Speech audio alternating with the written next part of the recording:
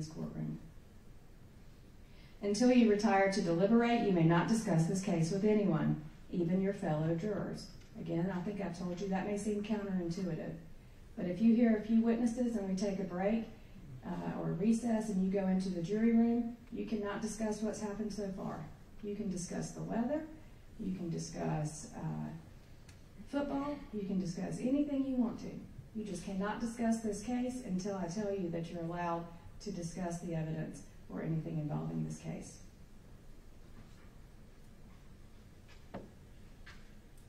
I believe it is helpful to give you some preliminary instructions concerning criminal law and the trial procedure that will apply in this criminal case. A crime is a violation of a statute of the state in which there shall be a union or joint operation of act and intention. That is, a crime is committed when a person violates a statute of the state by acting as prohibited, while at the same time he has a criminal intention and no other defense excuses the conduct. A person will not be presumed to act with criminal intention. However, the jury may find such intention upon consideration of the words, conduct, demeanor, motive, and all other circumstances connected with the act for which the accused is prosecuted. The state cannot bring a person accused of a felony to trial unless the grand jury has first indicted that person or an accusation has been filed by the prosecutor. Grand jurors do not try criminal cases. They ordinarily only hear from witnesses for the state. When a criminal case is tried, the defendant has pled not guilty to the indictment. The plea of not guilty denies every essential allegation of the indictment and forms the issue or question that you as a trial jury will decide. The indictment and the plea of not guilty to it are not evidence, and you should not consider them as evidence. Every person is presumed innocent until proven guilty. No person shall be convicted of a crime unless each element of the crime is proved beyond a reasonable doubt. The state has the burden to prove each essential element of each crime charged beyond a reasonable doubt. In this state, a defendant on trial may or may not testify as he chooses. If he does testify, you would judge his credibility by the same tests applied to any other witness. If the defendant does not testify, which is his absolute constitutional right, you shall not draw any inference of guilt from this decision, and his election not to testify may not in any way affect your verdict. Moreover, a defendant has no duty to call any witnesses or present any evidence during a trial. If he calls no witnesses or presents no evidence, you may not derive any inference of guilt from such failure to produce evidence. In such case, you decide whether the state's evidence proves the defendant guilty beyond a reasonable doubt.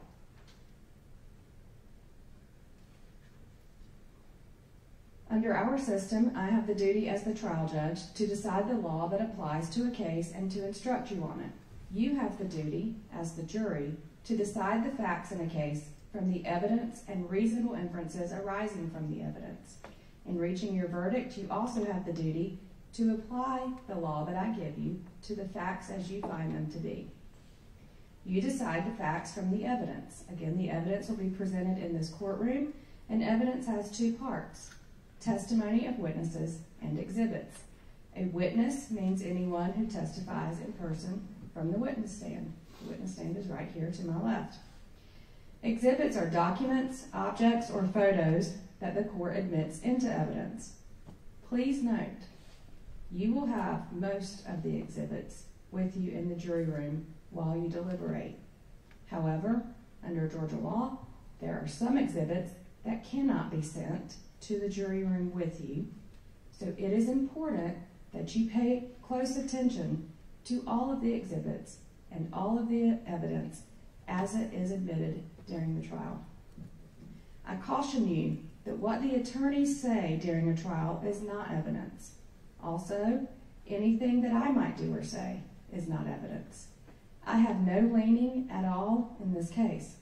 My only interest is to have the case tried fairly and according to the law and the constitutions of the state of Georgia and the United States. You are the exclusive judges of the witness's credibility. That is, you decide the truthfulness and reasonableness of any witness's testimony. You may believe or disbelieve all or any part of the testimony of any witness. You have the duty to decide what testimony is worthy of belief and what testimony is not worthy of belief.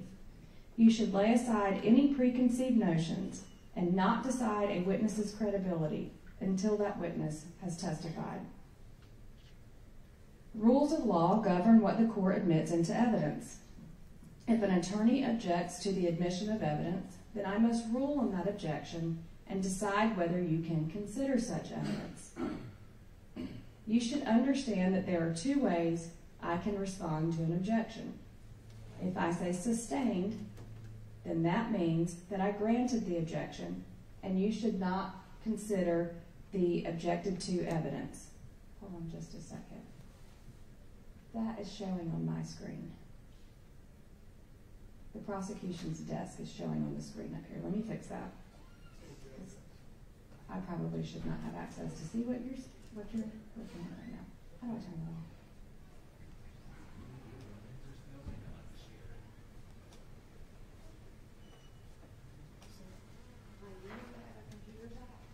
There's no way to unshare it on this computer. If it's on here, it's going to be on the computer. No way to control it. So we need to shut off World Vision? There, it's off.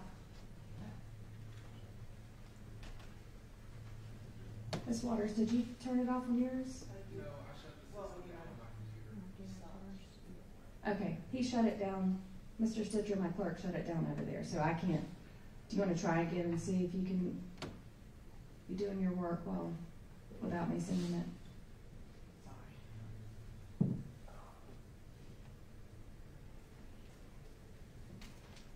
I apologize for the delay and interruption.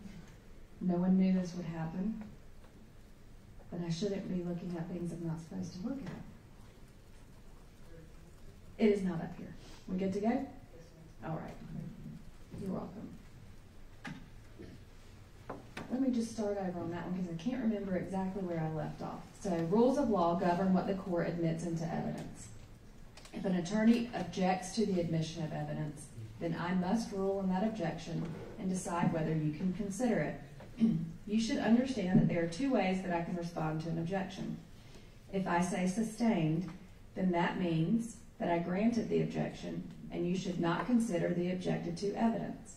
If I say overruled, then that means that I did not grant the objection and you may consider the objected to evidence.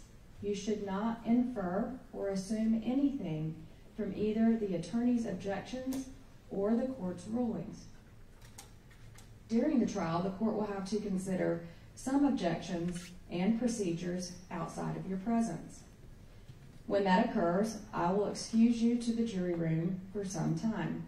During these periods, the court will do its best to handle the matter as promptly as the law permits. On the other hand, I appreciate your patience when this occurs. We try not to do it all the time, but if I have to excuse you, I have to excuse you, and I will handle the issue as promptly as I can under the law.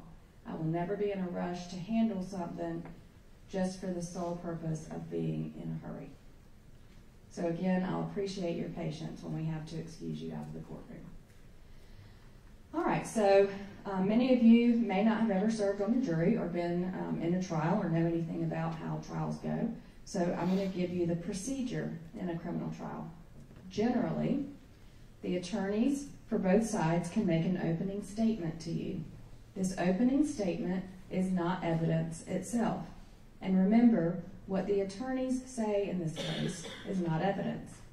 This opening statement is a preview or an outline of what the attorneys expect the evidence to show. Following the opening statements, the state has the opportunity to present evidence to support the charges against the defendant, and the defendant has the opportunity, if he so elects, to present any evidence in his defense. This part of a trial is called each party's case in chief. In the state's case in chief, the state calls its witnesses and introduces any exhibits. When these witnesses testify, they may be cross-examined by the defense. That means that Mr. Pilgrim or an attorney with him would be able to ask questions of that same witness. When the state has presented all of its evidence, the state will rest its case. Then, if the defendant elects to present any evidence, the defendant may call his witnesses and introduce his exhibits. Of course, when these witnesses testify, they may be cross-examined by the state, which means that either Mr. Chicarelli or Ms. Waters would get to ask questions on cross-examination of those witnesses. However, please remember that a defendant has no duty to testify or to present any evidence whatsoever. After the presentation of the evidence, the attorneys may make a closing argument to you. At that time, the attorneys will try to persuade you to decide the case in their favor. Following the closing arguments, I will charge or instruct you more specifically on the law that directly applies to this case. At that time, you would retire to the jury room to deliberate and reach your verdict. This is not an exhaustive description of the procedure in a criminal trial, but hopefully it gives you an overview of how the trial is going to progress so that you can have an understanding of the trial as it proceeds. It is your duty to follow any instructions that the court may give you during a case. Please remember to listen carefully to all the evidence. Do not jump to conclusions before the parties present all of the evidence. And please remember that it is improper for you to discuss the case with anyone until you are excused.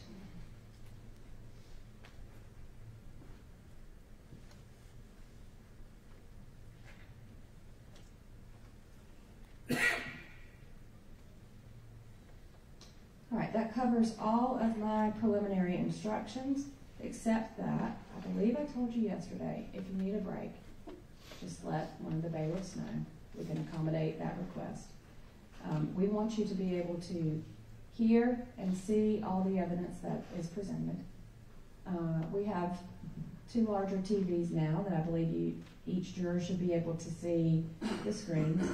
If you cannot see, if you cannot hear, or if you are uncomfortable at any point in time, please raise your hand to get my attention. If I see it, I will address it, or the bailiffs, you can write a note on your notepad and the bailiff will bring it to me. All right, we want to make sure that you can see, hear, and understand everything at all times. All right, we are now ready for the opening statements. The state has the opportunity to go first. Who's going? Ms. Waters? All right, Ms. Waters, you may proceed. Thank you.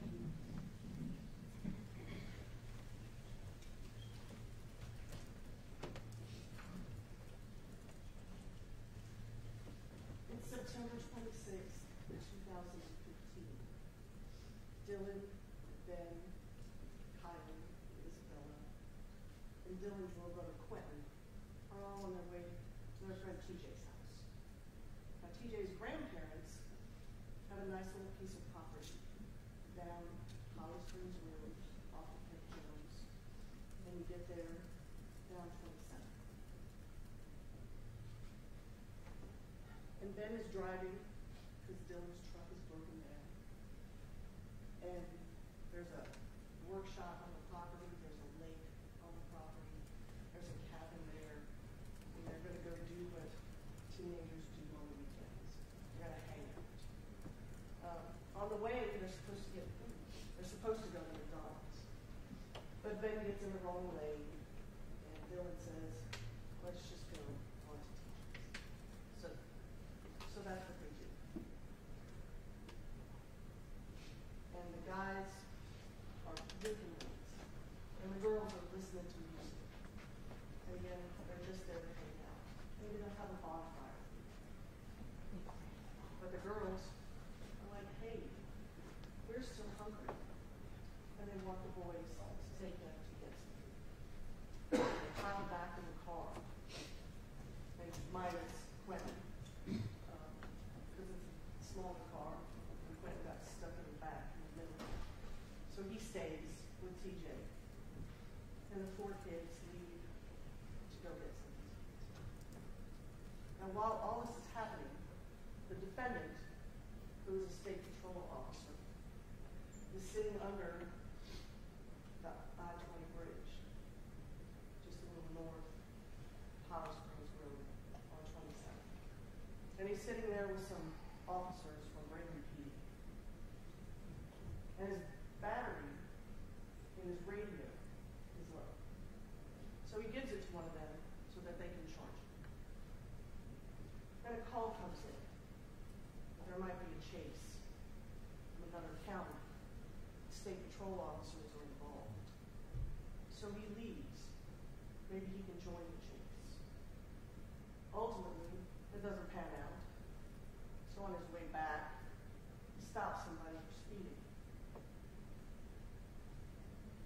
and then he heads north.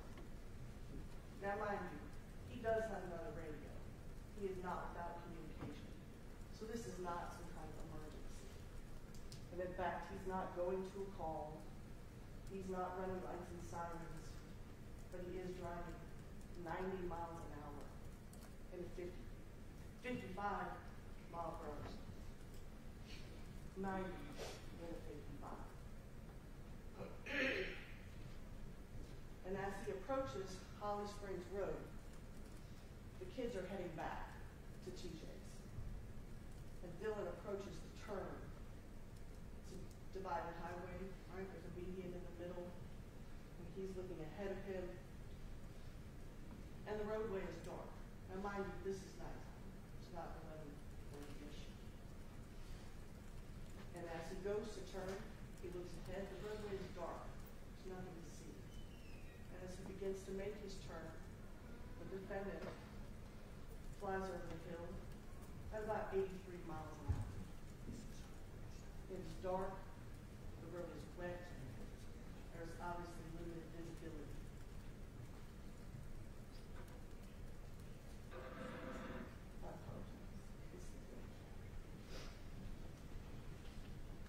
And as he drives up that hill, he passes two caution signs, one on each side of the road.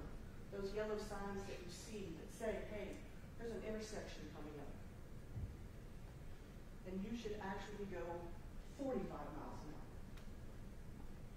But he disregards those. And as the kids come into view, he turns to the right, the direction they're headed. And he realizes his mistake. And he starts to turn back to the left. And only then puts on his brakes. But at that point, it is way too late. And he hits them with devastating force. And as their vehicle begins to spin, Kylie is ejected onto Holly Springs Road. She suffers a lacerated liver and what they call soft tissue damage, and essentially bleeds out internally and dies in the hospital. Isabella suffers a fractured pelvis and what the doctor will refer to as a transection of her thoracic aorta, which is the largest artery in the body. She also has brain bleeding. She dies on scene before the EMTs and first responders are able to pry her from the car. And Dylan is so disoriented that he continues to press down the gas on the vehicle, even though it's up a hill and there's nowhere to go, generating smoke and that fills the air. And he ends up with skull fractures and memory loss and a lacerated arm. And Ben also suffers traumatic brain injury and brain bleeding and memory loss. In the defendant's own words, he tells Corporal Alexander, "I went right, but I should have went damn left." And when Corporal Alexander asks him, "Were you running lights and sirens? Were you going to a call?" He says, "No. I wasn't going nowhere." Now, you will learn that there's alcohol in the kid's vehicle. But you will also learn that there is no evidence that Dylan was under the influence. State Patrol sent a member of their Nighthawks team, which is a specialized DUI task force, sent him to the hospital to see if they could find probable cause, which is what you need to take someone's blood if you suspect that they're under the influence. And they found none. Now the hospital took their blood, Dylan's and Ben's, because of course it's important, right, for their treatment.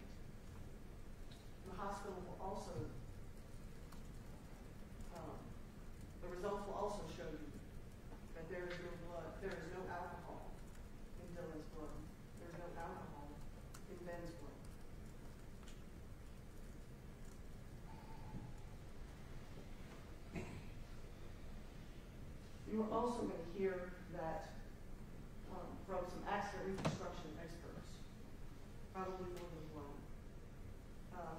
But Will Partenheimer, who was a former police officer, is going to tell you that if the defendant had not turned right, that this collision wouldn't have happened. That if the defendant had begun braking immediately, that this collision would not have happened. That if the defendant had been traveling the speed limit, that this collision would not have happened. And there are going to be, I anticipate, some other accident reconstruction experts, and they're all going to agree that because of the defendant's speed, he had less choices regarding evasion. That at that speed, every millisecond counts. That he was almost the length of a football field away from Dylan when Dylan began to make that turn. And that he's traveling approximately 83 miles per hour, which is approximately 121 feet per second. Dylan had no way to do that. Had no way to expect that.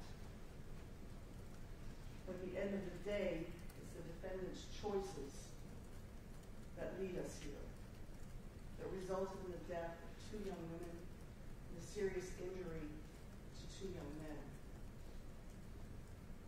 He was speeding, he was reckless, and he is responsible.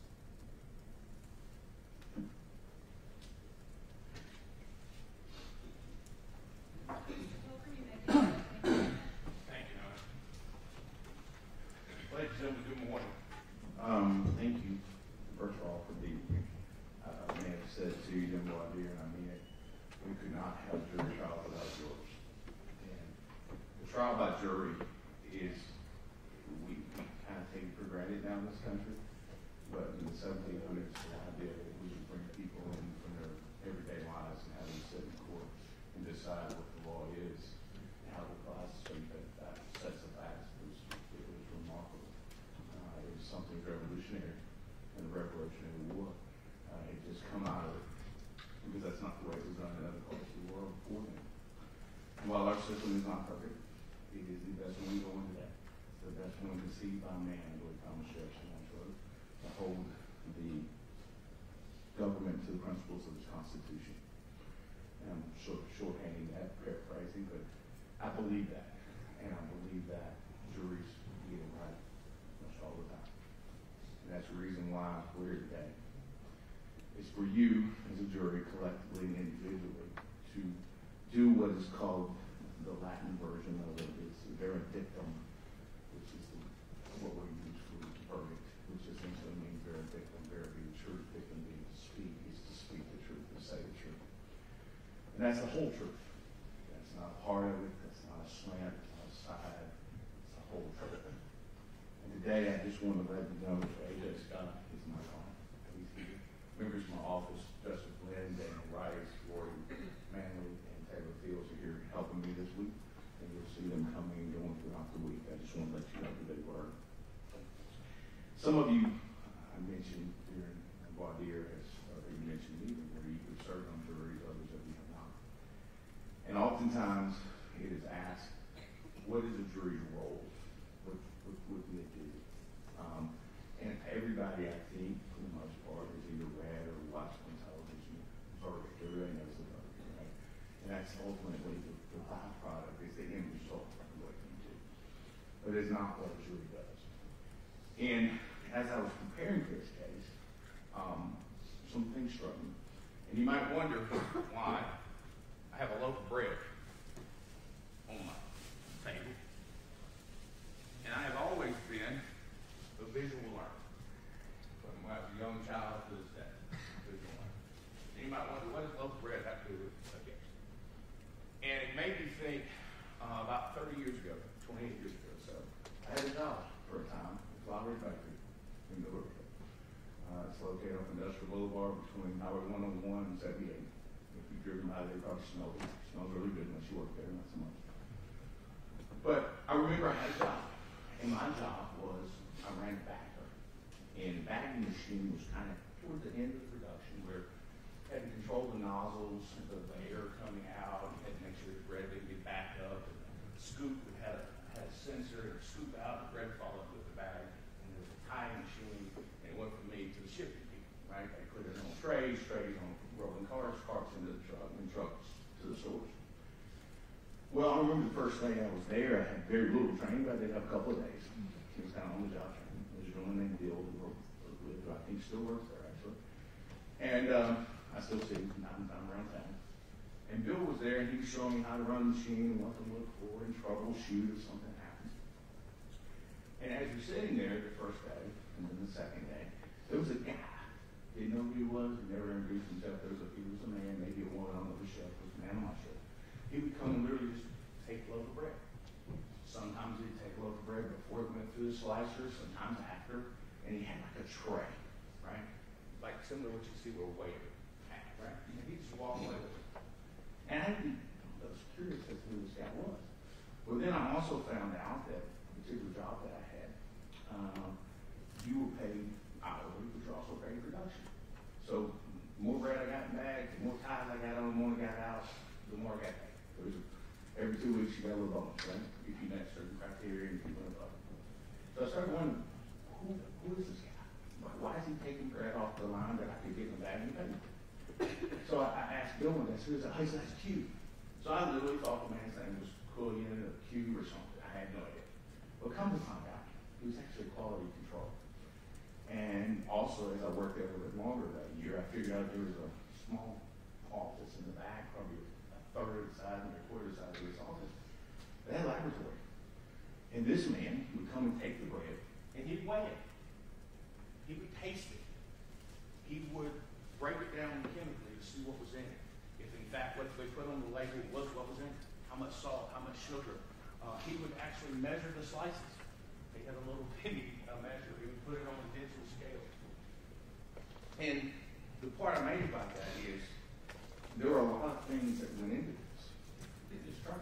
And you're going to hear about a lot of them. And there's a lot that goes into making a loaf of bread. It starts with the guys that unload the trucks, the people that put it in the stores, the people that measure the ingredients, the people that mix the ingredients, that put it together. Some of them are hand twisted still to this day. And then it goes to the oven, it goes to the containers, it goes to the oven, the people control the ovens and how hot they are and how long they're in there. And then there's cooling, and then there's the slicing machine, people control that. There are a lot of parts that get before it gets in the bag, right? And there's a lot of parts in this case. So what I consider you as a jury is you're the quality control officer, person of the criminal justice system. What you're supposed to do as a jury is to check the quality of what's been given to you, and is it justice? And I use that analogy simply because it helps me explain to a jury kind of what you expect to do. And so, if you think about it, your job is to check the state's work, to check the people that were mixing it, the people that were baking it, the people that put it in the form. Did they actually give you what they said they give you? What's required by law? Does it match the ingredients? Does it match the specifications of this jury? They have to give you that. So if you look at the evidence going forward in that way, I think it may help you.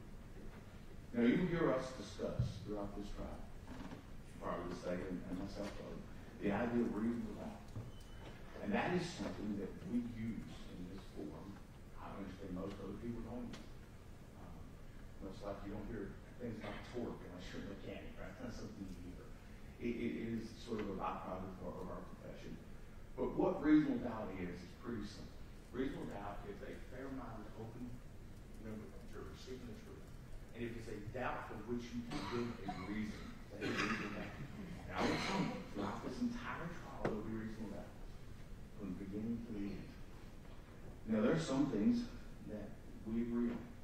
And some of the descriptions and events we're going to agree on. We're not going to disagree on everything. But what I think the evidence is going to show you is around 11:30 or so on Saturday night, almost 10 years ago, September 26th, Dylan Wall was operating a Nissan Sentra a 1.8 liter 2005 Nissan Sentra. And in that car, he had 3 other teenagers. I think it's going to be clear, and I think the state has already advised you, and I would agree with them, they had a party, whatever you want to call it, a gathering, a group of young people. And TJ Sylvie was the young man saying they're at his house, and his family owns quite a bit of property in that area. And she's right. You're going to hear a 911 call from an independent person who knew nothing about what was going on. You'll hear it, and you'll get to listen to it. And it'll talk about the direction that that vehicle was traveling and and how it was traveling. I'm going to pay close attention to that. And they had left the party, and then they had come back to the park, or they were coming back to the party. And what I think the evidence is going to show you is that Dylan Wall made a left-hand turn without yielding. If you're going to watch videos, and you're going to hear testimony, you're going to see that there is absolutely no yielding, that there was no turn signal whatsoever. You're going to see, and you're going to get a chance to evaluate that. You're also going to hear about the weather that night. It was wet. It was raining. It was so rainy that you're going to have testimony. The airlift ambulance or helicopter couldn't be brought in because of the weather. It just wasn't conducive for them to fly or land. So you're going to hear those things. You're going to hear that Dylan Wall's vehicle was traveling somewhere between 22 and 23 miles an hour as he made a left-hand turn without yielding. You will hear that, and that will come up soon. There was, in fact, alcohol present, both in the car, in the road, and throughout the crash scene. And there's 2 different types of alcohol that are present. We do not dispute that Mr. Wall and Mr. Finken were taken by ambulance to the hospital. We don't dispute that. I will let you notice, and I will believe the evidence will show you that Mr. Finken was combative on the scene and combative inside the ambulance. Evidence also, we believe, is that Mr. Wall would have actually vomited inside the back of the ambulance. I think you heard testimony in that. And I want you to pay close attention to that testimony and close attention to those details. We don't dispute that injuries and death resulted from this accident.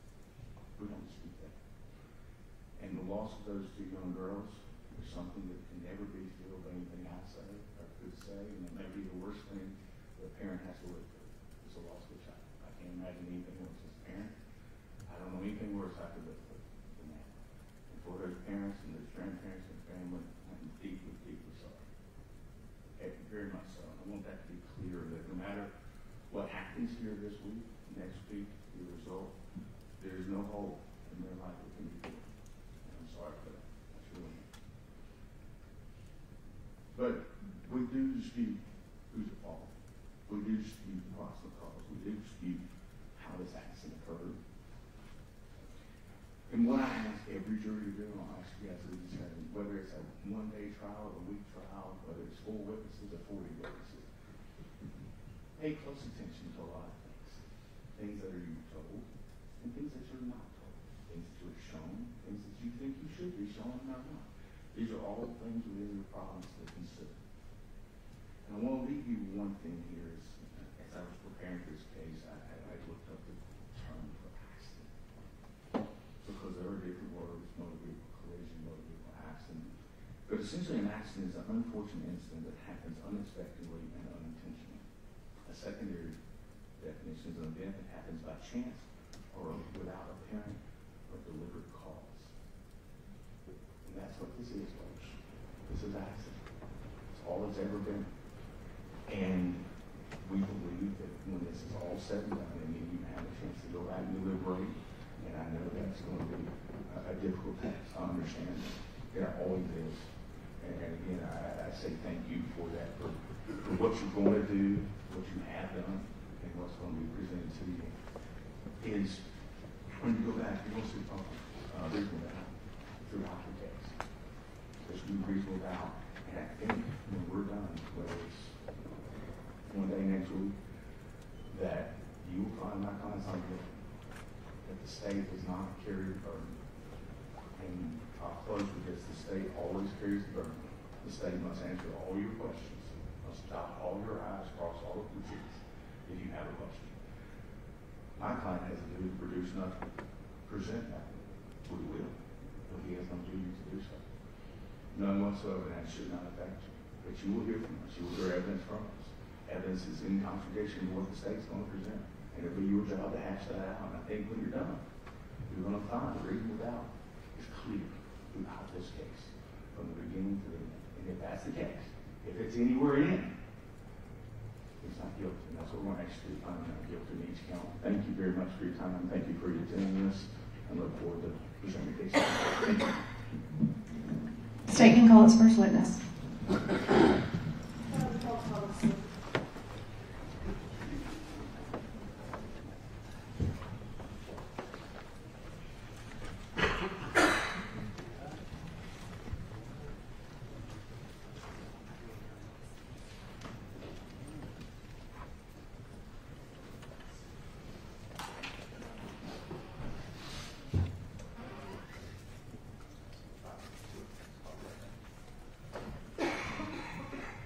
Quick restroom break for the business. 5-minute break? Okay. All right, we'll take a 5-minute recess.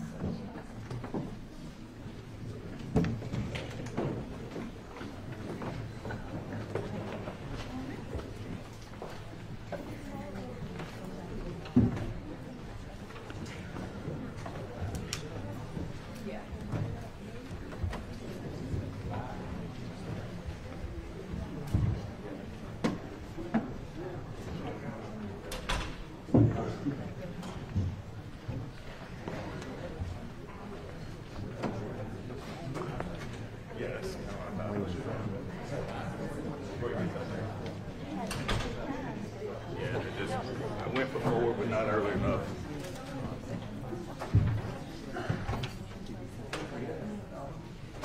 Okay, I got it. He should be down the hall to the right. Thank you. Yep.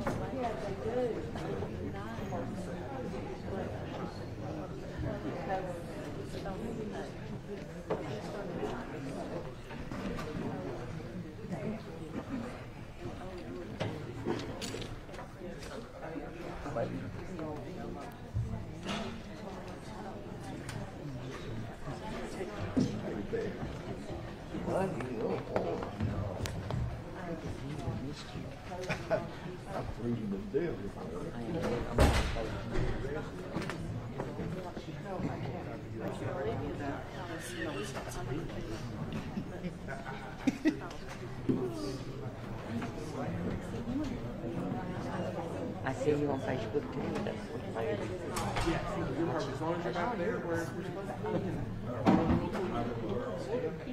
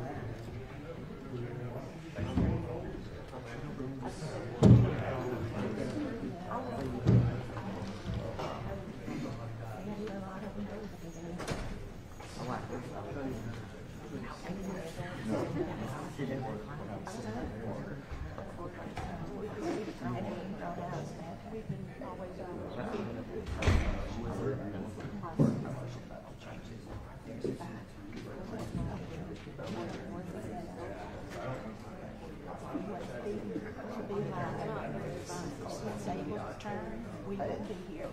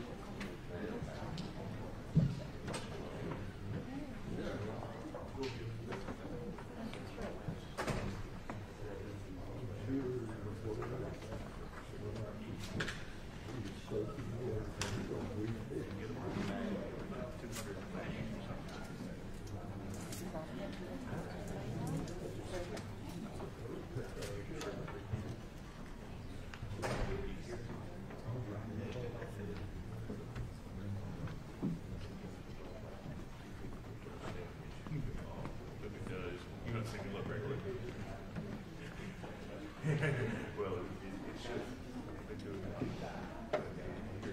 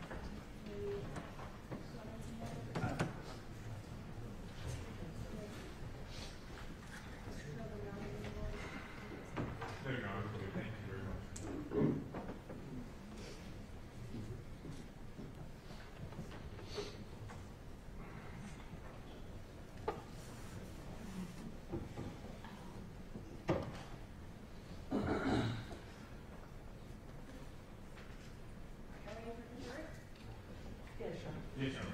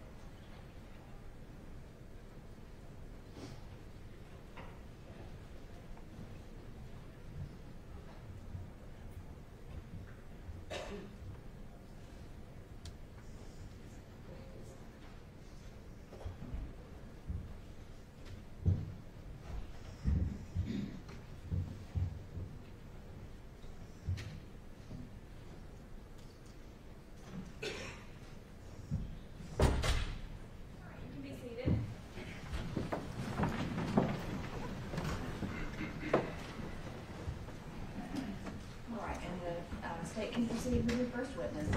Thank you. And just for housekeeping, I'll just swear everybody in. Yes, ma'am. Thank you. All right, would you raise your right hand, please? Do you swear or affirm that the testimony you give in this case is the truth and nothing but the truth, so help you God? Yes. You can lower your hand, thank you. Good morning. Morning. Can you introduce yourself to the jurors, please? I am TJ Sylvie. First name Thomas? Yep, first name Thomas. All right. TJ, how old are you?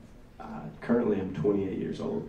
And back in 2015, on September 26th, how old were you? That was 18 at the time.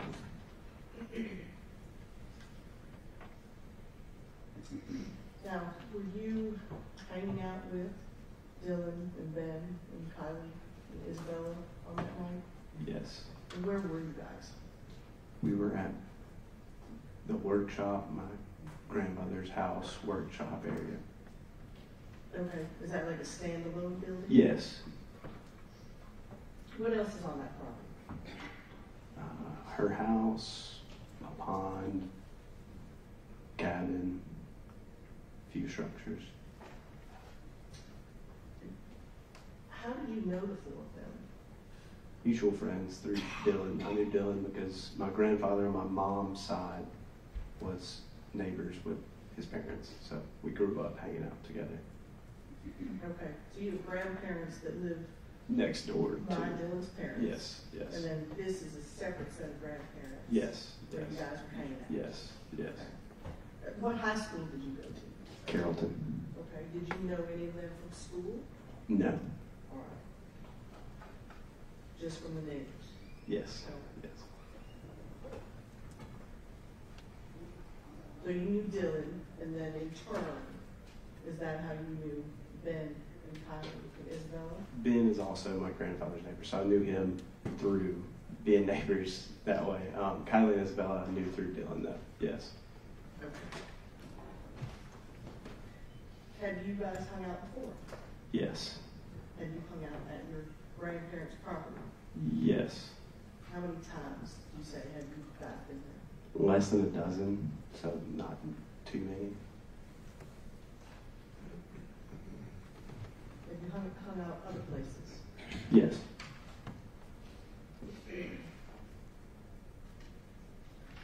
So how did this little gathering come about?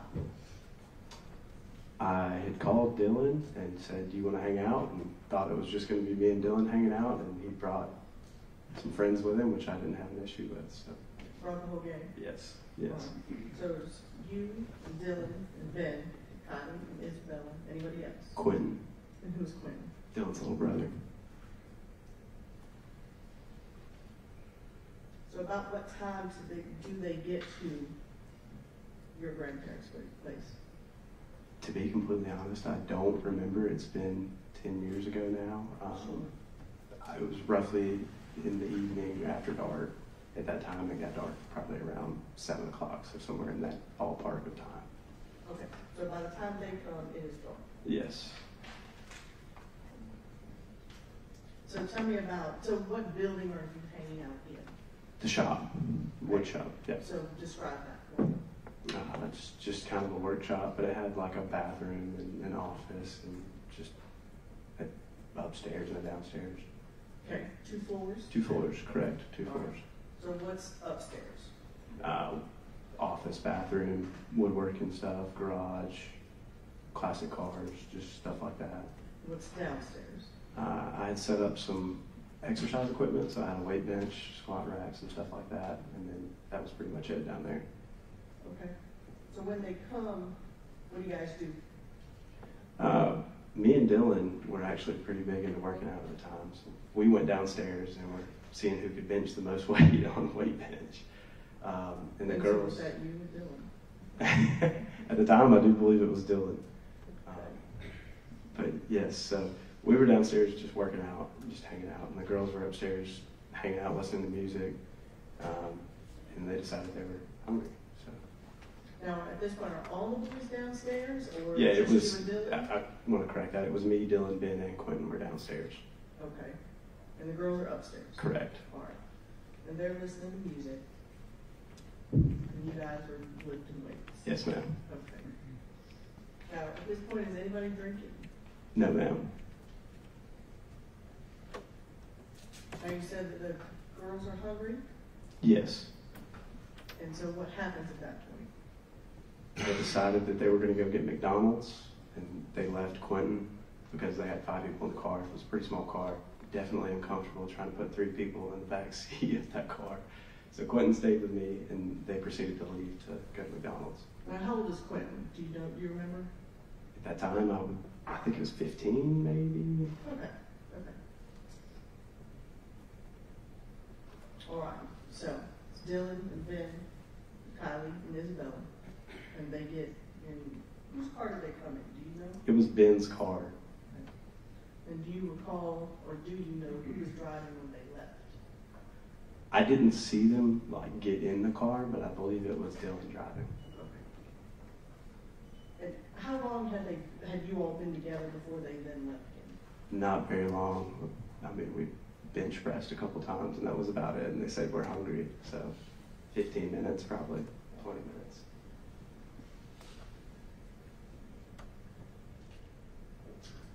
They leave. How long are they gone before you realize that something may have been wrong? About 30 or 45 minutes went by, and we started trying to call them, and everybody's phones were just, it was like they were off. I believe they rang a few times, but then just nothing. So approximately 45 minutes. What did you do? We waited a little bit longer, and then after we couldn't take it anymore, we got in the car and we were like, we need to go see where they are. Because, I mean, it's not a very far drive, a few miles maybe. So we went and took the route that they would have taken. And this is you and Quentin. Quentin and I, yes ma'am. So where do you go? So we go down Ham Jones Road, Lovern Farm, go to Holly Springs, and as we're pulling up on Holly Springs, we see blue lights. Did you pull up? Did you stop? Did you talk to anyone? Yes, ma'am. We pulled down Holly Springs and we saw blue lights, and we were under the assumption that there had been a wreck, but we didn't think they were involved in the wreck. We were like, okay, maybe they're just stuck in traffic. So we pulled into the BP right there at the end of Holly Springs, and we were just looking just to see. And we couldn't tell if it was their car or not, but yeah, we did pull up to the scene of the accident. Did you ever speak to anyone? Yes, ma'am. You may not know. Was it an officer? Yeah, it was I believe it was a sheriff's deputy. I'm not exactly sure. I'm pretty sure it was a Carroll County Sheriff's deputy, though. Okay. Did you talk to them? Yeah, I did. And what did you ask? I asked if he knew who was in the wreck. We didn't entirely know at that time. So yeah, I did ask. Yes, ma'am. And what did he tell you? He asked for my ID, and I was 18 at the time, but in Georgia you get Class D when you're 16, and you have a curfew on your license. I had not gotten my Class C yet, even though I was eligible to get it, because I was 18 at the time. So it was past curfew, and he said, you need to get out of here and leave. Did you? I left, yes. Did you go back to your grandparents?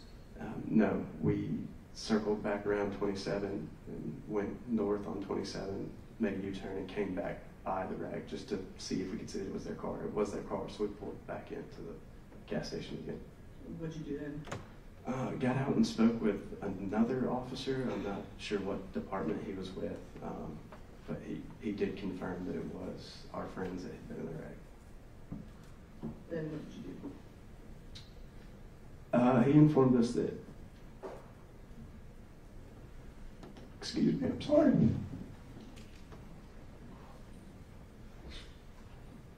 Take your time.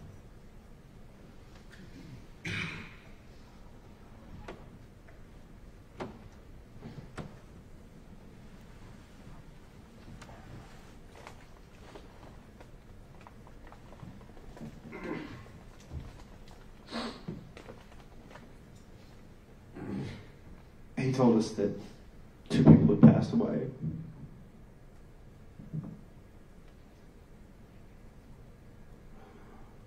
He didn't give names, but he said they wanted to be transported to Higgins in Bremen.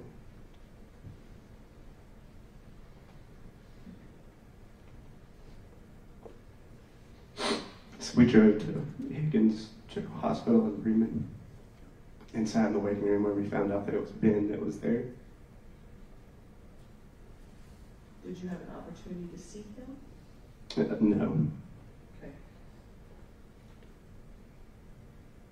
And did you stay there, or did you go anywhere else? They were in the process of transporting Ben to Grady, so we followed the ambulance to Grady. And was Ben the only one at Grady? No, ma'am. Dylan was also at Grady.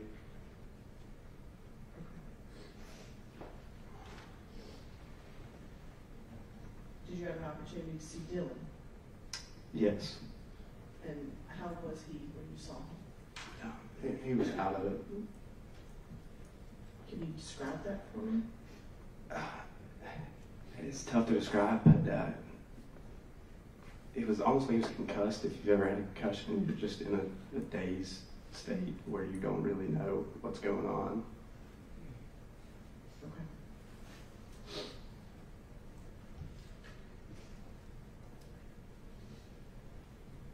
Judge, I have a question. Yes. I'm going to show you what's been marked. This is exhibit 1 and 2. Do you recognize these? Yes. And can you tell me what they are? The first one is a picture of Kylie, and the second one is a picture of Isabella.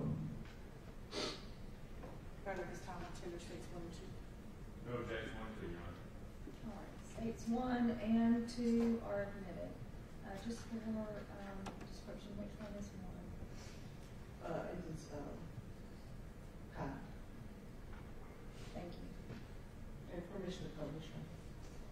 Yes, ma'am, you may.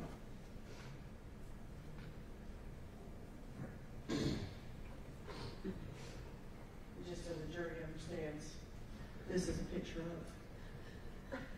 Yes. Kylie Yes. and states 2.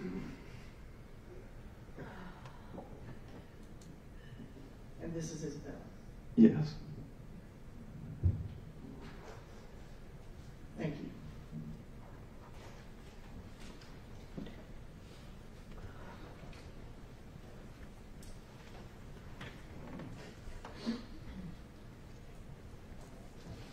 Good morning, Ms. Stilley. Just a second.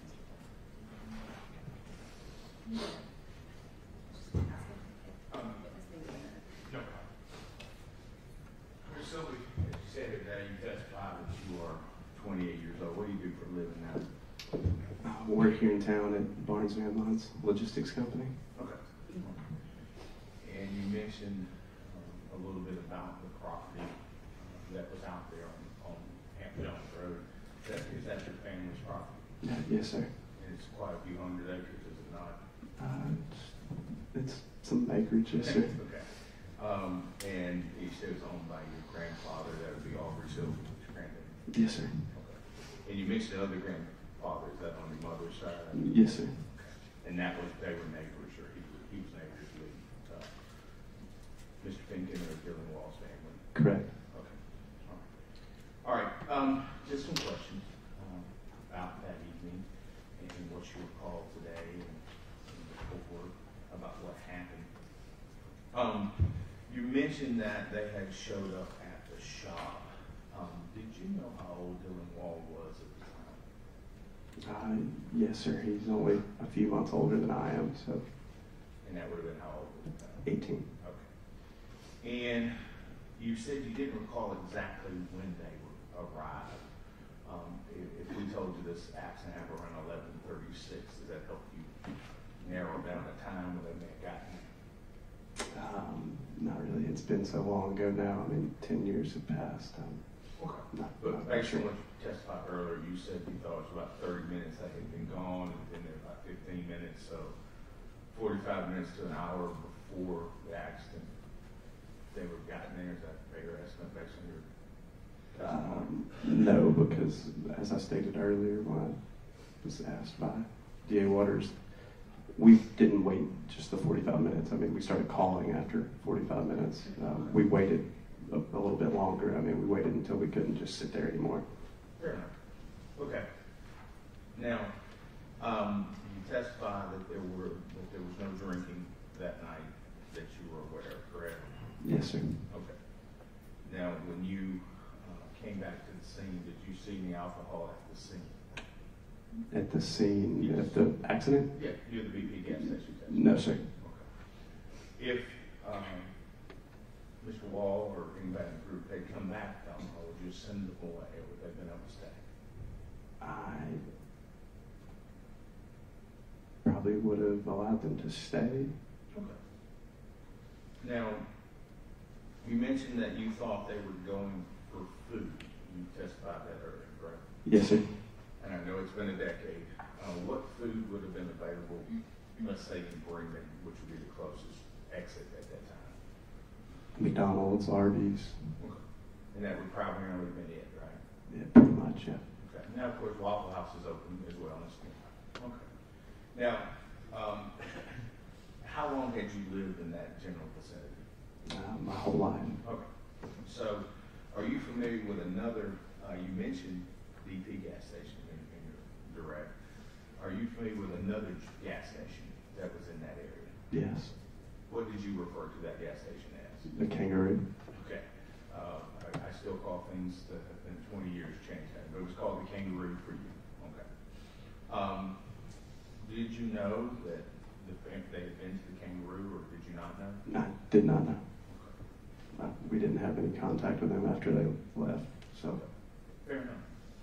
And then you actually followed, you said, the ambulance to the grave, correct? Yes. Okay. Do you know who was in that ambulance? Ben. Ben was in it. Okay.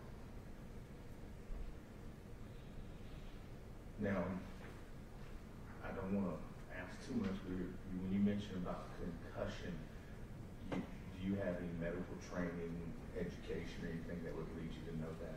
No, sir. Just have prior experiences of being concussed. Fair enough. As have I. So it was just based on your personal. Yes, sir. Okay. Not anything medical or anything you could read or. No, sir. Okay.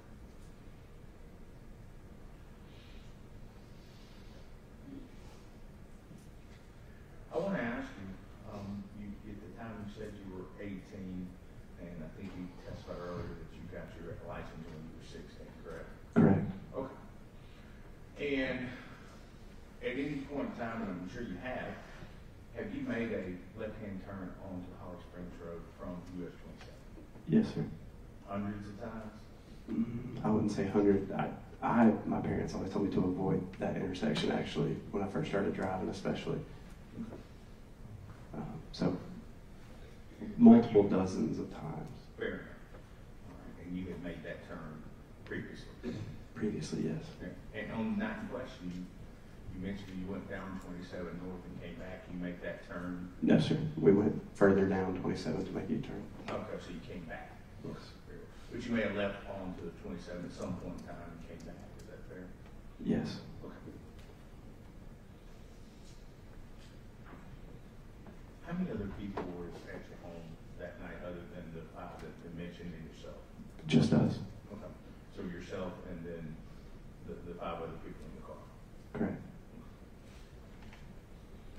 Were your parents home that night, or do you recall? No, sir.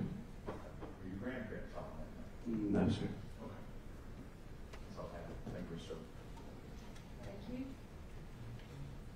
you. Direct from the state? No, Your Honor. Any objection to this witness being excused? No from the state, Judge. And any objection to this witness remaining in the courtroom if he so wishes? No, Your Honor. Mr. Silver, you may stay in the courtroom if you would like, or you are also free to go. Thank you. You may have it. State can call its next witness. Thank you, Judge. You're on the station and Officer Chris Butler.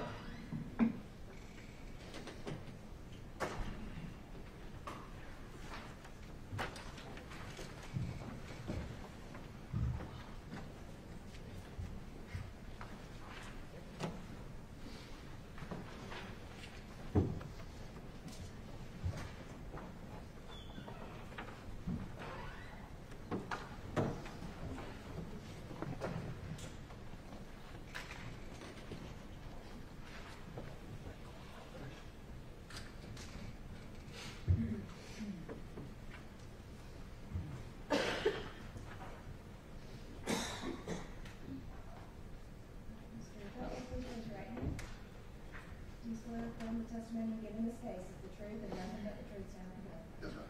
Thank you. You may go ahead and have a seat. Can you please feel free to, you can move the microphone, you can bend it, and so that you're comfortable Yes, ma'am. with where it is. All right. Let's get a, No, you're fine, you can go ahead. let's get a volume check. You just state your full name. Christopher Butler. Thank you. Mr. Butler, what do you do for a living? Now I install X-ray technology, so go around put in X-ray machines at hospitals and such. Doctors. And where are you living now? I live in Waleska, Georgia, Lake Arrowhead. Now, let me direct you back to 2015. Where were you living at? I live right here in Mount Zion. I had kids out here going to school out here. Okay, so not far from where we are today. No, sir. All right, and what were you doing then? I coached travel baseball teams, Freeze Cobb baseball. So, I know you said you're coaching the East Cobb team. Yes. September 26th in the evening. Yes, sir. Were you coming home? Yes, sir. And where were you coming from? That night I was coming from Lake Point Complex in Carterville, Emerson. I was coming from a baseball game that I had been coaching. And just if the jury's not familiar, where is that in Georgia? It's in the Cartersville area. It's a big sports complex. And Emerson, Georgia is where it's actually at, but it's in the Cartersville area. So about half an hour before midnight, were you in Carroll County? Yes, sir. All right. And how did you, why don't you just walk me through? You coming up 20? Yes, sir. Very good. What did you do after that? It's exit 11, the Freeman exit. So I get off the exit and turn left. Okay. When you get off, do you notice anything? So I travel that route daily, basically. So I go into the bridge, and there was almost every day, at any time, there was Bremen police were always sitting there, and they were that night. Okay. You recall if there was more than one? I think it was 2, I believe. Very good. And at this point, you're heading southbound? Yes, I guess. Toward Carroll? Yes, toward Carroll. Away from Bremen? Yeah. Okay. Why don't you tell the jury what you did? What happened? I just turned left and went under the bridge. It's my usual route. I'm just riding. So I lived up the road. I had to turn right at like Bell Junction. So car moved up ahead of me, came out of the store, trying to go that route. So I think it was a Kangaroo at the time. I don't know if they're still there. I haven't been out here in a while. So car comes out of there and turns left, and I just moved over into the right lane,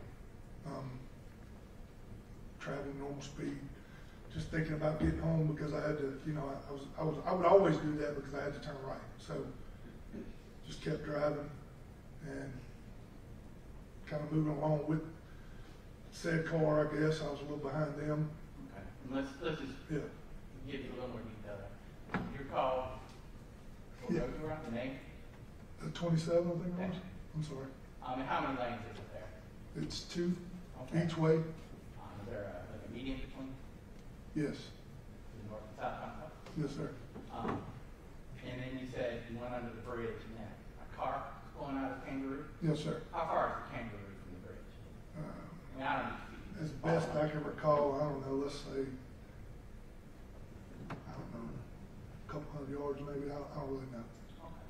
And then you said that then you switched to the right lane? Yes, sir. And then they were in the left lane? Yes, sir. Do you recall if you were next to each other?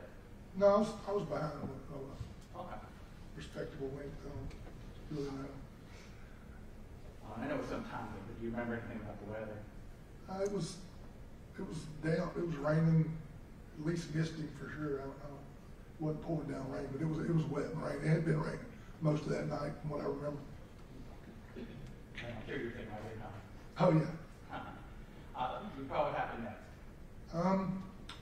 So I was just driving along, and when the car went to take a left, I really didn't pay any attention to the car because I didn't have a need to. I was in the right lane.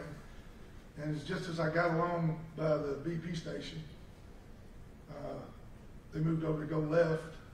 Again, I'm just driving my lane, so not paying a whole lot of attention. And the next thing, I just hear a real loud crash.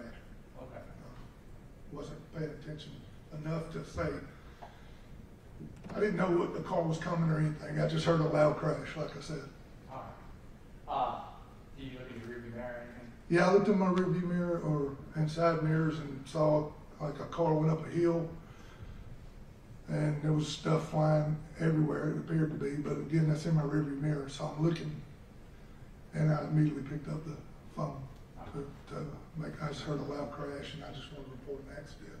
Cool. So you have a cell phone. Yeah. And who'd you call? I called 911. I think you could use your phone at that time, so I picked it up and called 911.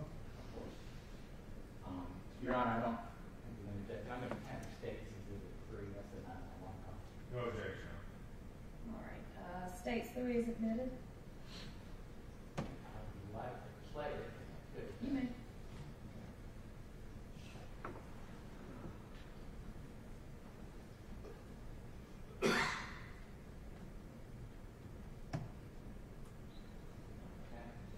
And it was a bad wreck right there. Carroll County 911, do you have an emergency? Yes, ma'am.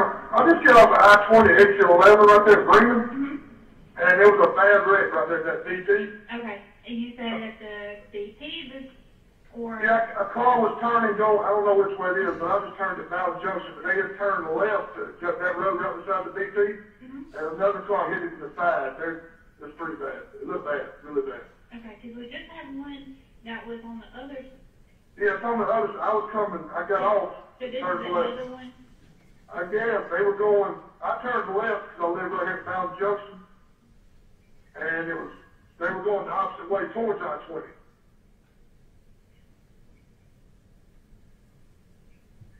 You know what I'm saying? Yeah. When I got off I-20, there was some officers. Yeah. When I got off I-20, there was officers sitting under the bridge right there. Okay.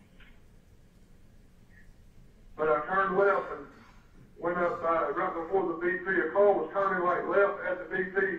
There was a road right beside it, and another car hit it. I was coming the other way. Okay. We're going to do North Highway 27.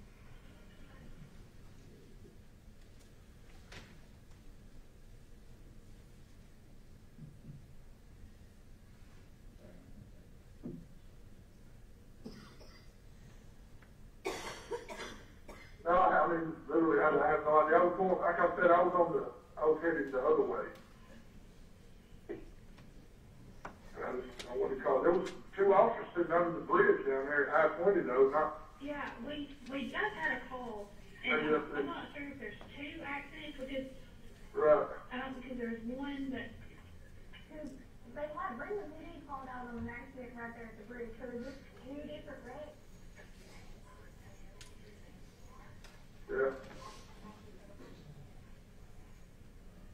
Alright, I'm gonna go ahead and split them, because they're in two different places. Yeah, it didn't look good because, I mean, one car was, I mean, this car turned dead in front of the other car. Right in front of us. So another car T-boned it. Yeah. And they were like off the road. I mean, you know what I'm saying? It looked bad from where I was. I was totally going in the opposite direction. So, I mean, I can't really say. But those officers aren't far below it. I don't know what officers, they were Carroll County or Bremen, you know, just right there. I mean, literally right at the bridge where they were at.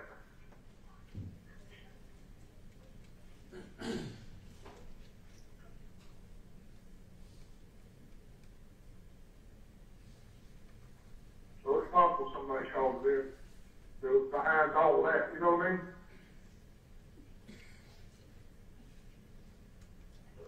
Are you there? Yeah. I'm sorry. It's okay. We're getting them sent to both of them, but we're not sure if there's one wreck or two, because we called Harrelson, and it was right there on the line. But we have an accident that was just right there at the bridge, so we're not sure if it's two different wrecks or if they were wrong on the first location or. Right. I mean, I'm on Mountain Junction now. I'm almost to my house, but literally, I mean, it's kind of. I mean, they could call it in kind of close to the bridge, but it's on the. I know exactly where you're talking about, but it's right there.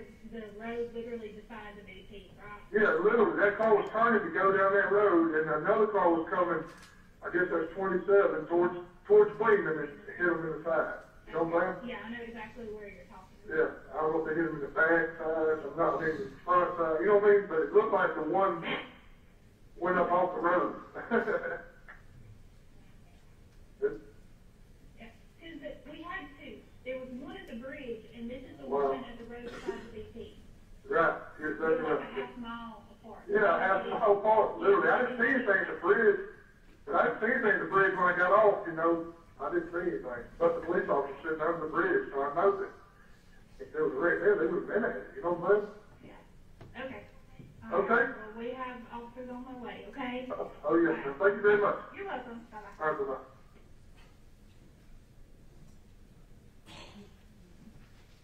So, Mr. Butler, you had a higher duration of thoughts from when you first picked up the phone. Do you pull in the driver? Yes, sir. Now, sir, what'd you do after you made the call? I got home, and my wife was already in the bed. Briefly, you know, I was because I saw a bad accident. I made the phone call, this, that, and the other, and she's like, well, you know, and I just went to bed. Okay. So the next day I found out more, you know. Okay. At some point, were you visited by Were you visited by someone from the State Patrol? I talked to Officer Barrow. Okay. Mr. Barrow. And you recall when that was? Was it the next day? Later? A couple days, maybe. Okay. Yes. What did y'all talk about? Just the accident I had seen, and by then I had heard, you know, a bit more about the accident. By then, I had no idea what had taken place till the next morning. All right. The following morning. Was there anything that you learned that surprised you from your initial impression? That obviously two people had passed away, and that there was a trooper involved. Okay. So when you made the 911 call, were you aware that a State Patrol vehicle was involved in the collision? No, sir. Okay. Do you recall patrol vehicle in the opposite lane? No, sir. Okay. So it didn't register, is what I'm saying? No, sir.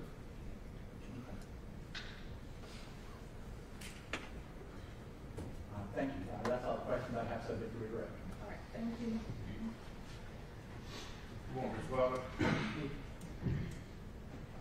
I wanted to ask you, at the time you were coaching baseball. What age you were coaching?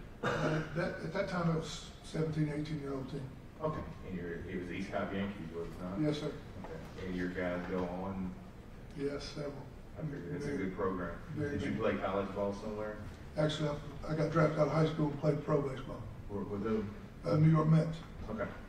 What year did you get drafted? 88. They were good then. I went to school here. I went to McKeecher. So. I got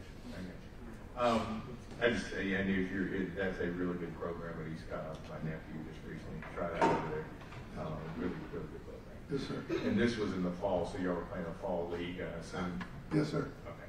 And you're playing up in Emerson, and they have artificial turf, so you play in the rain, right? Yes, sir. Okay. So you would come home, and you said you lived off Bowden Junction.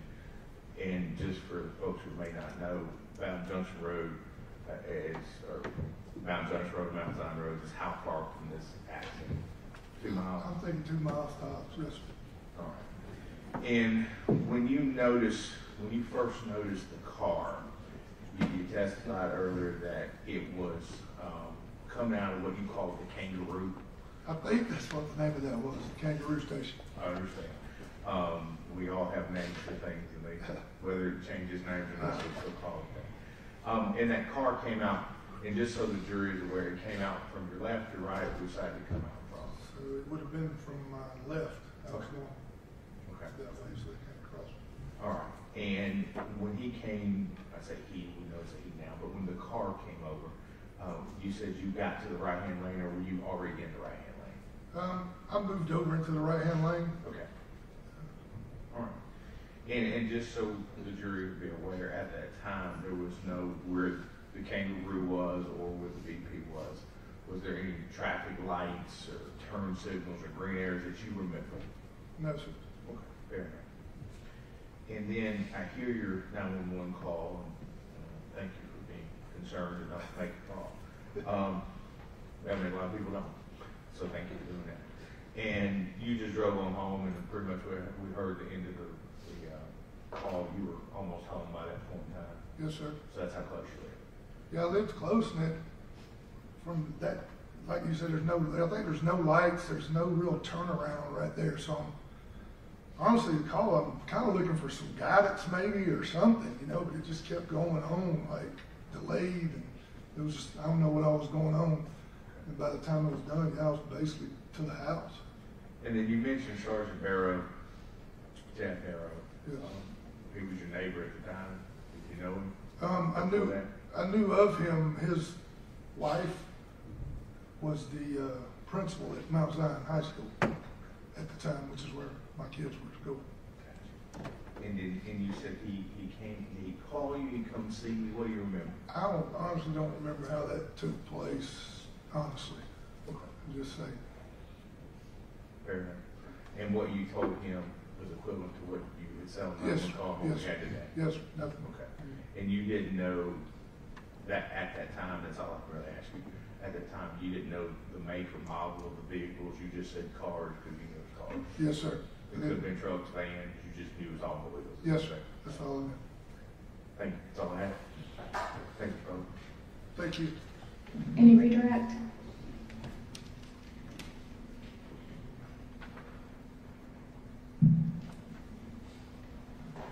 Yeah, thank you. All right, thank you. Any objection to this witness being excused? Not going to say. And any objection to this witness remaining in the courtroom if he wishes? All right, thank you, Mr. Butler. If you need to, you can stay if you like. Yes, ma'am. Thank you. Thank you. Have a good day. The state can call its next witness.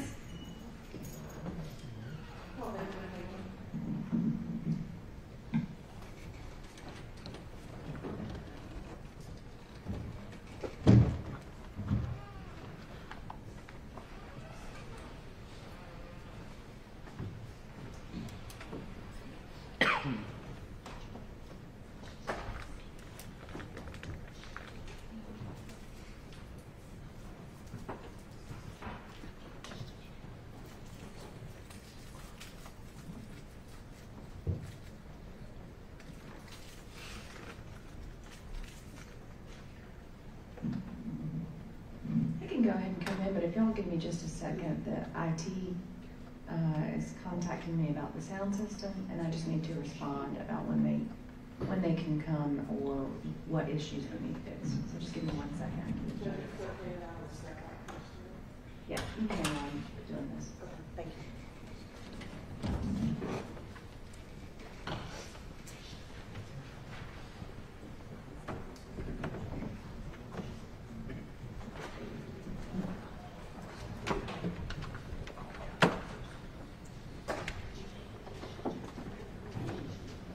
Miss Macklin.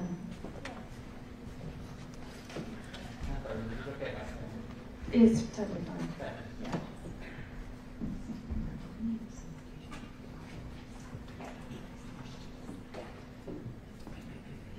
They should be in the cabinet or in the box. There's a big box.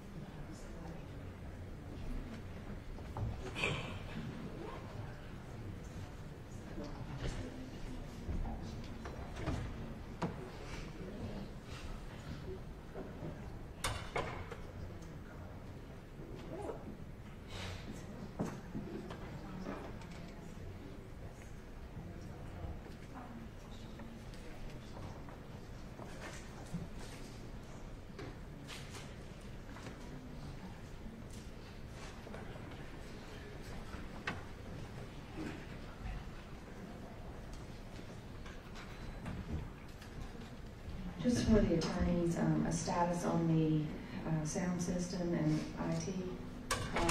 The third-party contractor can be here today, but I just got a warning if they start messing with it without being able to test it, that it is most likely going to create unforeseen problems during the trial that they would otherwise not be able to fix. So I'm gonna keep going with my microphone, and I've told them not to come. Well, I haven't. Miss Mecklin has, because my phone is dead. I can't respond.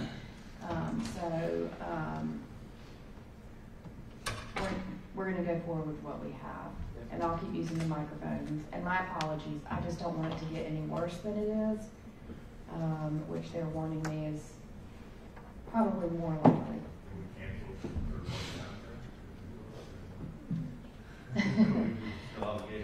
Well, they're willing to fix it. Just they can't vet it with us in here. So I'd rather just go forward with the microphones that we have and make sure everybody can hear. So again, for the jury, if you can't hear anything at any time, raise your hand, and I'm doing my best to make sure we have the equipment, using this microphone and all of that for y'all.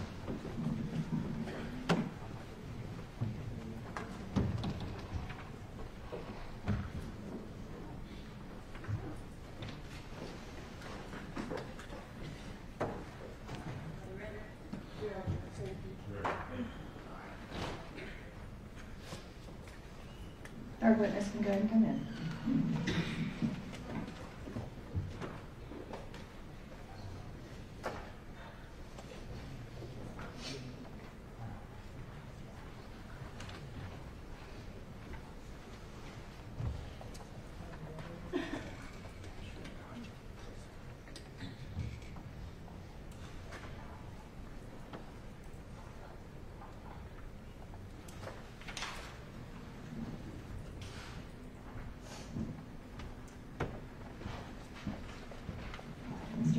Please raise your right hand. Do you swear or affirm the testimony you give in this case is the truth and nothing but the truth, so help you God? All right, thank you, sir. You may lower your hand. And there are some waters out there.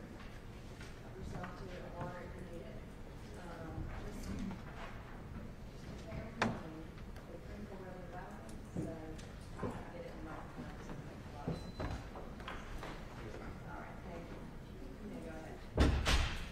And can you introduce yourself to the jurors, please? My name is Benjamin Finken.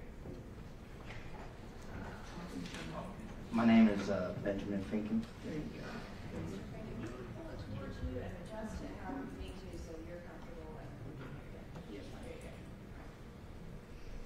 You've been how old are you now? 27, just turned. And how old were you back in this collision occurred? 17. How is it that you knew Dylan? We grew up together. We're neighbors since before I was born. So, you know, I've been going over there, hanging out with Dylan and his family since I was in diapers. So I assume that you also knew Quentin? yes, ma'am. And how did you know Kylie and Isabella? I knew them through Dylan. They had went to the same high school at some point. And what high school did you go to? Douglas County. Okay, and where did Dylan go? He went to Douglas County and South Park. And then Kylie and Isabella went where? South Park. And how long had you known them? That was a poorly worded question. How long had you known Kylie and Isabella? A little over a year and a half, maybe. Okay. Had you hung out before together, all of you? Before the date of the accident? Yes, ma'am. Yes, ma'am. How many times? Too many to count. Okay. Too many to remember. Okay. Exact number. Now, were either of you dating either of them? No, ma'am. I was dating someone, but it wasn't either one of the girls. Okay. And who was that? Bethany. And how long had you been seeing her? We had been dating for about a year and a half. Okay.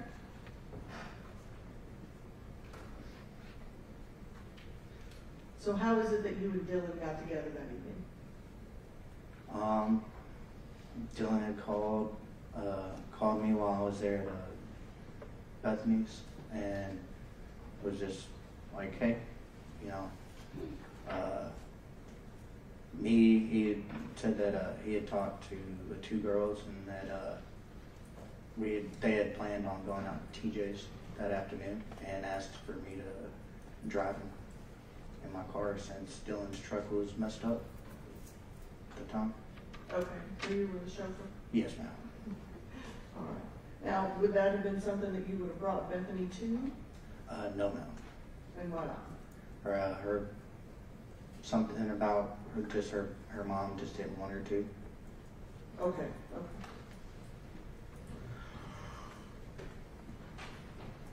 So you leave Bethany's and go where? To Dylan. And are Kylie and Isabella there when you arrived? Do they show up later? They showed up later. Yes, ma'am. I was probably there at the walls for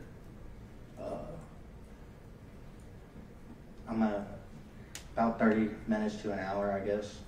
It's kind of hard to remember a little bit on the exact time, but I knew it was a good bit of time that I was there at Dylan's before the girls showed up. And once they get there, what do you guys do? Me, Dylan, the two girls, and Dylan's younger brother Quentin all pile into my little Nissan Sentra and head out towards TJ's. At that point, you are driving? Yes, ma'am. All right. Now, how long had you had your license at that time? I got my license August 2nd of that year, so a little over a month. So beginning of August to the end of September? Mm-hmm. Yeah.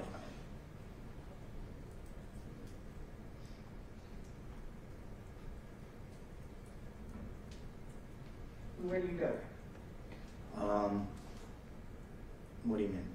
You leave Dylan's house, Mm-hmm. Where do you go? Oh, we're heading towards TJ's. Where is that?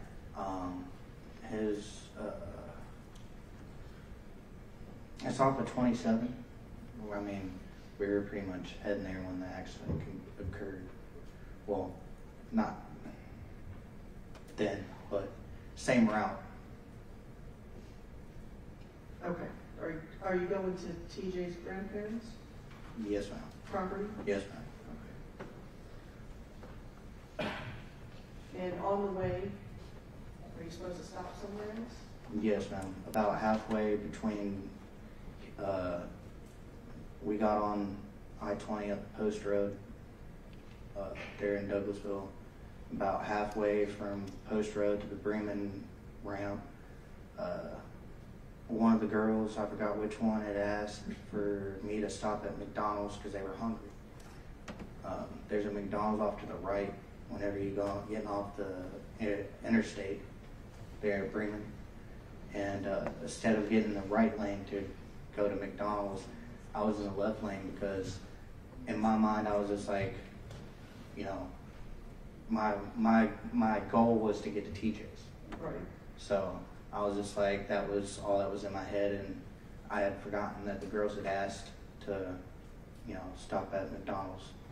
So I had, you know, while we were sitting there at the intersection, I had looked over at Dylan, and I was just like, well, I could just, you know, get over in that right lane and just go up there to the McDonald's. And then that was when we all just kind of agreed to go to TJ's. And if the girl, you know, because TJ most of the time had snacks and stuff there at the shop. And I was just like, well, you know, we can kind of ransack through, see what TJ has to eat. If you're still hungry after, or if there's nothing to eat, then we can always just come back out to McDonald's and get y'all some food. So you went ahead and you went directly to TJ's? Yes, ma'am. And what was the plan for the evening, or did you have one? The plan for the evening was to just kind of hang out, chill. Dylan and TJ were in a workout regimen at that time, so they were working out real hard and stuff like that. And so pretty much by the time we pulled up to TJ's, Dylan was already downstairs. By the next thing I know, he's down there bench pressing with TJ. So. And what are you doing? Me and Quentin were upstairs in the top of the shop, just listening to music, hanging out with the girls. There was cupcakes from a senior party that TJ was a part of that he had extra of. So we all kind of pretty much had a cupcake sitting there eating, and then of course, you know, the girls, they pretty much looked at me because I was the one that drove there, and they were just like, these cupcakes, they're not enough. They're like, we need some solid food, so you think you can take us out of McDonald's? So I went to go downstairs where TJ and Dylan were working out, and told them that, you know, the girls were still hungry. They wanted some actual substance, some real food, and that they wanted to go out to McDonald's. So we all pretty much just piled up into the car besides Quentin and headed out. Now, at this point, who is driving? Dylan. Why is that? Because of, one, me not having my license for that long, and Dylan kind of had, he was kind of sketchy and scared of my driving on the way out there. So it was just like that, and I was 17, so I still had a curfew on my license and stuff. So, and it was getting close enough to pass my curfew time. So I just gave the keys to Dylan anyway. So to be clear, it's dark. Yes, ma'am. Okay. Yes, ma'am. Yes. What's the weather like? Overcast, kind of almost like it's raining, like it was like wanting to rain, but it hadn't yet. So you said you left Quentin, and the rest of you, the four of you, got moved. Yes, ma'am. Where did you go? I don't remember. We were supposed to have gone to McDonald's, but I don't remember ever going there. What is the last thing you do remember? Pulling out of the Kangaroo. Okay, so you were at the Kangaroo. Yes, ma'am. The gas station. All right, do you remember what happened there? No, ma'am. Okay.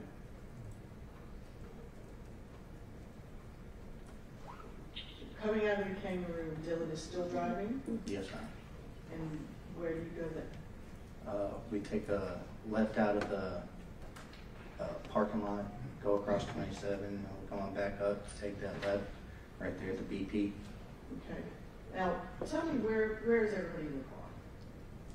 I'm passenger seat, Dylan's driver. When you say passenger seat, front, back?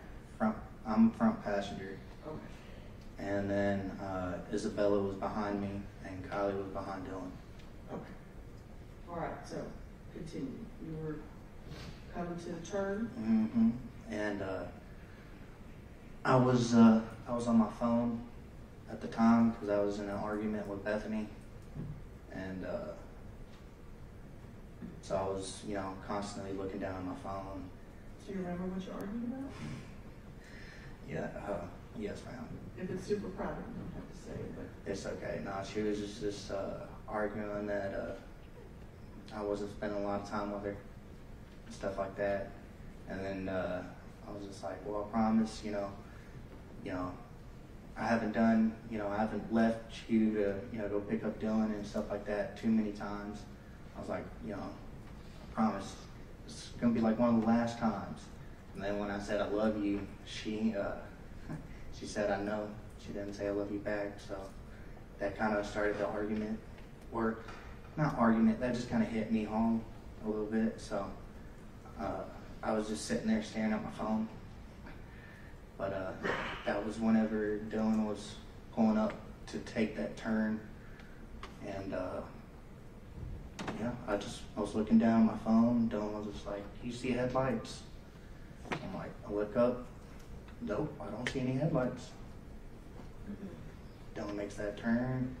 Sitting there, still looking at my phone. Put my phone down. Look to the right. See headlights. Next thing I know, I wake up at Grady. so you don't remember anything between the impact and being in the hospital? Do not remember anything. Not after the impact. Next thing I know is I just woke up at Grady. Had anybody been drinking at TJ before you guys left again to go to McDonald's? I don't recall. I don't remember. Okay.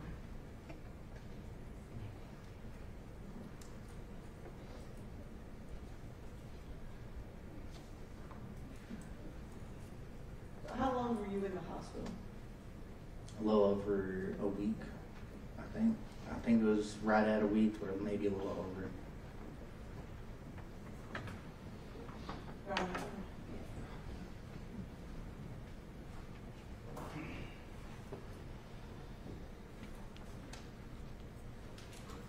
Now, I'm sure you what's in North States 4, Mm-hmm.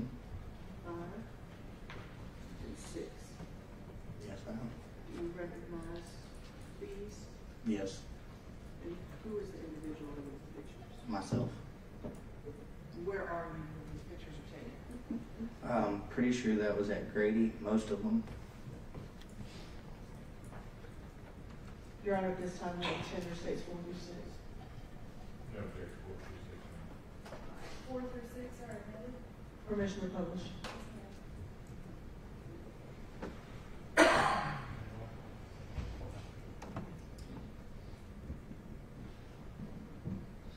And so, tell me what this is a photograph of. Me laying in, me laying in the hospital room. I guess ICU. I don't know what part I was at when that picture was taken. You spent some time in the ICU. Yes, ma'am. In 5.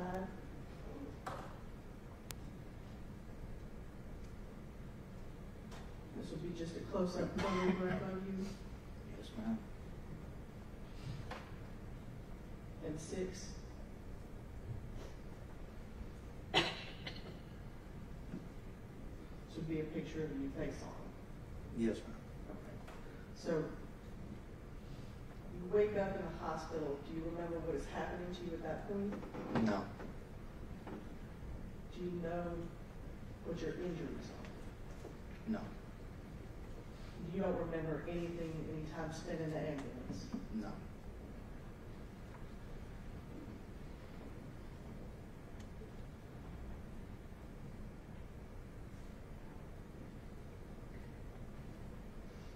Now, once you left the hospital, did you have any further medical treatment?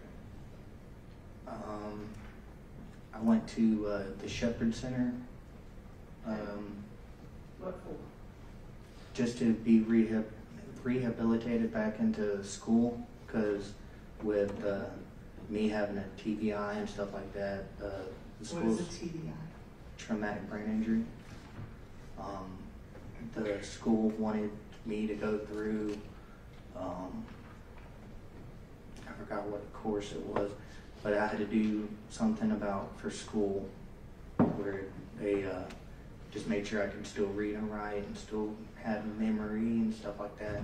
And then the other one was more for the driving, making sure I still had cognitive and motor function and, fast reaction times to, be able to drive and stuff like that. But besides Shepherd Center, I haven't had any other medical stuff.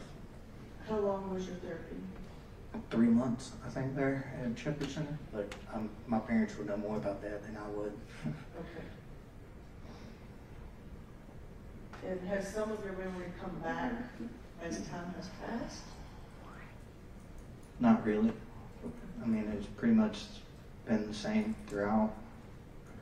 So there's still big spaces that you just don't remember? Yes, ma'am.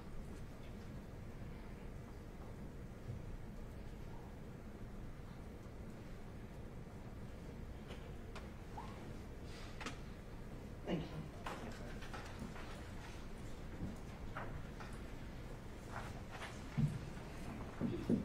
Good morning, Mr. Finger. Morning. Ask a few questions of you this morning. Now, as you said here today, you said you're 27 years old, correct? Yes, sir. What do you do for a living now? I am a welder for a company called Division 5. And how long have you been a welder? I've been welding since high school. Okay. I'm going to take you back, and as best you can, I want you to help me and make sure we get this story correct. You and Mr. Wall were next door neighbors or very close neighbors? Yes, sir. Are y'all next door or same neighborhood? Well, technically there's us, TJ's granddad, and then Dylan. Okay. TJ's granddad lives between me and Dylan. And just to orient the jury, where is that? Where's the location at? What road's that? Oh, North Flat Rock Road, Douglasville, Georgia. And is it fair to say that it's north of Highway 78, north of Bankhead, going into Douglas County? I have no idea I have no idea. Okay. If you're going to Douglas County on 78, it's on the left-hand side of the railroad tracks. Yes, sir. It's over the railroad tracks. Okay. It's on the Paulding County side of 78. Yes, sir. Yes. Okay. All right. For the night question, the afternoon question, do you recall about what time you left? I think her name was Bethany, the young lady's house. Did you leave her? Were you talking? Tell me exactly what happened. We were watching a movie. At her house? Mm-hmm. Where did she live? Where did she live at the time? I have no idea. I couldn't even tell you. Even back then, I couldn't tell you. It's some road off to the side that I've never been on, really. Was it in Douglas County? Yes, sir. Okay. All right. And so you left her home at some point in time, and were you driving yourself then from her house? Yes, sir. Okay.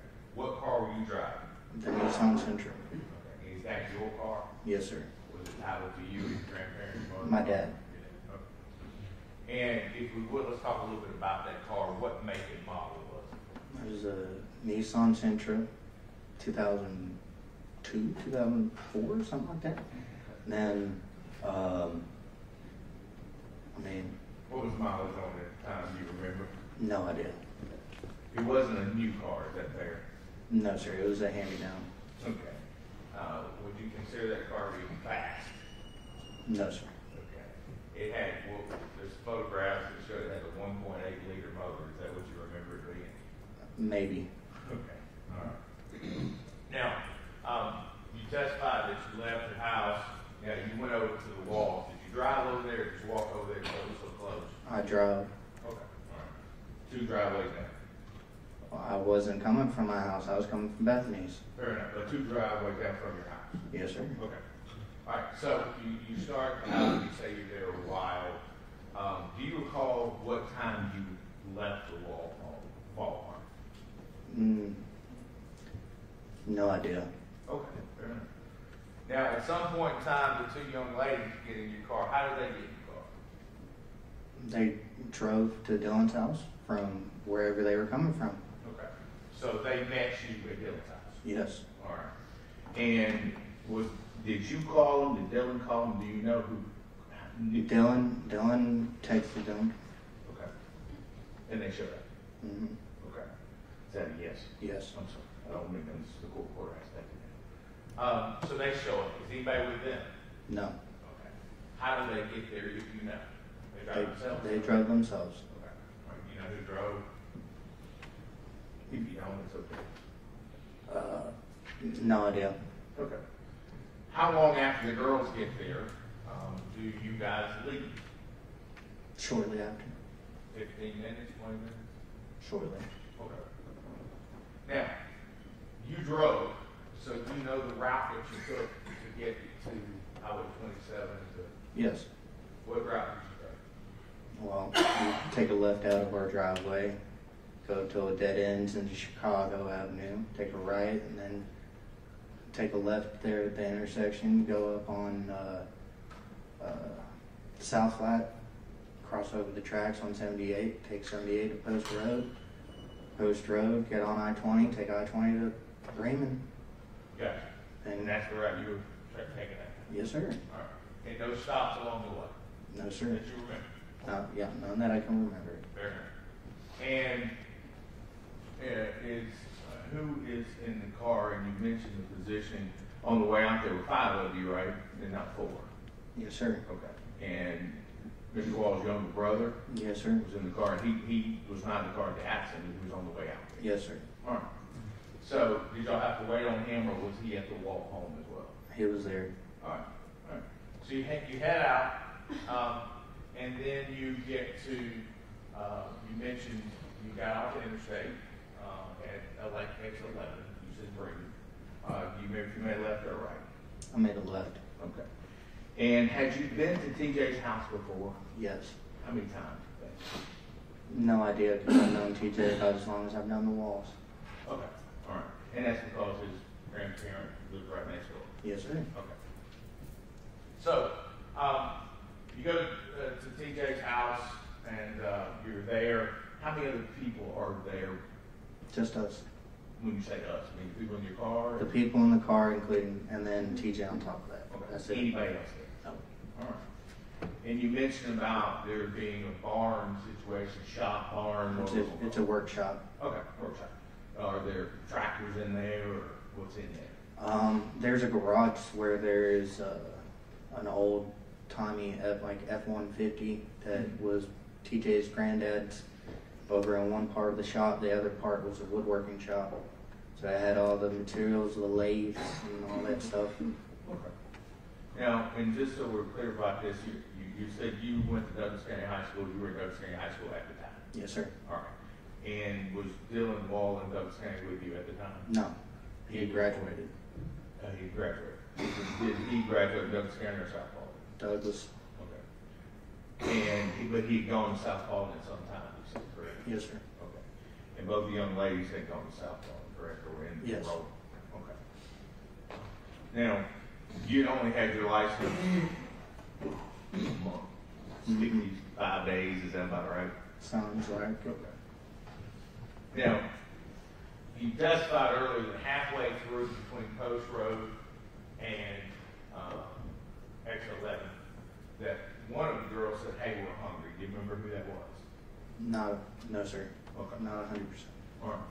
So, at the time, in 2015, did you consider stopping at either of the Bill Ricker locations or McDonald's at both of those? No, because I didn't know of those locations. I only knew of the location right there off the exit. Okay. Did you consider stopping at the Temple location where there was food restaurants? Nope. Okay. So you had decided that you were just going to stop at the McDonald's off of X11 because you knew where it was. Yes. All right. All right, so you get off, you said you make a left, and then, just so we're clear, do you recall what road you made a left on to get to TJ Silver's? No, I do not recall. I told you it was Holly Springs Road, but that... That sounds about right. And was that a road that was adjacent to Riverside or next to a BP gas station? Yes, sir. All right. So is that direction that you traveled to get to TJ's originally? Yes. All right. So now, you get to TJ's. I'm assuming you got to get out of the car and go inside at some point in time. Yes, sir. All right. How long were you there before you left? 15, 20 minutes. All right. And you left, and you testified earlier that you left because one of the girls, or both the girls, Both. wanted real food. Yes. Is that fair? Okay. Not cakes or crackers or whatever you were saying. Yes, sir. Okay. Or cupcakes. It's cupcakes. All right. And then, at some point in time, you go to a Kangaroo gas station. Yes, sir. Is that fair? Yes, sir. All right. And you testified earlier, I'm going to ask you to think really hard about this. Do you recall who went in the store with the Kangaroo? Or did anyone go? I don't remember. Do you remember Dylan going in looking for cigars? By chance?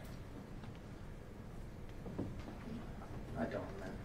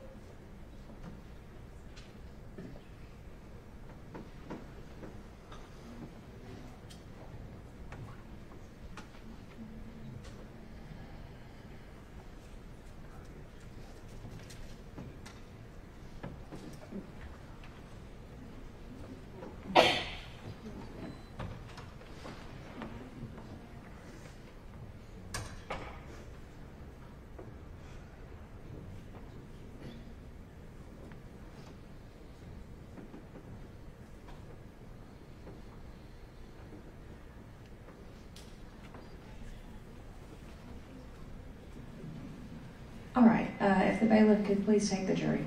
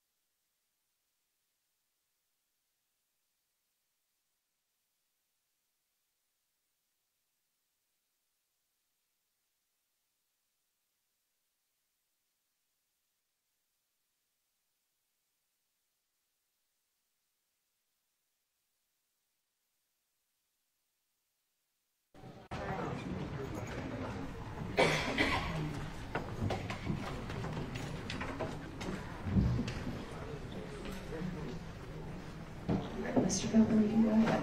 Your Honor, prior to your self-mistake had mentioned to Your Honor about possibly marking transcript prior, and call that court exhibit 1 or A. Do you have a preference on what we call it, how we refer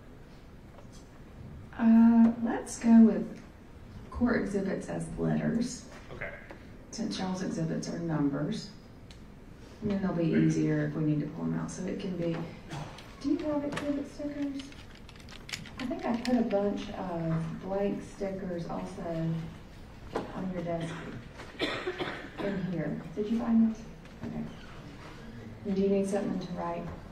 Y'all want to have it's 3 chapters, 3 portions, we'll call it A1, A2, A3, or just A, whatever you want to call it. We can just mark, is it all one exhibit, just one transcript? Yes, yes, sir.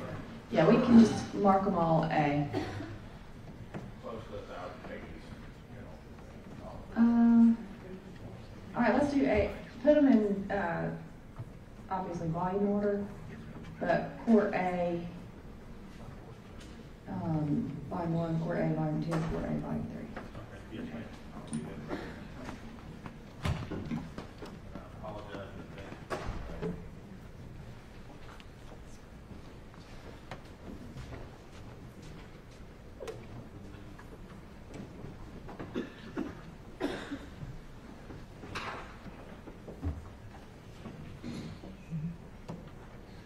Your Honor, at this time I'd like to ask Mr. Finken if I could.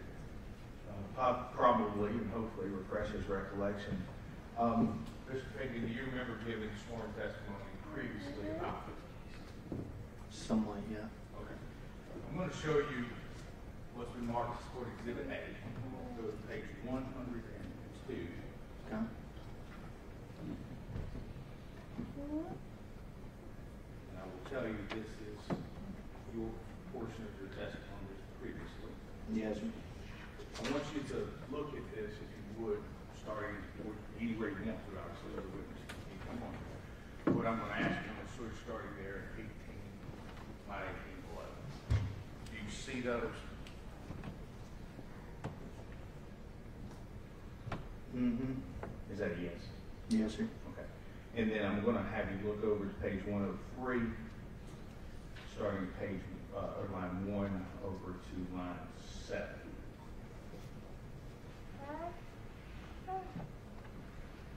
Do you remember that?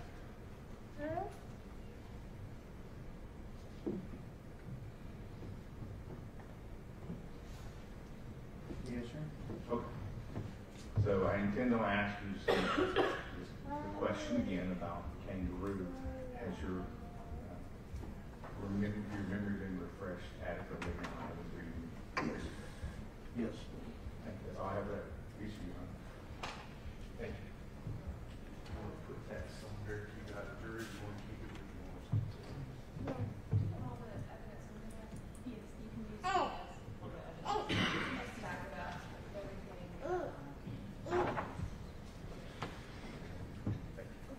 That's all I have for the jury.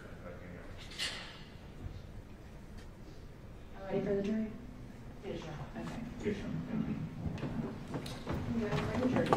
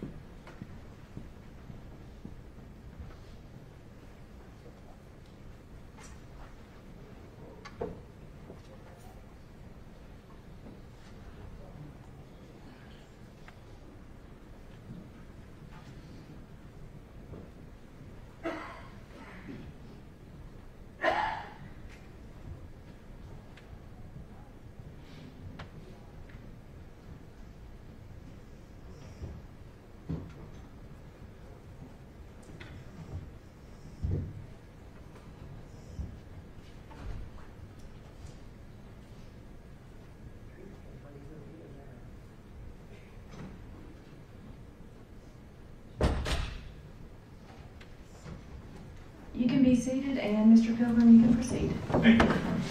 Mr. Baker, before we left, I asked you a question concerning what had happened at what we're calling the kangaroo store. So I ask you again, do you recall if anyone got out at the kangaroo store? Yes. Yes, sir. Who got out? Dylan? Okay. And when you say Dylan, you mean Dylan Walker? Yes, sir. Okay. And do you recall, if you remember what he bought or didn't buy or came back to the car with, what do you remember? From what I remember, he went in to buy some Black & Mild wood tip vanillas for the afternoon. Okay. And Black & Mild wood tips, those are fairly specific. Is that something you had seen him smoke before? Yes, sir. Okay. Now, also, Lance, you know how long you were there at the store approximately? I would say 10, 15 minutes, roughly. Now, when I ask you a question, did Mr. Wall come back with any alcohol in his hand? No, sir, I do not recall. Is it your knowledge that alcohol was found in the car, around the car, in the road that night? Yes. Where did it come from? Don't recall where it came from, or the stuff that was found outside of the vehicle. Don't recall where any of that really came from. What about Sorry to inside? remember. I'm sorry. No, it's okay. It's just hard to remember. What about inside the car?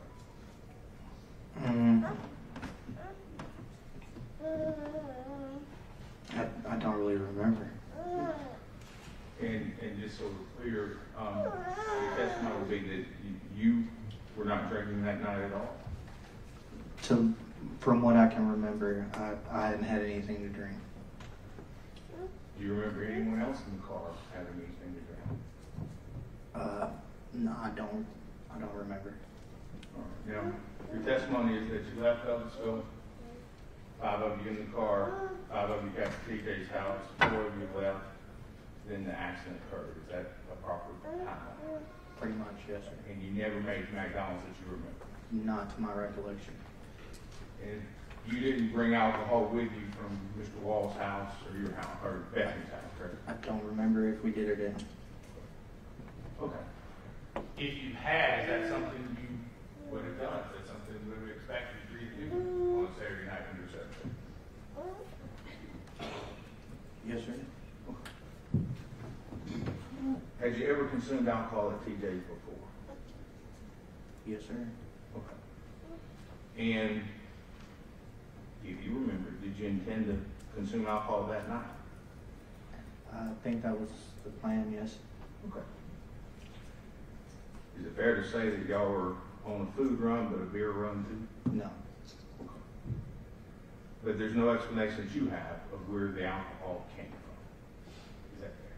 Yes. Okay. But there were no stops between North Flat Rock Road and No. Spring There Road? was, there's no stops. I did not stop. Okay. And if it wasn't in your car when you left home, and you didn't stop, and then you left, would you agree the only possible collusion would be the kangaroo? No, because I don't know. I Fair don't enough. recall.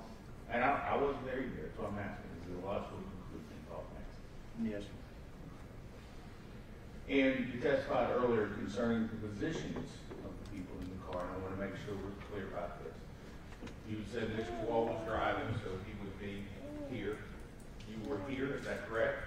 Passenger seat? Yes. Okay. And that behind you would have been Miss Chinchilla, correct? Yes, sir. And to the left behind Mr. Wall would have been Miss Lindsay, and that's what you remember.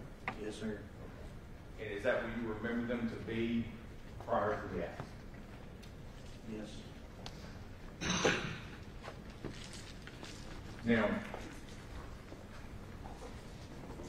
when this accident occurred, you said you don't have any recollection after that event. Is that fair after the collision? Yes. Okay. Do you remember your ride to either hospital or anything along those lines? No. Okay. Do you remember EMS or anybody or emergency personnel meeting with you? Talking. I remember Georgia State Patrol showing up at Grady. Okay. That was about it. Okay. Do you remember who that would have been? No idea. Not by name. Okay. Fair enough. It wasn't Mr. Scott, was it? No. It was someone else who said that? Yes, sir.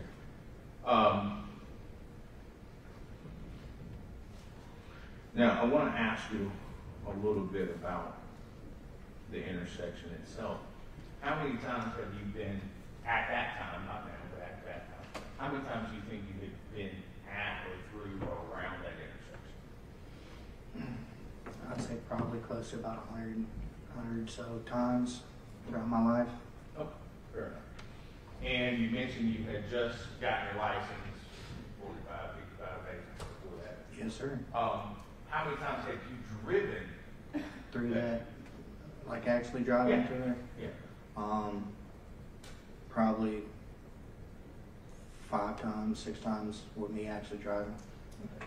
And you've driven that night, correct? Yes, sir. Before on the way? Yes, yes, sir.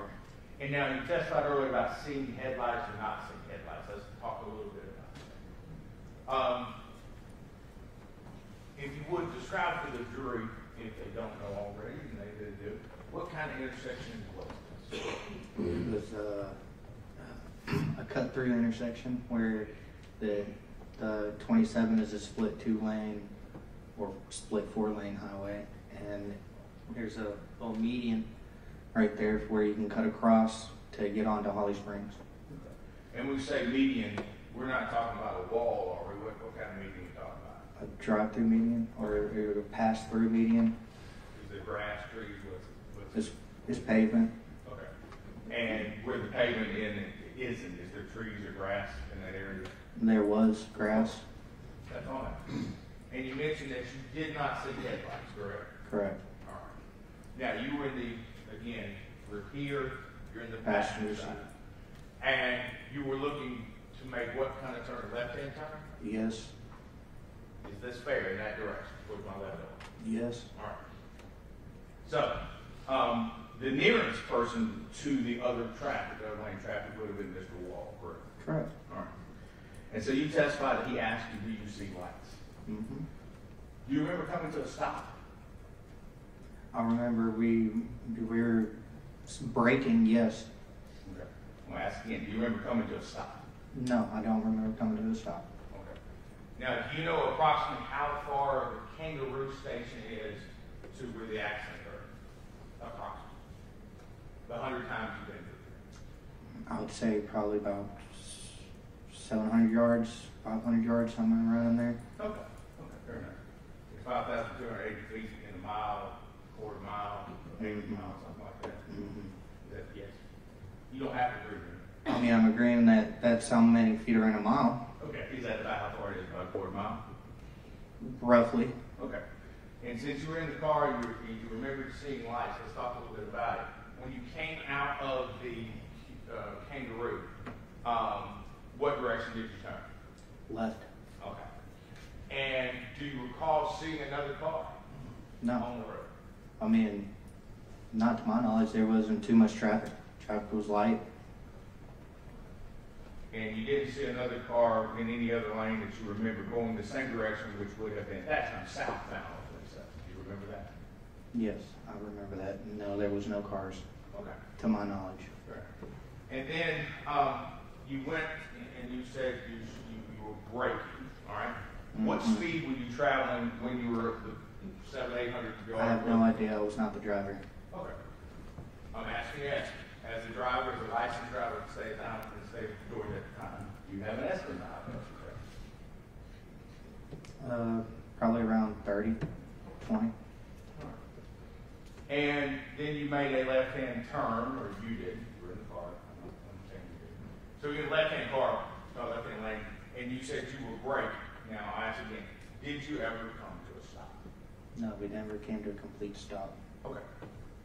Would you agree that Highway 27 would be the primary thoroughfare between that and the crossover that you described earlier? Could you explain that differently? a primary road versus a secondary road. Would Highway 27, the 4-lane U.S. highway, would that be considered a primary road versus the cut through that you were mentioning earlier? It's paved and you made a left-hand turn. I would say that would be the primary road. Okay.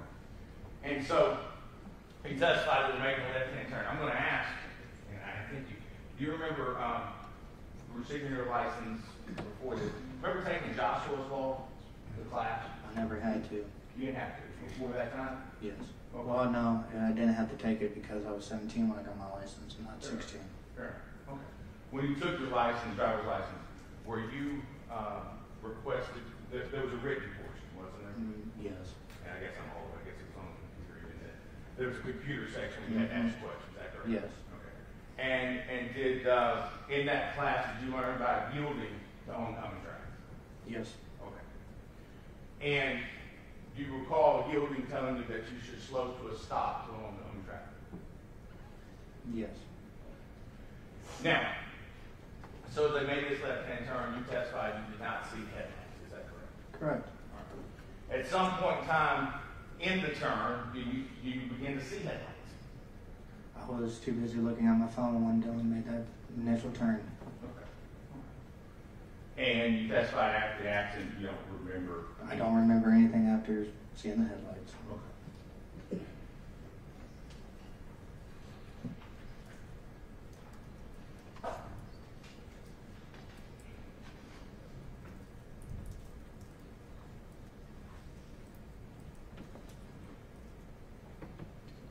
Anything that you may have said or done that you captured on body camera, anything you don't recall, correct, from that? Now, not from watching body camera, but from your own personal recollection. Do you remember anything? I don't remember anything.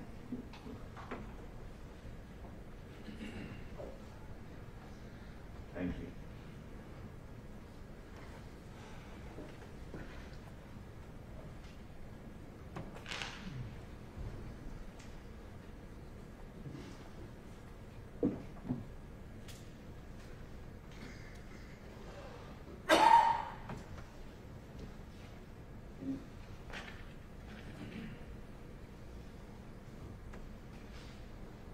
That's all I have. Thank you, Mr. Chairman. Any redirect? No, Your Honor. Thank you. All right, may this witness be excused and or remain in the courtroom? Yes, yes, and yes. Okay, thank you. All right, thank you, Mr. Finken. You are excused. You can remain in the courtroom if you would like to. All right, thank you. Thank you.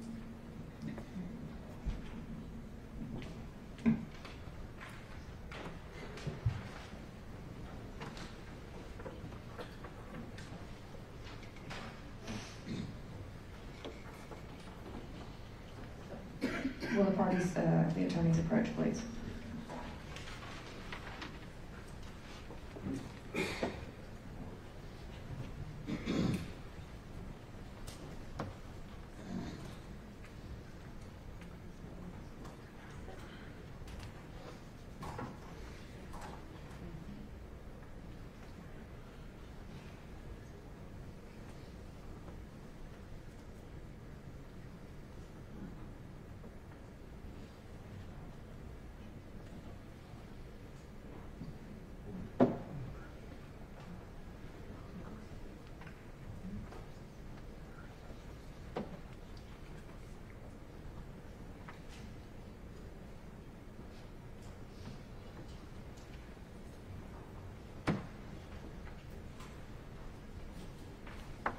All right, we're going to take a recess for lunch.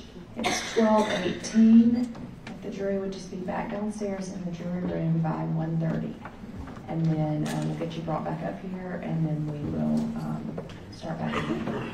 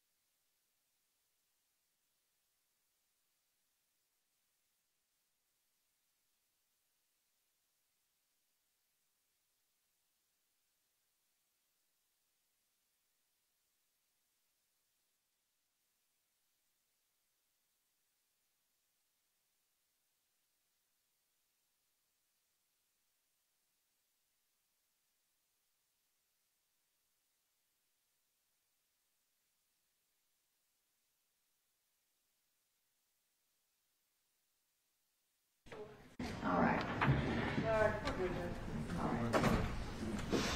We can go ahead and bring in the jury.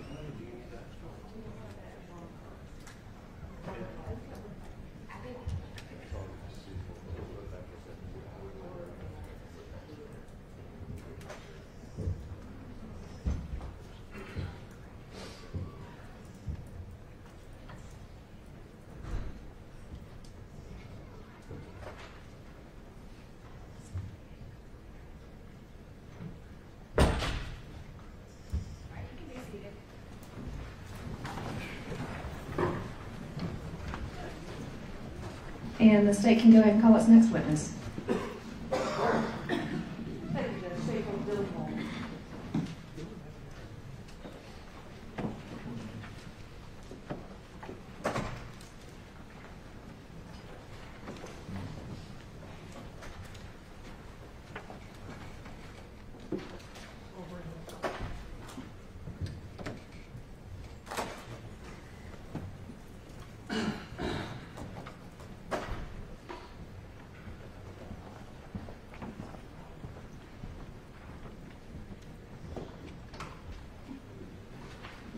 Mr. Wall, please raise your right hand.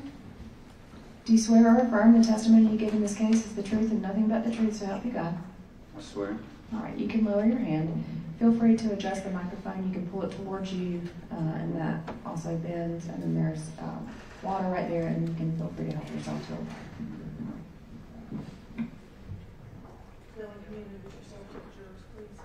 My name's Dylan Wall. Dylan, how old are you? I'm 28 now.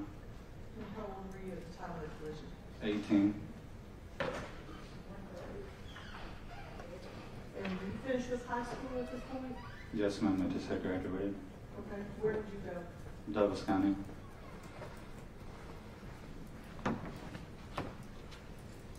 And how is it that you knew Ben and Kylie and Isabella? Well, Ben's a neighbor and a good friend for a long time. And I met Kylie and Isabella through friends, other friends. Okay. And you have any siblings? Yes, ma'am. I have 2 brothers. Okay. Older or younger? I'm the middle child, so older and younger. And how old is your oldest brother? I think 31. Sorry. Your mom's going to be disappointed. And how old is your younger brother? 26. And what's his name? Quentin Law. Now, how is it that you and Ben got together on September 26th, 2015? Well, I guess he was just at his house, and my truck was broke, and I called him because we were going to go to TJ's and to use his car. Now, have you and TJ made a plan to meet up? He called me randomly that night and wanted to hang out. All right, TJ calls you. Yes. You in turn called her. Yes, ma'am. All right. Did you expect Kylie and Isabella? Isabella was already at my house whenever I got off work. Okay. Where were you working? Ace Hardware.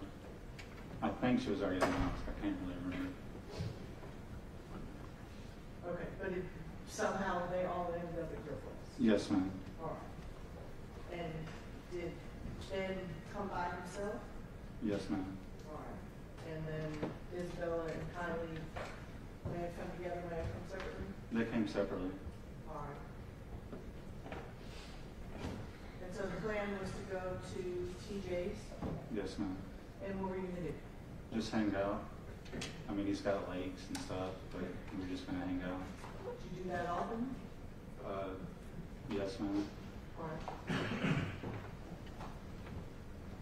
So everybody gets together at your place? Yes, ma'am. And then you leave in the same car? Yes, ma'am. All right. And it's whose car? Ben's. And who's driving? Ben. where did you go?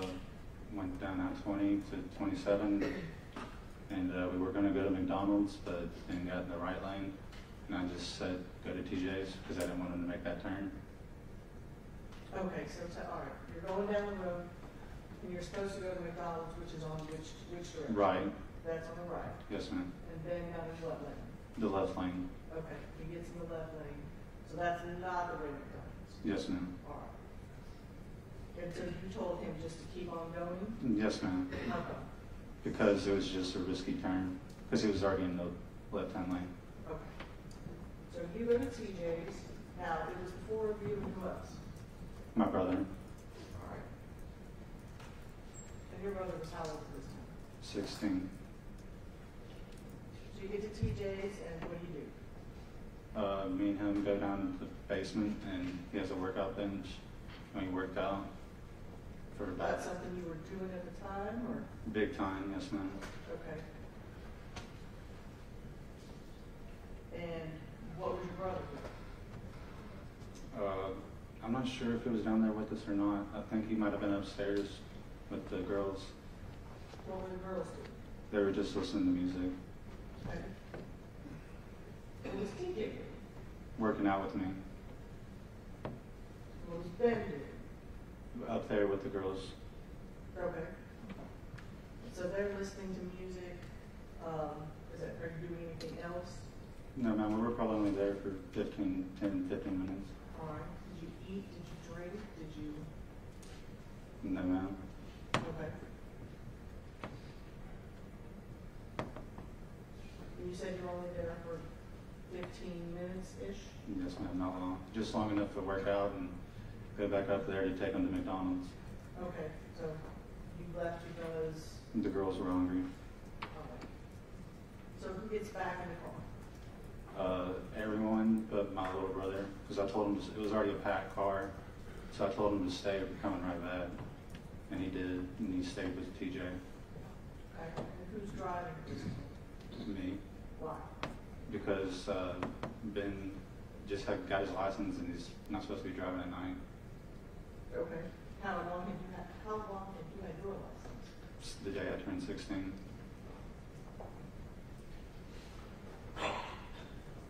All right, so you did TJ's, and where did you go? To McDonald's, I guess. After I got in the car, I don't remember anything besides waking up at Grady. All right, so the last thing you remember is leaving TJ's house. Yes, ma'am. Frankly, I remember putting the keys in the ignition. That's about it. Okay. So when you get in the car, you're driving, who's sitting next to you in the front? Ben, And who's behind you? Kylie, and Isabella. Do you remember which side? I know just because I know where Isabella passed away was on this passenger side. So yes, I guess Isabella was on the passenger side, and Kylie was on the driver's side. But you don't remember? No, I don't remember. That's You just remember you and Ben are in the front and the girls are in the back? yes, ma'am. Okay. So you don't remember actually driving anywhere? No, ma'am. I don't remember even making it to McDonald's. I don't remember nothing. Just waking up at Grady. I don't know how many days later or what. Okay. You don't know how long you were there before you became conscious? I have no clue. I just remember seeing my boss, and then that was it. Just faintly. I have no clue what day that was. So your boss came to visit? Yes, ma'am. Okay.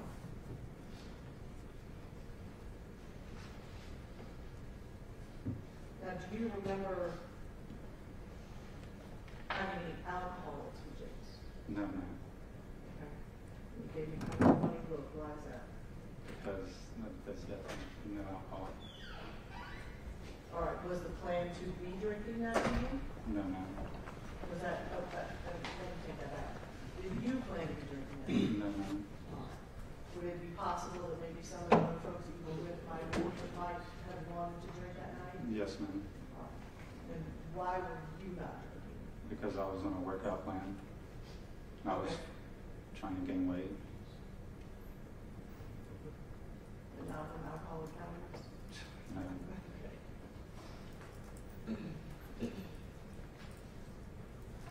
Now, do you know how long hospital?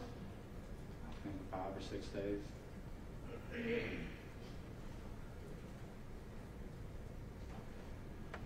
And what injuries did you receive? Binary skull fracture, and I lost hearing out of this ear, and just a scar on my arm. Now, when you say you lost hearing, is your right, can you do this right, the left ear? Yes, ma'am. Is that something that you deal with today? Yes, ma'am. All right. So you were harder to hear out of this ear now? Very.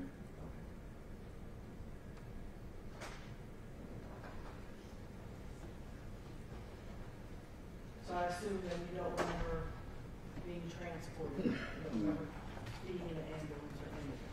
No, ma'am. Talking to people at the scene? No, ma'am. Go ahead, Coach. Yes, ma'am. I'm going to show you what's been marked to state 7 and 8. Do you recognize the person in this room? Yes, ma'am, it's me. And these photographs were taken with. I agree. Remember this time we were tender state 7 and 8? You got that from military. All right, 7 and 8 are admitted. Thank you.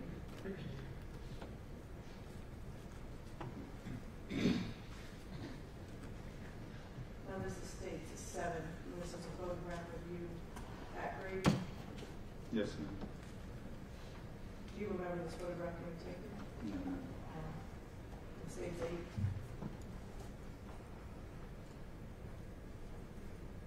Now you're talking about the scar on your arm. There's a bandage there. Is that what you were speaking about? Yes, ma'am. Okay. Is that something that you still have today? Yes, ma'am.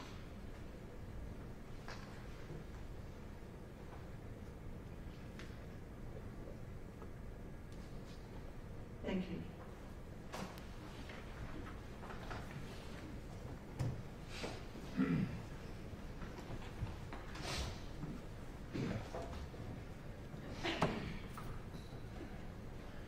Good afternoon, Mr. Wall. A few questions for you. You mentioned today that you said you're 28 years old. Is that correct? Yes, sir. What do you do for a living? Where do you work? I work for Country Financial as an insurance agent. Okay. And how long have you been employed there? For about 6 months. And we're going to take you back to, excuse me, 2015. We'll ask some questions about that day, September 26th, particularly. At the time, where were you living? At my parents' house in Douglasville. Okay, where was that in Douglas? 1390 North Flat Rock Road, Douglasville. And you mentioned that you came out here to TJ's house. How often had you been to TJ's house? A good amount. Okay. Had you driven to TJ's house? Yes, sir. Okay. Had you ever driven Mr. Finken's car before? Probably one at a time. Okay. So you were familiar with how it drove, or how it accelerated, how it stopped, those sort of things? Yes, sir. Okay. Was there anything, prior to the collision, was there anything wrong with the car? Did it not perform properly? Or? It worked fine. Okay.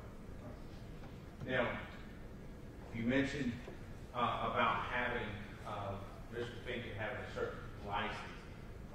Do you recall what class of license you had at that time? C. Your testimony you had a C. I think so. I mean, I had the one where you can drive at any time. Okay. I was 18. Okay. Very well. And you had received it, you said when you were 16, correct? Yes, sir. Okay. And when was your birthday that you turned 18? February 23rd. Of what year? What year you born? 97. Born 97. So you would have turned 18 about 7 months before this, you were 18? Yes, sir. And you just graduated high school from which high school? Douglas County High School. Okay, about 3 months prior, 4 months prior? May, yes, sir. Okay. All right. Now, you testified earlier that Mr. Finken was in the car and that your little brother was in the car. Was your older brother in the car? No, sir. Would there be any reason why law enforcement would find your older brother's ID in your wallet? I used to buy alcohol with him. Okay. And I'm going to show you what's been marked as Defense Exhibit 11. Okay. And if you recognize this, just tell me what it is. It's my older brother's ID. Okay. And you recognize that to be the ID that you in fact had in your possession? Yes, sir. Okay. Is that in the same condition as the last time you saw it? I haven't seen it since, I guess so, yes, sir. Your Honor, move to Defense Exhibit 11 and publish with jury file. Any objection? No objection. All right, 211 is admitted and you may publish. Thank you. Whoever did it, Mr. Fisher, thank you. Now, we have not heard the name Theodore Tyler Law. Is that your older brother? Yes, sir. Okay. And his license at that time said under 21, but in September of 2015, he would have in fact been 21, correct? Yes, sir. Almost 22. Yes, sir. Okay. And you do not dispute that this was found in your wallet at some point in time after the collision? Yes, sir. Okay. I mean, I've had it in my wallet all the time. Fair enough. And it is fair to say it's actually in this photograph. Do you know, is that your wallet? And I'm backing up if I need to. Is that in fact your wallet that is in right there? Or was your wallet back there? I think I had two wallets. I'm not sure if that is the wallet that I'm not sure. Fair enough. Let me ask you this way. No one else would have had that ID with you, right? Yes, sir. Okay. Now, you mentioned alcohol. Do you recall stopping to buy alcohol sometime that night? No, sir. Okay. Do you remember alcohol being at the scene at the time? No, sir. Are you saying it was or you don't remember? I don't remember. Fair enough. Now, when you came out of, when you left TJ's house, I want you to, this is before that, can you tell me how you drove or what streets you drove on once you left his house? Ham Jones Road to, I don't know the name of the, Holly Spring Road to 27. Okay. And at some point in time you testified you thought you were going to go to McDonald's. Was that your intention? Yes, sir. Okay. At the time, I know it's been 10 years, things have changed. Did you use a debit card for your purchases? I don't remember leaving TJ's. Okay. Have you ever, during the 10-year period, been able to find any sort of evidence or produce any evidence or look at bank records showing that you used the card there at McDonald's? No, sir, I never did. Okay. Has he ever asked you to? No, sir. Okay. Now, we see the scene and you guys identified your injuries. Do you recall speaking to anyone at the scene as far as law enforcement or EMS, anybody? Sir, I don't remember anything since I left TJ's. Okay. And you don't remember how you got, let me ask you this, do you remember getting out of the car? No, sir. Okay. You said you remember waking up at Grady, is that, I don't want to put words in your mouth, is that what you said? Yes, sir. Okay. So that would assume that you had been out, so if you wake up, you've been out. Do you remember any time before the ride over when you got to Grady, anything along those lines? Sir, I had a brain injury. I don't remember anything. Fair enough. I have no reason to say. So, you don't remember anything from the time you left TJ's till you got to Grady? Yes, sir. Okay.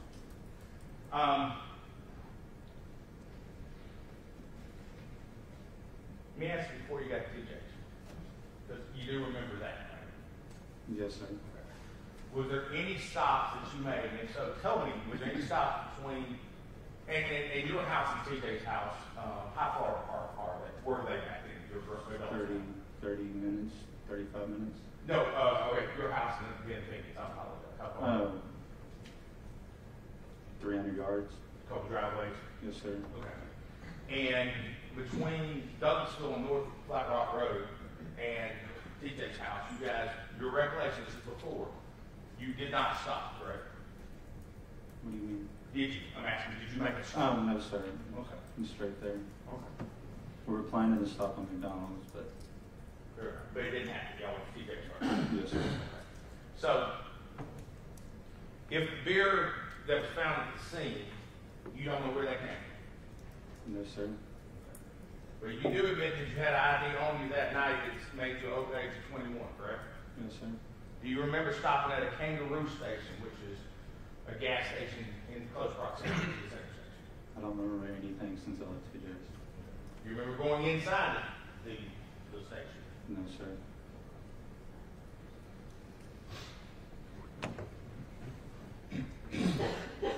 And when you were approaching, and you probably don't know, but I'm going to ask you, do you recall moments, seconds before the accident? Do you remember anything at all? No, sir, not at all. I will ask you, since you said you had driven that car before, do you remember that being a souped-up car, a sports car? You remember? No, sir. Okay. And you remember what make and model it was? It's a Nissan something, I'm not sure. Okay. Was it brand new? Was it older? Was it used? Older, used, but not too old. I'm not sure what year. It wasn't something you would race somebody in, would it? No, sir. Okay. Was it 5-speed or automatic? Do you recall? It was automatic.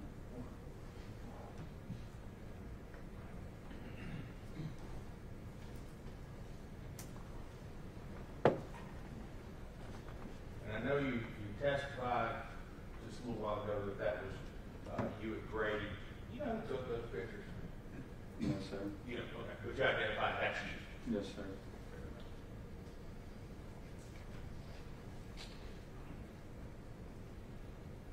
Now, were you, or to your knowledge, Mr. Pinkett, dating either Mrs. Chinchilla or Miss Lindsay? No, sir.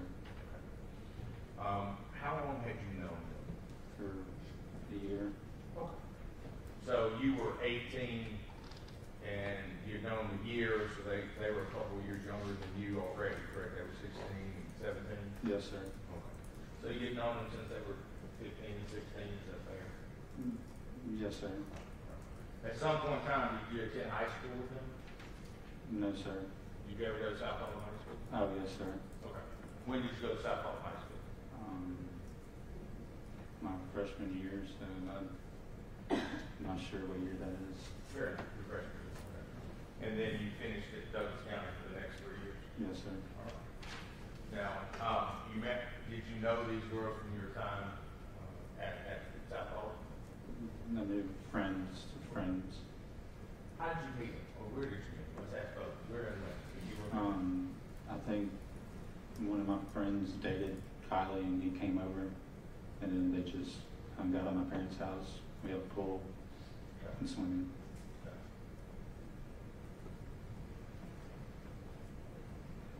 Now I'm going to ask you a little bit about, had they ever been in the car with you before, Kylie and stuff? Yes, sir, in my truck. Had you ever driven them in that car? In that Nissan? No, sir. Now, fair to say they're both very beautiful young women, right? Yes, sir. Pretty girls, right? Yes, sir. And so, it's Saturday night, right? When this happened? Late at night? Yes, sir. And you mentioned that it was getting near time before Benny couldn't drive. You know what time that would have been? I thought it was when it gets dark. Okay. So he had driven out there. Was it dark when he got out there? I mean, it was getting dark. Dusty. And so you decide you're going to drive back. Any reason why, other than just his inability to drive legally at that time? That the reason you decided that you drive? I just felt safer driving. Fair enough. So at some point in time, did you guys have a plan that you were going to stay there that night, or you were going to go home? What was the plan, if you remember? I don't think we really had a plan. I don't think we were going to stay. Okay. Had you stayed there before? Yes, sir, but not with. There's not enough room to sleep for everybody. Now, had you consumed alcohol at Mr. Sylvie's house prior to September 26, 2015? Probably once or twice. And do you recall if your intention was to consume alcohol that night, September 26, 2015, into the morning of September 27? No, sir. I was on a workout plan. I was trying to get bigger. What were you going, other than just for looks alone, did you have a plan? Did you join the military? Any reason why you were working out? I was just really skinny. Okay. Fortunately, that's a problem I've never had. But you were just trying to get bigger. Is that fair? Yes, sir. All right. And you mentioned that you were downstairs lifting weights. Do you know if anyone ever videoed or took photographs of y'all at the house prior to that? Before that day? That night. Did anybody video? No, sir. All the time the guys are bench pressing to prove it, they want to take pictures or video. Did you do that? No, sir. Okay.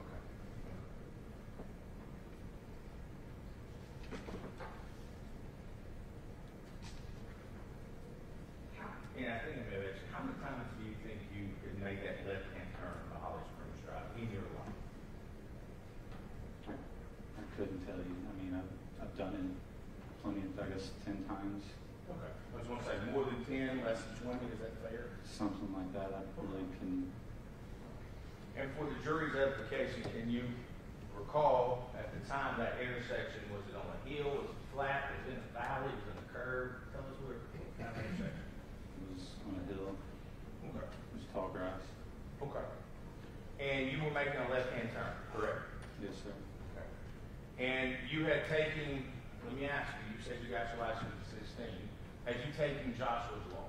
Yes, sir. Okay. And in Joshua's Law, the class, and this so the jury may not know what it is. I had kids, I wouldn't know. It is a class that's given to all would-be drivers when they're 15 or 16. Is that fair? Yes, sir. Did you take it at high school? Yes, sir. Oh, is that back? And do you recall the section about failure to yield? What that means? What you're supposed to do? Repeat that? Do you recall a section in there about failure to yield and what you're supposed to do at an intersection? I don't recall that, but I know about it. Okay. And I'll ask you a question. I think we're going to agree on this.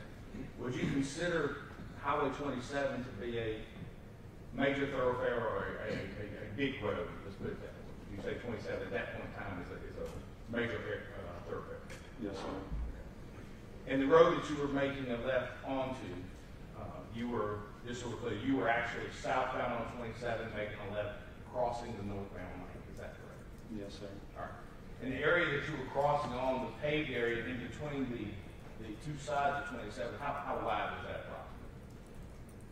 I couldn't tell you. Okay. From me to you, is that fair enough? Go far? Yes, sir. Okay. And two lanes, I mean. Fair enough. Not the road itself, just the area that you were making a left-hand turn on.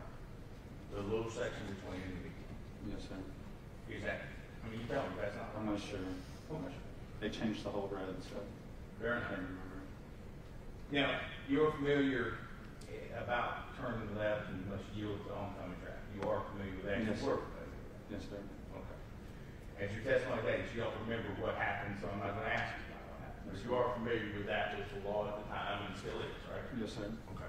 Let's leave driving England and the other side of it.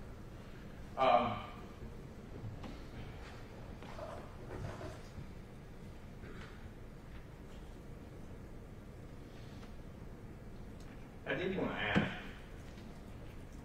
and you may not know this, or say you don't remember. Do you remember where you were bleeding from on your body? From the body cam, I could see my ear bleeding. Fair enough. And that's based on watching the camera, not your recollection. Yes, sir. Okay. Have you become aware of any deployment of airbags? I can't remember anything. Okay. Besides pictures. I understand. Now, I'm only asking what you remember. That's all I'm going to ask. Do you remember, and I probably know your answer if I'm asking you, do you remember riding in the ambulance or meeting the EMTs at the scene, anything like that? No, sir.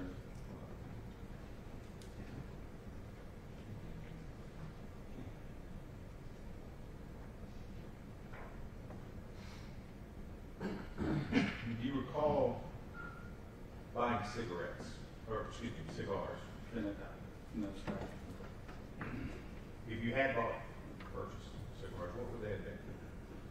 What was your choice at the time? I didn't smoke cigars. Did anybody in your car that you know of smoke cigars?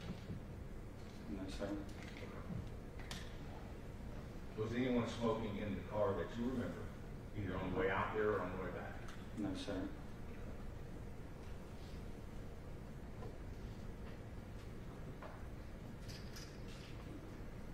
This time, Ms. Wall, that's all I have. Thank you. Any redirect? Any objection to this witness being excused?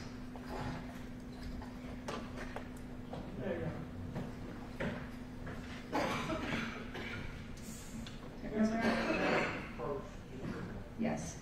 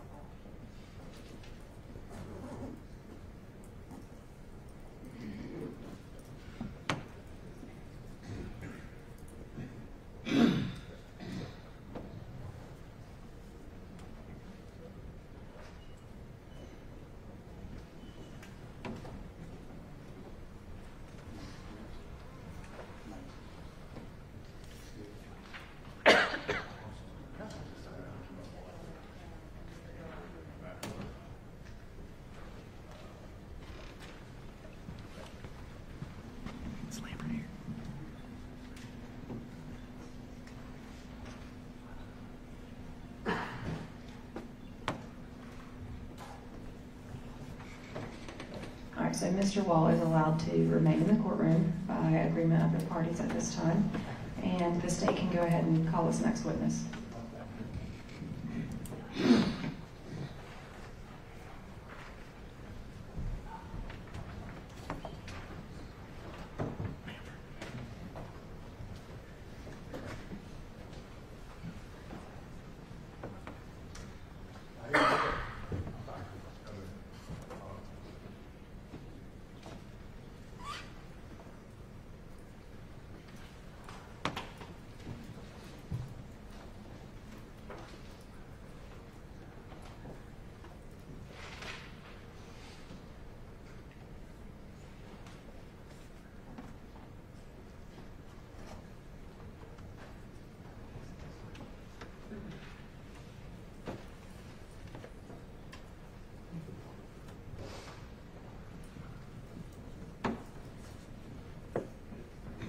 Can the parties please approach?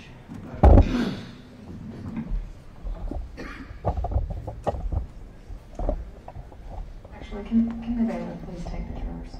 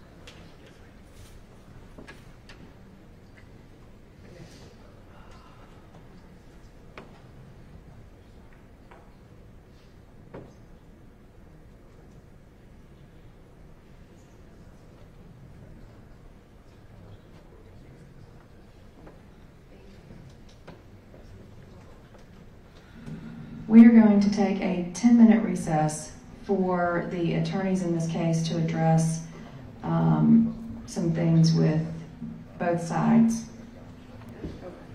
This is my last warning regarding cell phone usage from this courtroom. The next time I am banning cell phones from the courtroom, and you will have to leave them in your cars to come into this courtroom. We'll be on a 10-minute recess. If everybody on this side follow me to courtroom B, please. The door should be open.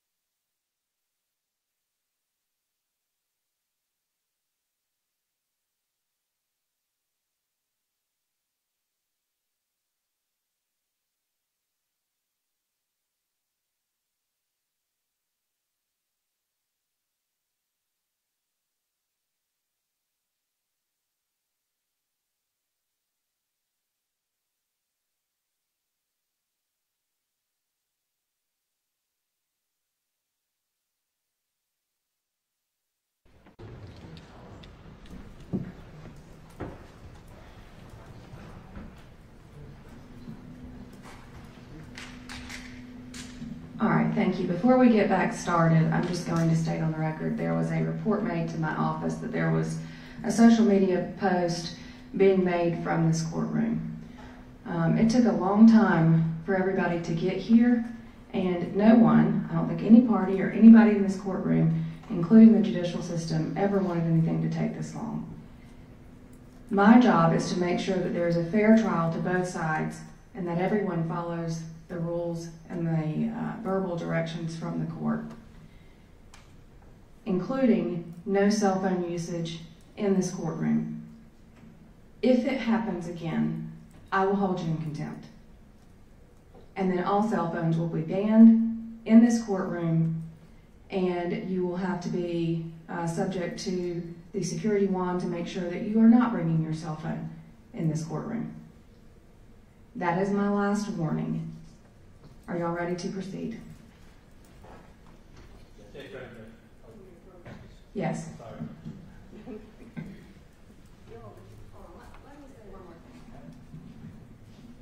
I cannot control what anyone chooses to do outside of this courtroom, and that is not what my order is about. What anyone chooses to do outside of this courtroom, I have no control over. I do have control over what happens in this courtroom. All right, now y'all may approach.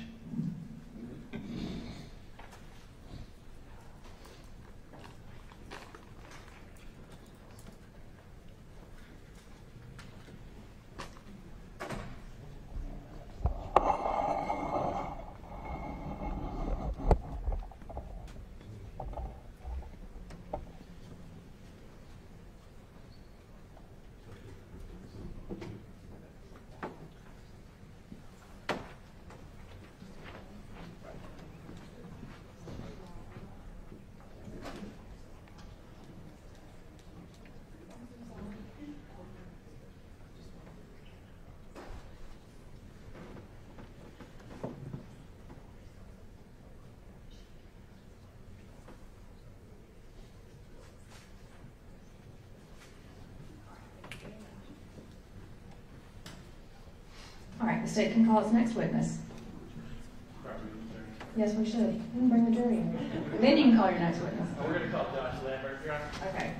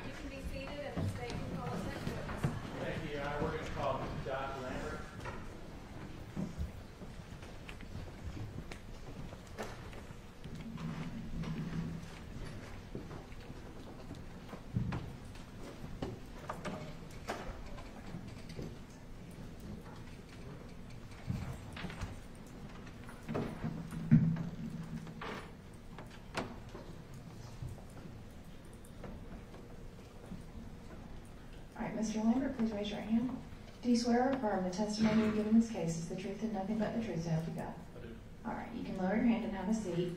You are free to move that microphone close. The microphone itself bends, and you can help yourself to a water up there if you need one. All right. Good afternoon.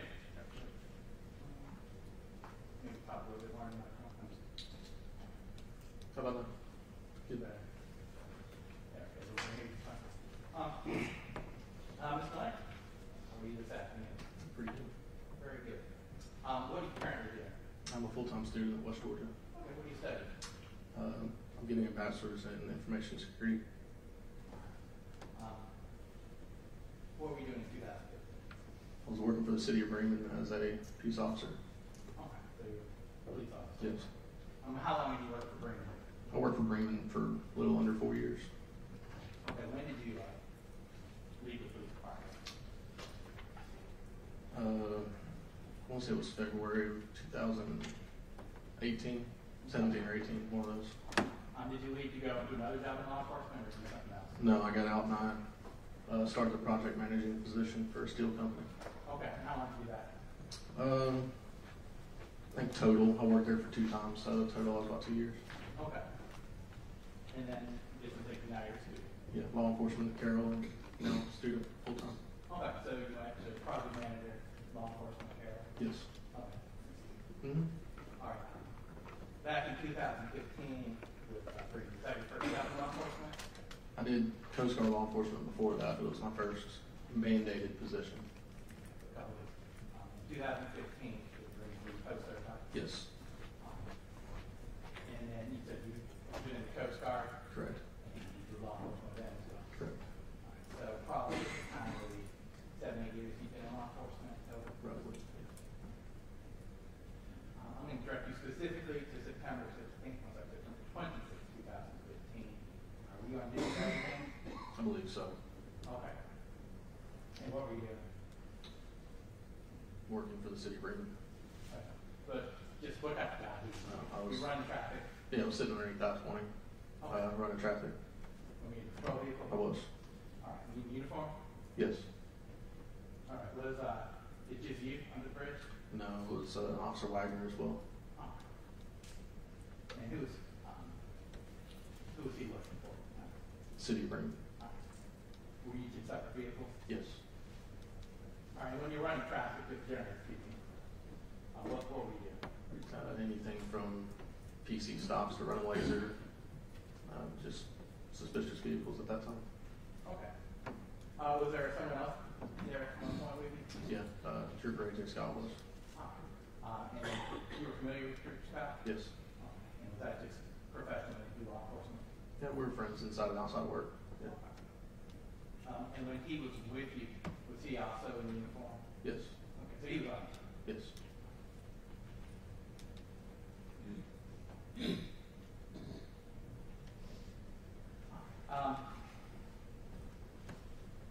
When he was with you, did he ask a favor? Specifically regarding his radio? I don't know. I don't remember exactly the details of it, but I did end up with his radio in my patrol car. Okay. And you recall why you had his radio? GSP didn't have radio chargers, and his radio was about dead. And most of their communication was done via cell phones anyways. So fair that you had a radio charger? Yes, my patrol car had one. All right. And so you have his radio in your car? Mm-hmm. And this, you say radio, personal radio? Yes. Yeah. And at some point did he leave? Yes. You recall what caused him to leave? There was a call in Douglas County. I want to say it was related to a chase or something similar. GSP worked all the accidents in Douglas County. Okay. And you remained in the group? I did. Okay. At some point, did you become aware that you might be headed back your way? Yes, I believe we had a phone call about it. Do you recall how long it was? From the time. Leaving and no, not exactly. I mean, less than a couple hours, but. Okay. But more than. However long it takes to drive to Douglas County and work a wreck or whatever he did and come back. Okay. Did he ever make it back down to the bridge? No. Okay. What? Best recollection is I heard a call come out of the radio saying that he was involved in a vehicle accident, which was just down from my location. If it was all flat ground, you'd be able to see it, but due to the terrain, you're not able to see where it happened at. All right. And so you're sitting on the 20, roughly east-west. And the accident that you were aware, was it north or south? It would have been south of my location. So heading towards Carolina. Correct. And so you responded? Yeah, I did. Yeah. Sure. How long did it take you to get there? Less than 30 seconds. Now, you said you were in uniform earlier. Did that include a body cam? It did. Okay. And just explain to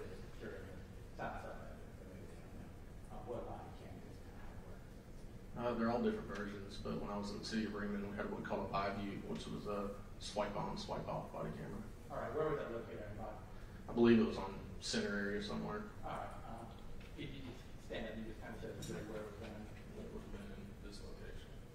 Okay. Is that something you had to turn on for it to start recording? It was, yeah. And was that something that you turned on when you approached the collision? I don't remember when I turned it on, but I do know it was activated when I was out there. Maybe better question. Was that recording when you went to the collision? Yes. Okay. Your Honor, I think it's exhibit, if I'm going to have state exhibit 9, that's the body camera. Officer Mango was wearing at the time. So speculate as we go. Alright, so, exhibit 9 is. Admitted. Your Honor, I would like to publish it for the jury. Yes, sir, you can. This first video.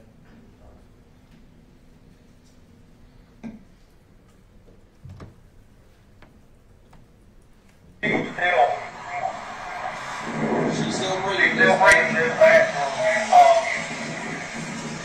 get that guy right there. If I could get up here quick. I'm on my way, just get him out here 10:18. Take your foot off the gas, man. They need some information to relay to them while they are on the way.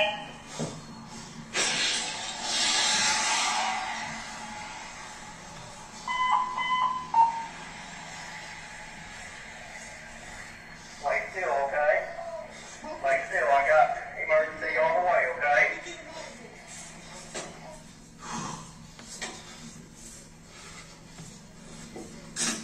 At BT, South 520, come out 23.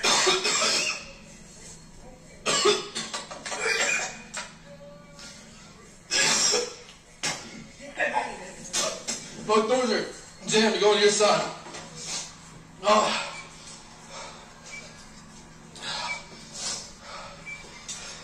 Can you move?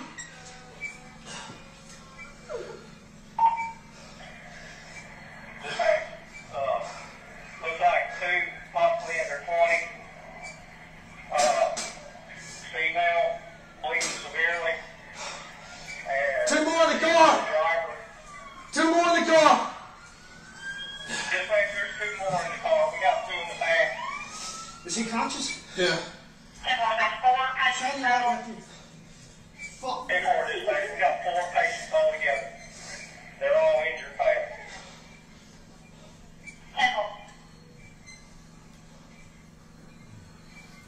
Fuck, what is that? Show me 23.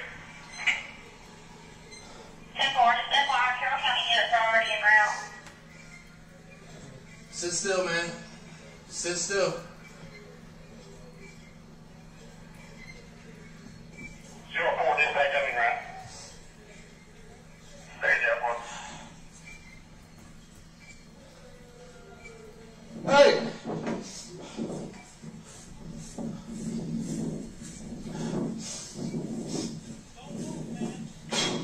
Hey, man. Hey. Come over here, man. Sit down right here. Have a seat. Huh? Is the trooper okay? Just sit down. Have a seat. Have a seat. Is the trooper okay? He seems fine. Back on that 3. Still got 2 in the car on the passenger side. Both passenger doors are unable to be opened by me. There's going to be 4 patients total, but it has Western responding as well.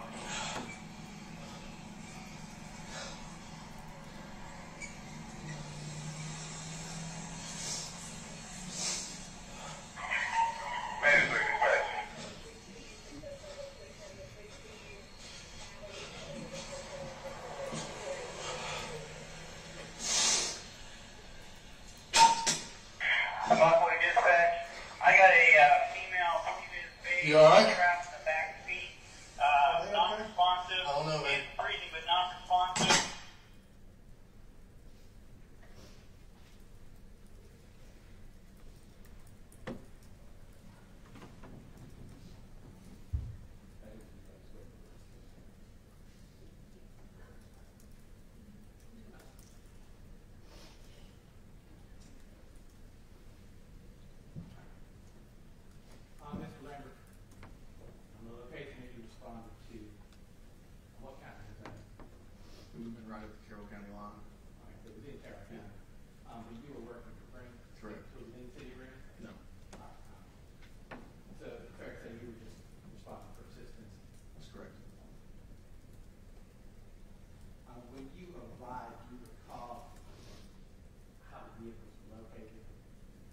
sedan was up the embankment there, and the trooper car was 100 feet or so past it. All right, and the sedan you're referring to, is that the one that we see in the video you going up to? That's correct. All right. How would you describe the sedan, the condition of it when you first arrived?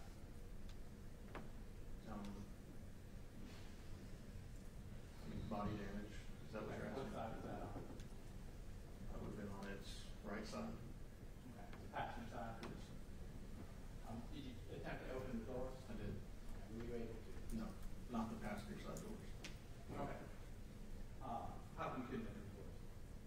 Often when vehicles collide with each other, it causes the mechanisms to not work because metal gets shifted. It just, you couldn't open it physically, not with one person.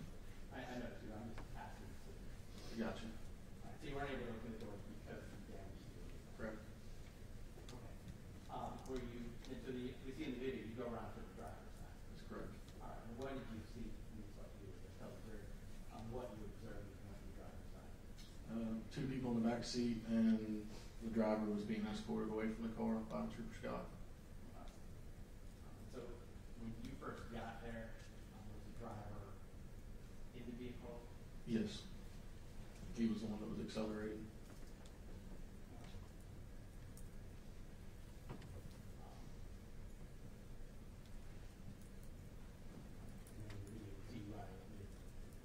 Was it important to get him to take his foot off the gas?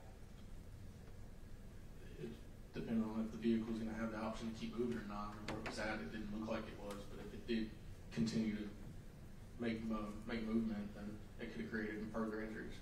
All right, and so that's a concern for you? Yes. And it looked like it was kicking up that crack. Yeah, that's correct. The tires were partially off the ground.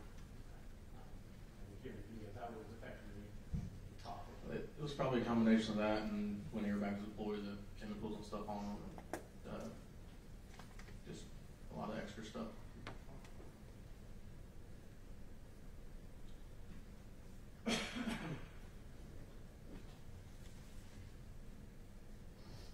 So we see you looking at the vehicle in the front side passenger. Okay. How would you describe his condition? The front passenger, he had a head injury. He was kind of in and out. Did he appear to still be conscious? It was in and out, yeah. What about the back? One was not moving, and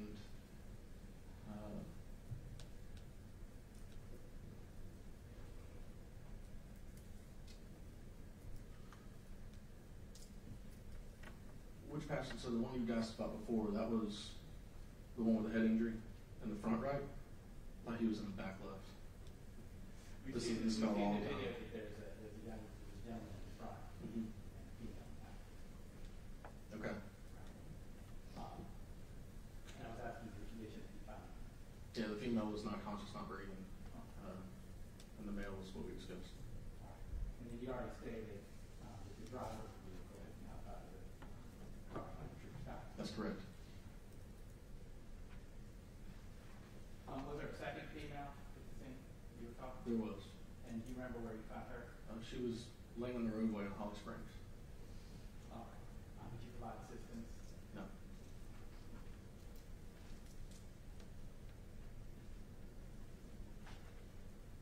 And did you have an opportunity to speak to Trooper Scott?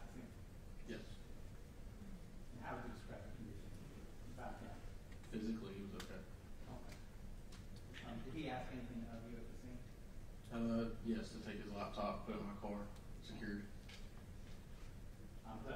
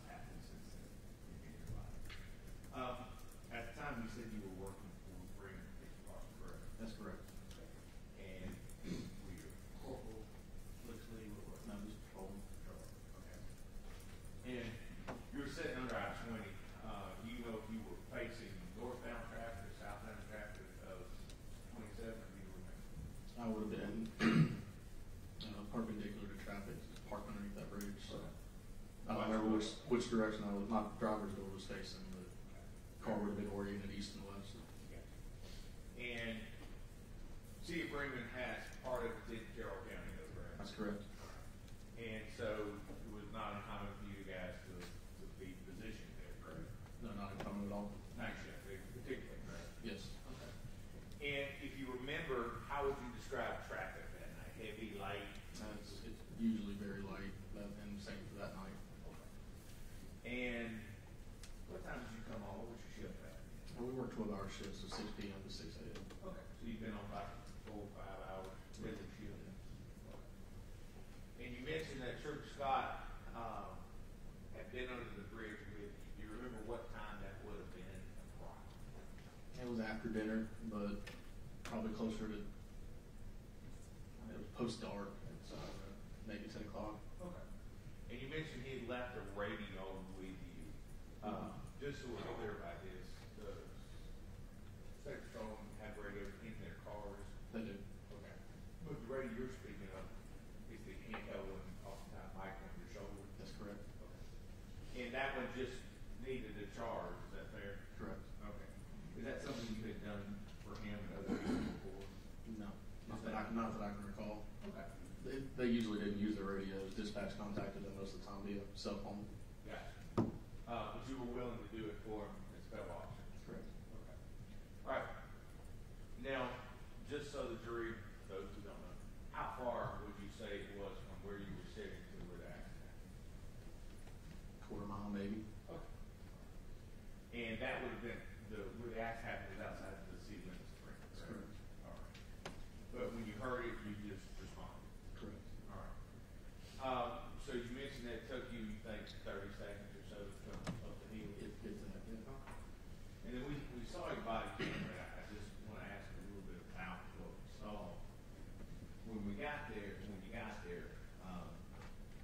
we hear the motor revving in the, what you call the sedan. Is that correct? That's correct. Okay. And you hear a voice, and I'm going to ask, was that your voice? Hey, take your foot off the gas. That would have been Or me. the accelerator. Okay. And you can see that there is a great deal of smoke and debris, and you testified earlier, you think that's from the motor being revved as well as the airbags, is that there? Correct.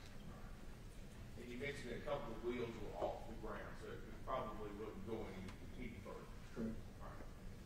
Now, we watched the video, and we see you moving around. Obviously, you're a first responder at that point in time. Do we see, and I think you testified this, Trooper Scott's actually assisting the driver. We didn't know who it was at the time. It was just assisting the driver. Yes. Okay. And you could get the driver's side door open? Yes. Yeah. Do you recall how they had to open the other side? Do you recall? I read the transcript and it said they used the jaws of life. And I'm not going to ask what you remember, okay? Right. Just what's your memory from that day, okay? Now, how long did you stay on the scene? I'm not going to ask you the exact minute, just ballpark. I'm not exactly sure. Probably less than 30 minutes. Okay. And at some point in time, you went back to work, right? Back to the scene, right? I left the scene from there, left my patrol car on scene, and assisted EMS with one of the passengers to the hospital. All right, let me ask you about this. Do you remember who you assisted with? I don't know the person's name, but I know their orientation of the vehicle. Who was it? The front right passenger. And when you say assistance, tell us what you mean by it. He had a head injury with only quite a bit of blood and only Mexican combative. So they had to restrain him in the ambulance to make it to Higgins. Okay. So me and another officer rode to the back of the ambulance with the EMS because they only rode 2 to a truck. Okay. And who was the other officer who rode with you? Wagner. Right. And you say restraint. Was he by hand, by cuff? It was by hand. It wasn't to. It was to keep him from hurting himself any further. Okay. So it's fair to say he became combative. Yes. Okay. And you rode with him to Higgins in the end. That's correct. Now, we see blood in the car. Do you recall seeing the blood inside the? We'll start with the driver's side. Do you remember seeing blood in there? I don't remember where exactly I saw blood. I mean, there was blood in various locations. Okay. Now, do you recall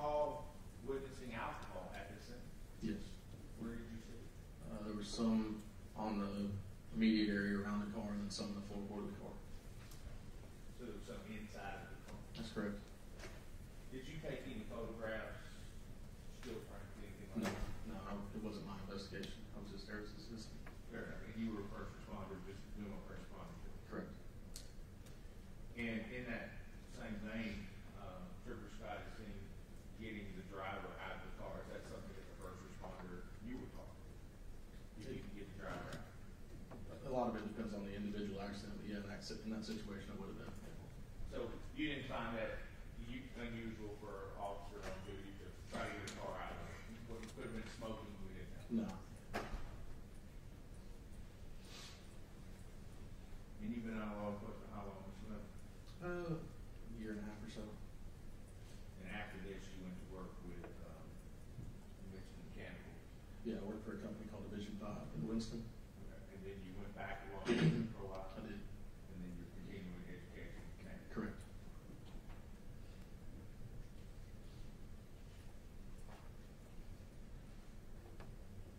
And just so we're clear, when Mr. Scott was under the bridge, really, Mr. Scott was under the bridge, and he decided to leave, he left because he got a call or advice that there was something going on, and he could go check out. Yes. So it wasn't that in your opinion, I'm going to ask, he didn't just leave to go anywhere else that you know, he left because of the call. Not that I'm aware of, yeah.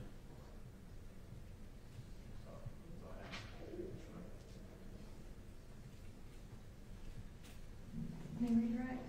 Thank you, Your Honor. Mr. Lambert, the front passenger that you escorted, did he seem in control of his facility? He didn't seem like he was aware of his surroundings at the time. Was your impression at the time about like he was been in a high-speed collision? More than likely due to the head injury, yeah. Thank you. Nothing further. Any objection to this witness being excused? No.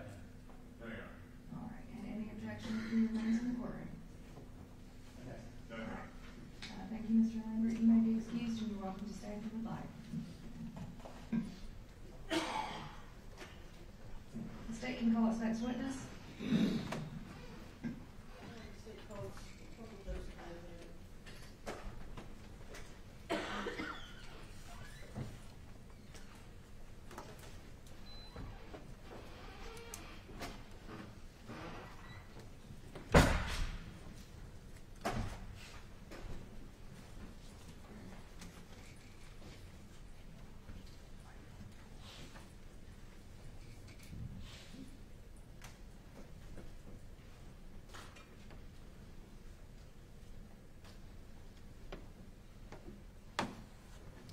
All right, please raise your right hand.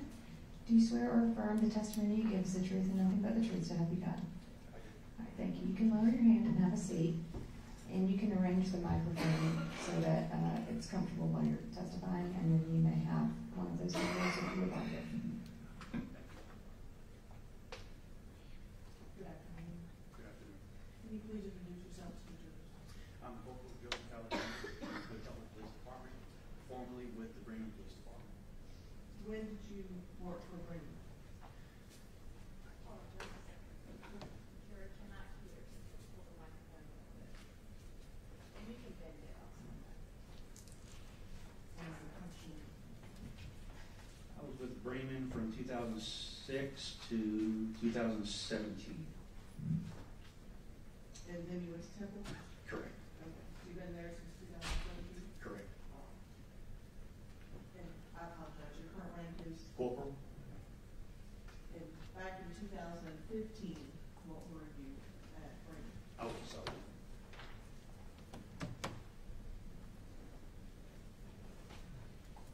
And what were your duties at that time?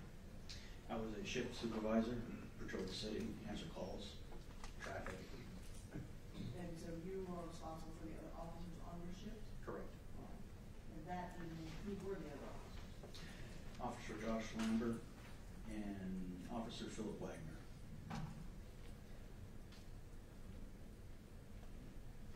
And so how is it that you came to the scene of this collision? At that particular evening, I was in the center of town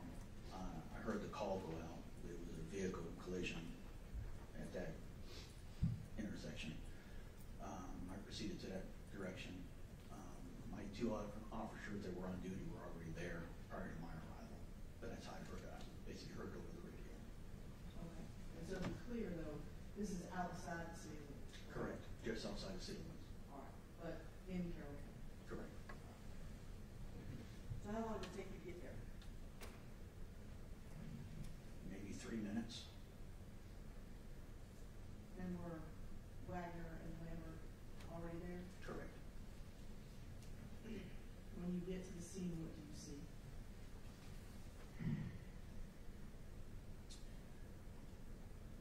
A lot of confusion, just a lot of things happening.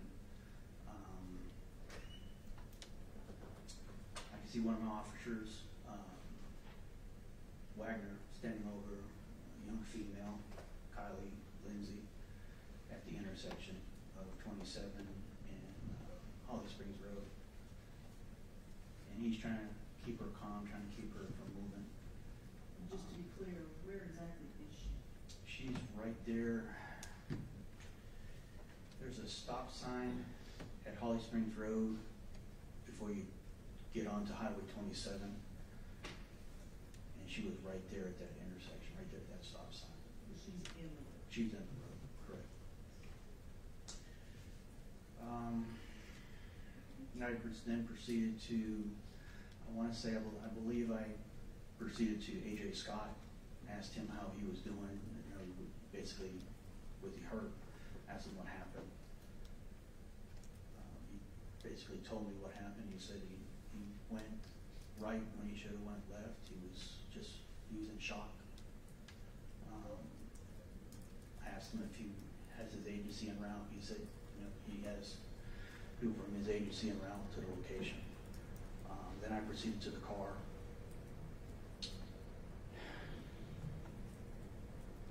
I'm sorry. It still bothers me 10 years later.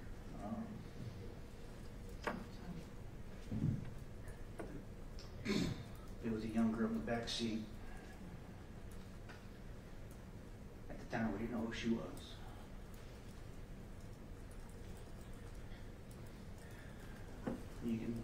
She was unresponsive.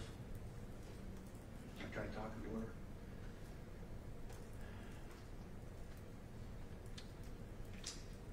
Then, after that particular moment, there was nothing I could do. So they had already picked up Kylie and put her in the ambulance. And I went to the back of the ambulance to ask her who her friend was.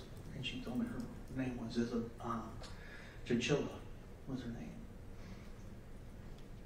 So we did a big search around the area, and we ended up finding her purse outside the vehicle. And we found out her name was Isabella Chinchilla.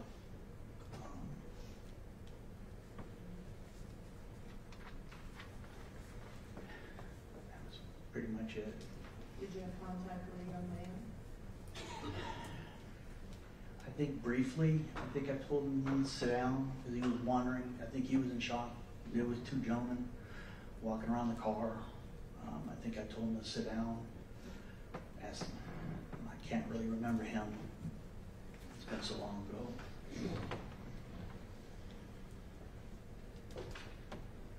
Were you wearing a body cam with him? Correct, I was. And was it recording as all of this happened? Yes. Remember this time you tender 10? Tender takes 10. No objection.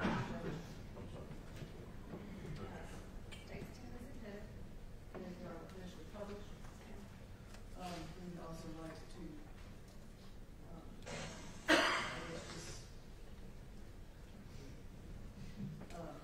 state for the record, as we previously discussed with defense counsel, that some of the video has been redacted to remove some more, I guess, gruesome portions.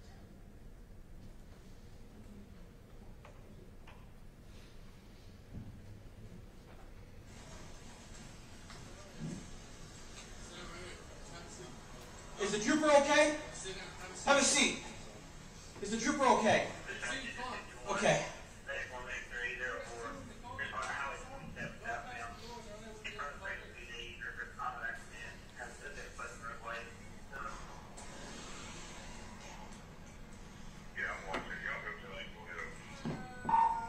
540 dispatch. I got a female 20 years of age entrapped in the back seat, non-responsive, is breathing but not responsive. I have another 20-year-old female in the roadway at Holly Springs Drive and Highway 27. She is not responsive. She is breathing.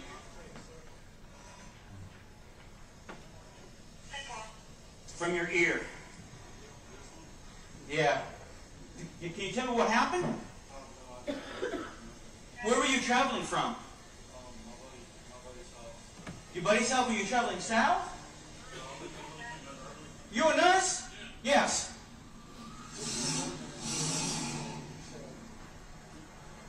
Were you traveling south of 27? Okay.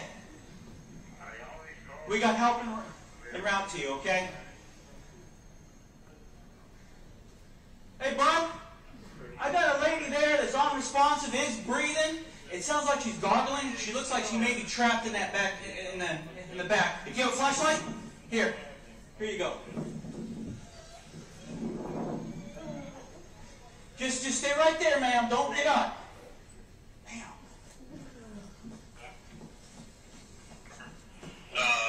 Troy's on the way getting this ambulance come down here. 540 dispatch. We're going to have 4 victims total. I have 2 males that are conscious and alert and is speaking. I have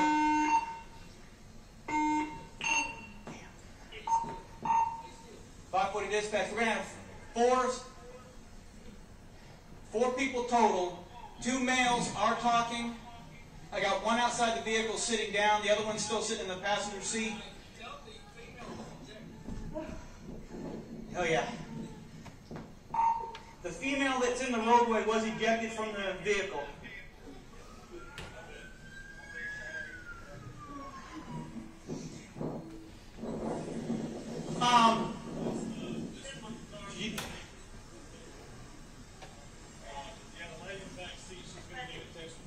Yes, that's why I called you on for her. She's not doing good. She's not doing good either. But and what's your name, Paul? Dustin Jackson, yes, sir. And you're from where? I work at Tanner. You work at Tanner in Carrollton? Okay. She's not breathing. She's about to stop breathing. Okay. That's the worst patient. Back seat. Okay, good. You're good. Thanks. I'm gonna let them do their thing. Okay. All right. Thank you, bud. Appreciate you stopping. What's that? I don't know. I don't know yet. Okay. All right.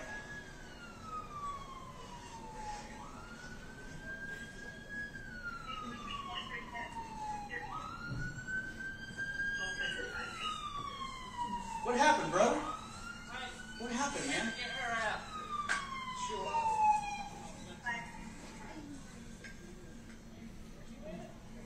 Yes, he was. AJ, do you have somebody else coming? Your supervisor's coming? Okay. What happened, man? They pulled right out, making this left turn right there. You didn't see him? I saw him. I went right when I should have went down left. Because they were making that left. And they were right there in front of me. And I was ready to go. Okay, you were traveling south and they pulled right in front of you? Yeah, they made that left turn and I was coming south right now. Okay. Did you have your license siren on? No, I wasn't. Okay. Oh, you weren't heading anywhere. Okay. All right.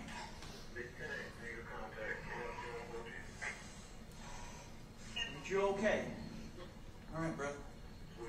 Where's the? I guess that blood. Where's the blood coming from on your shirt? I drove the driver out. I couldn't get to the passengers. Okay. Okay. All right.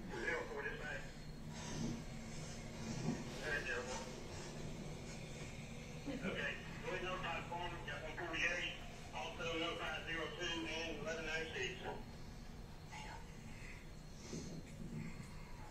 Okay, for Lee, Carroll Transporter, or help.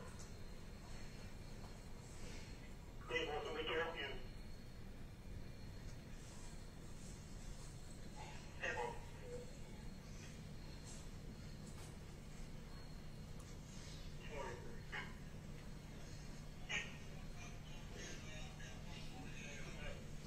He's involved.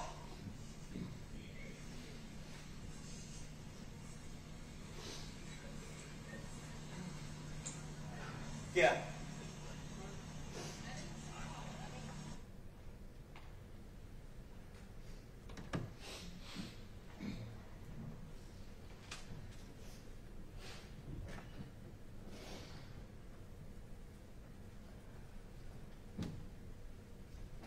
Sergeant, do you remember, now that you've seen the cam again, the gentleman that pulled up in the truck? Do you remember anything about him?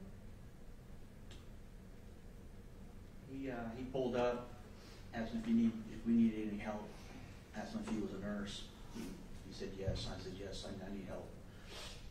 We just happened to be driving by? Just happened to be driving by. Okay.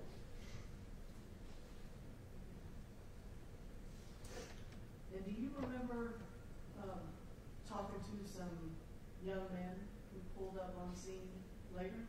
Yes. Can you tell me about that? Two young men pulled into the gasoline station. They were inquiring if it was their friends. I advised them they needed to leave the area because we were trying to secure the area. We didn't want, that's not something for the family to see. We didn't want the family to show up. So we asked them to leave, and then they left. Thank you.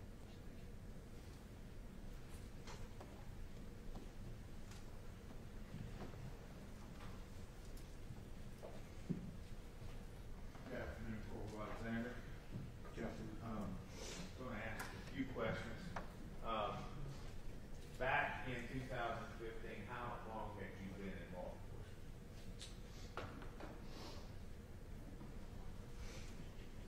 9 years? 9, 10 years. And so you've been 19 years now, I guess? Yes. And on the night in question, you mentioned that you were up in town in Bremen. You got called out with the radio. Do you remember how you got notified? I don't remember the exact how I got called. I think I was just scanning the radio and I heard that call go out and I responded. I believe that's how it went. Yeah. And it's not uncommon for Bremen police officers, or you can tell police officers now, to respond outside the city limits if something happens. Correct. Yeah, and it's not very far outside the city limits of Bremen, is it? No. Quarter mile or less? Quarter mile or less. Now, I'm going to ask you, where did you go to the academy? North Central? North Central. We went over in Offset. Correct. All right. And while you were there, I'm going to ask you, did you ever take any field sobriety training, DUI training? Yes. Okay. And back in 2015, you'd been 9 years with the police department of Bremen. Did you have any prior law enforcement prior to that? No. Okay. In the 9 years in Bremen, had you ever had a chance to investigate DUI cases? Correct. And so you were familiar with field sobriety, blood alcohol requests, and by consent, all of those things, correct? Yes. Okay. Now, is one of the things that officers oftentimes look for in cases involving alcohol-related events or drivers is the smell of alcohol. Is that fair? That's fair. And oftentimes it's noted as alcoholic beverage emanating from their person. Is that fair? Yes. All right. Now, at the time, did you actually smell any alcohol in and around the Nissan Center that we see here? I did. And what did you smell? I smelled an alcohol beverage coming from inside the vehicle. Okay. Did you actually then, with your own eyes, see any evidence of that possibility? I did. What did you say? I saw Bud Line, 6-pack of bottles that were crushed on Isabella Chinchilla's right side between the seat post and her shoulder. And when you say crushed, They were broken. They were bottles. and they were crushed, and that was at the back of the car. Correct.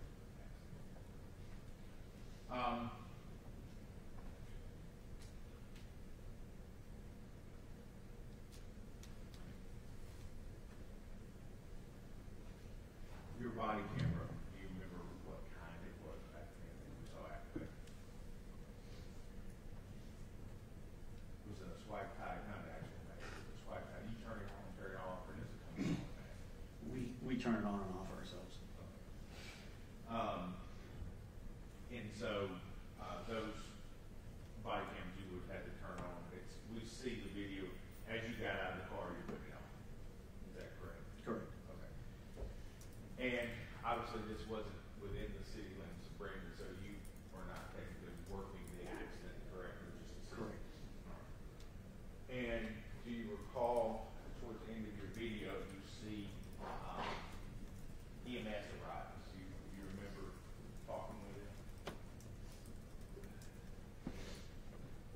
to see Tyler generally being that term?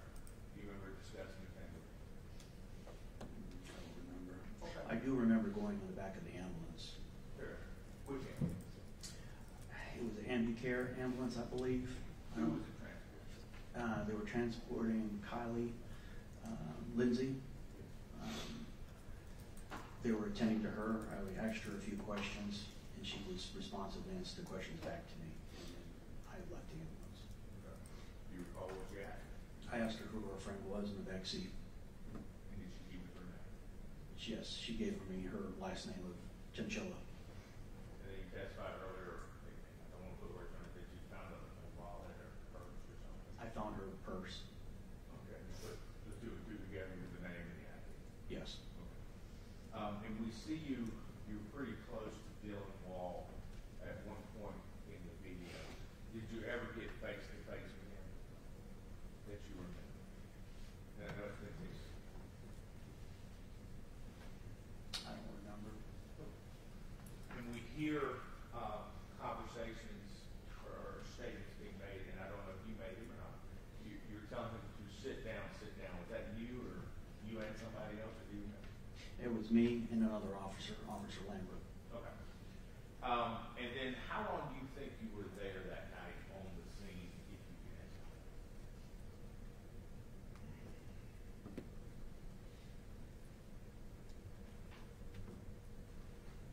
It's hard to judge time because everything's happening so quick. I could say maybe 15, 20 minutes. Sure.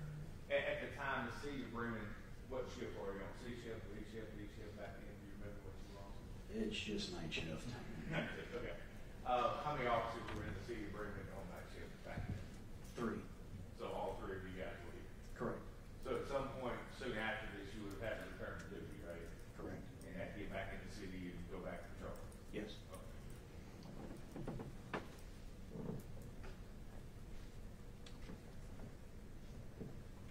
Now, after at that time, 9 years, and now a lot longer than 19, have you ever worked accidents where alcohol has been present inside of vehicles? Yes. And as a result of that, have you ever issued citations for driving under the influence or less safe? Yes. And in this case, again, this wasn't your jurisdiction. Correct.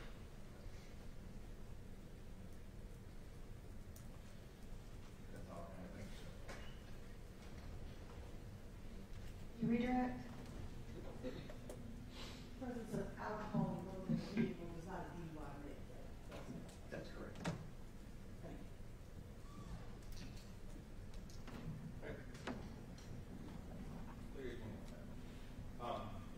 And again, it wasn't your jurisdiction, so I'm not asking. But you gave information on the video about the females being age 20. How did you get that number?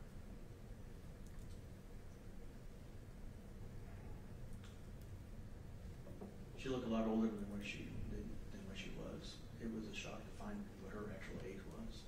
So it was a guess about how they It were. was the estimated age at the time. Do you know if anybody in that car was over the age of 21? I don't believe so. Anything further? No, Your Honor.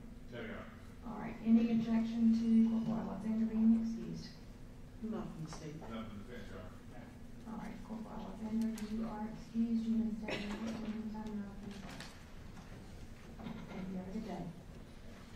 State can call its next witness. Yes.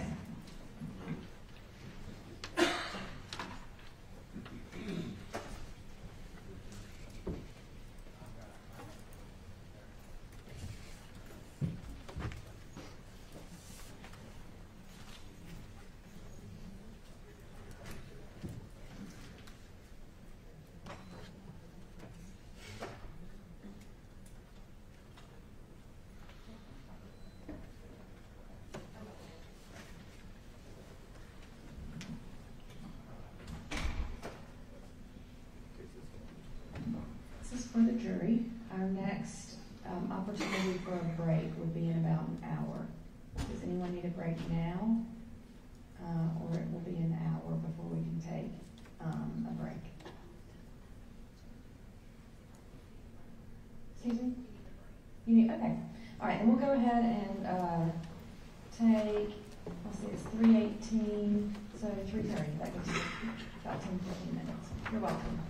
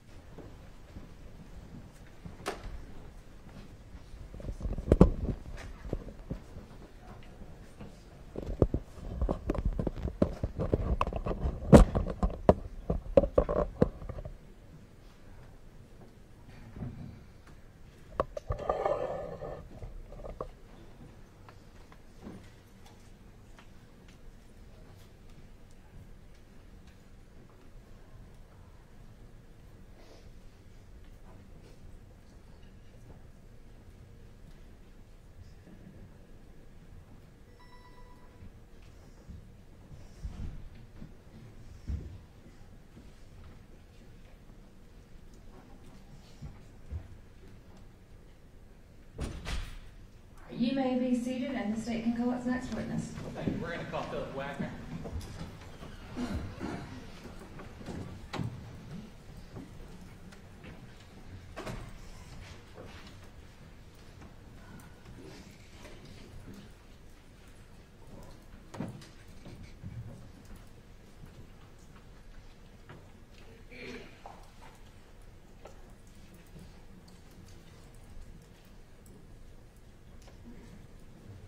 Sergeant Wagner, raise your right hand. Do you swear or affirm that the testimony you give in this case is the truth and nothing but the truth, so help you God?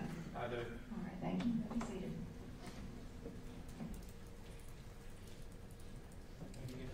Yes. Sergeant Wagner, can you tell me what you're wearing? You're law enforcement? I'm sorry, you'll have to speak up a little bit. No problem. Yeah. You can tell that you're law enforcement. Yes. All right. What are you currently doing? I am an SRO for Jones Elementary. All right. So an SRO stands for? School Resource Officer. All right. And how long have you been in law enforcement? Almost 30 years. And school resource officer, is that through the Buchanan Police Department? It is. How long have you been with the entire time? I've been with Bremen for almost 11 years. Okay. So back in 2015, obviously, you were working for Buchanan Police. Yes. What were you doing then? I was a patrol officer. When did you become an SRO? Last year. Last school year. A little bit different. Mm-hmm. So in 2015, were you a sergeant? No. Okay. What were you doing? I was actually a patrol officer, answering 911 calls and working traffic and patrolling the city. All right. Did you generally work a night shift? State can call its next witness.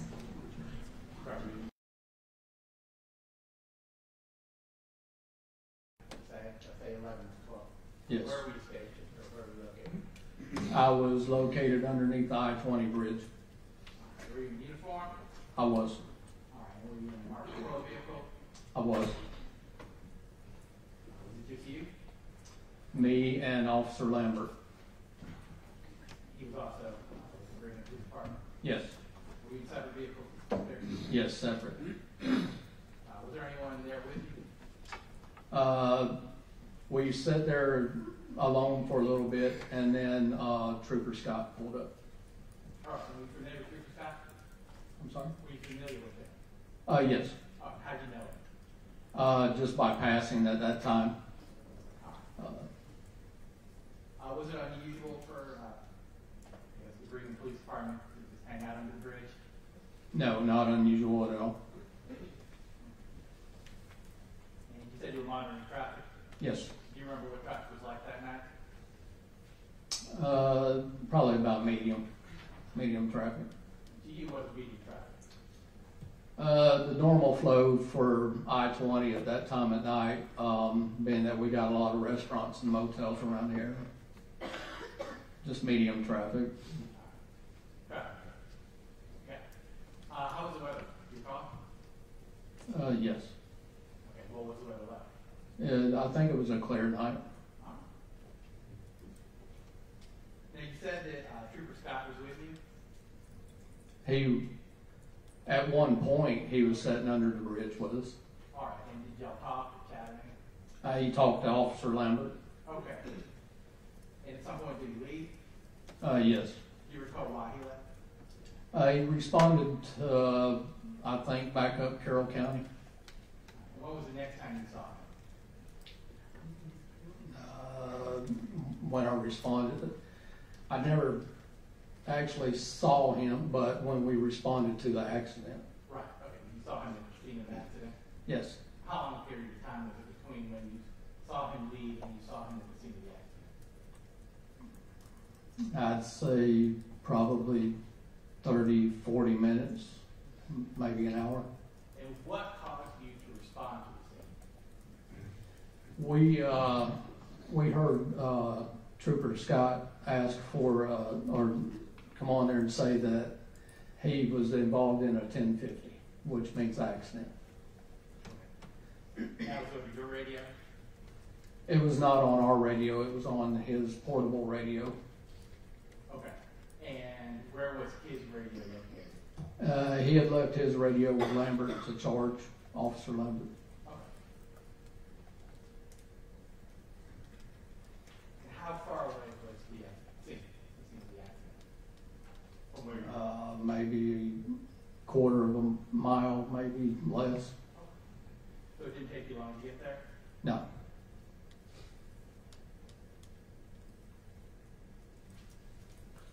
All right. Was your vehicle equipped with a dash cam?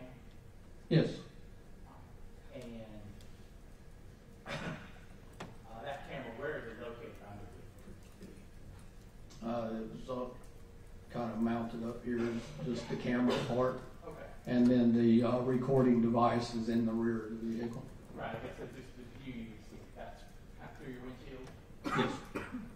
And what causes it to record? When I activate my blue lights. Did you activate your blue light valve? I did. Your Honor, I am tendering State's Exhibit 11. Go. The dash cam video. States 11 is admitted and Your Honor, I would like to, I'm sorry, one question before I do this. Your dash cam, does that have an audio component? No. Okay, so it's just a picture. It does in car. Thank you. Your Honor, I would like to call the state.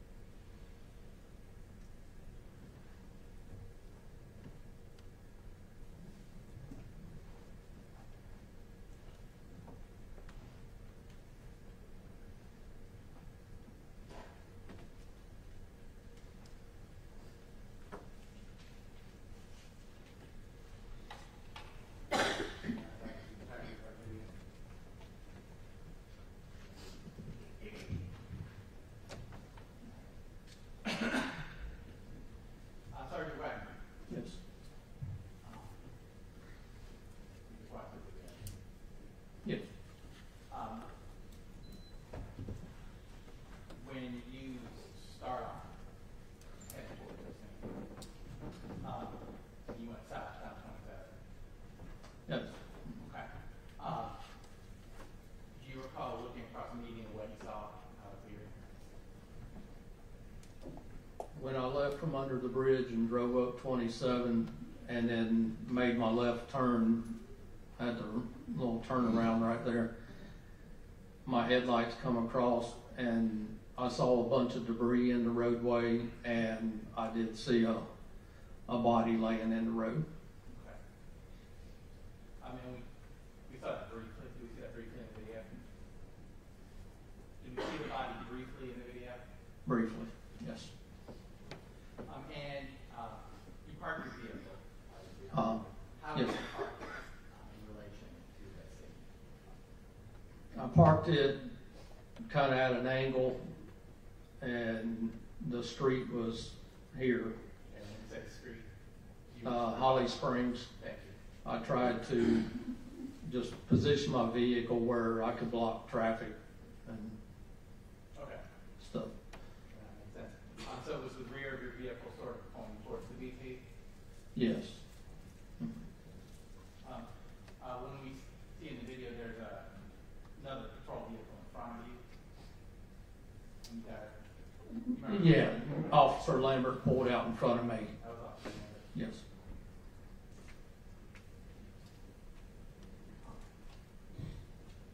Now, after you parked the car, you get out. I did. How would you describe the scene you saw? I saw a vehicle up toward the wood line. And is that the same one we see in the video? Yes. Okay. And then Trooper Scott's vehicle was a little down from it on the right. And then, of course, she was over here on in the roadway. Okay, now we got to get this taken down. You're using your right hand when you say she was over here. So you mean she was on the body that you saw in the right, to the right of your vehicle? Yes. So using the video that we just watched, that would have been on the right side. Yeah, the passenger side of my vehicle. Thank you. And after you got out of your vehicle, did you approach the vehicle you saw on the embankment? I'm sorry. The car up on top, did you go up to it? The car? No, I did not. Oh, well, what did you do? I exited my vehicle and come around in front of my vehicle and went straight to the girl that was laying in the roadway. At the time, did you know who that was? I did not. All right. Did you later learn her name? Did you later learn it was Kylie Lindsay? I believe it was Kylie. And while you were on the scene, what did you do? I rendered aid to her just about the whole time I was there. I got up one time or twice. I went back to my car. I think I went up to Sergeant Alexander and told him what we had.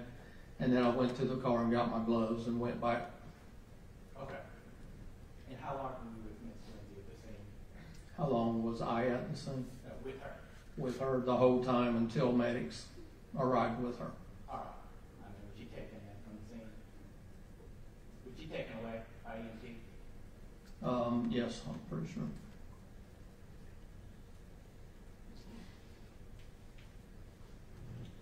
Now, Sergeant, in the video, it appears that someone was being spoken to right in front of your car. Do you recall who that was? I believe that was the driver they put at the front of my vehicle. Okay.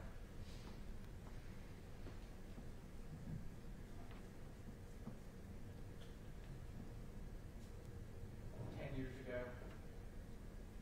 you still have a similar hair. Did you have a similar haircut? I did. Okay. And so when we see someone fall, we have probably. Correct. And you watched the video. Was that Officer Lambert that you see initially running up to the sedan on that? Officer Lambert was there too, yes.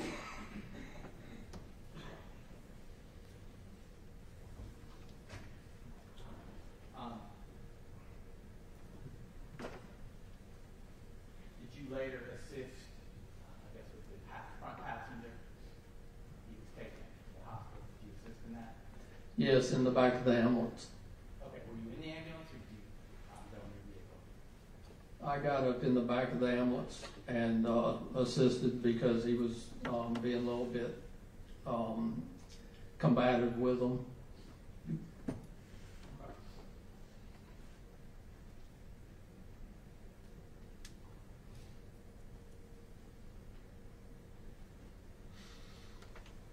And just to make clear,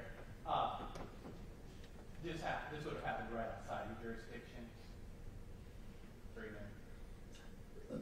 The BP actually sits in our jurisdiction. Yeah. Did y'all handle the case? No. And who ultimately ended up handling the case? Georgia State Patrol took over on the case. Thank you.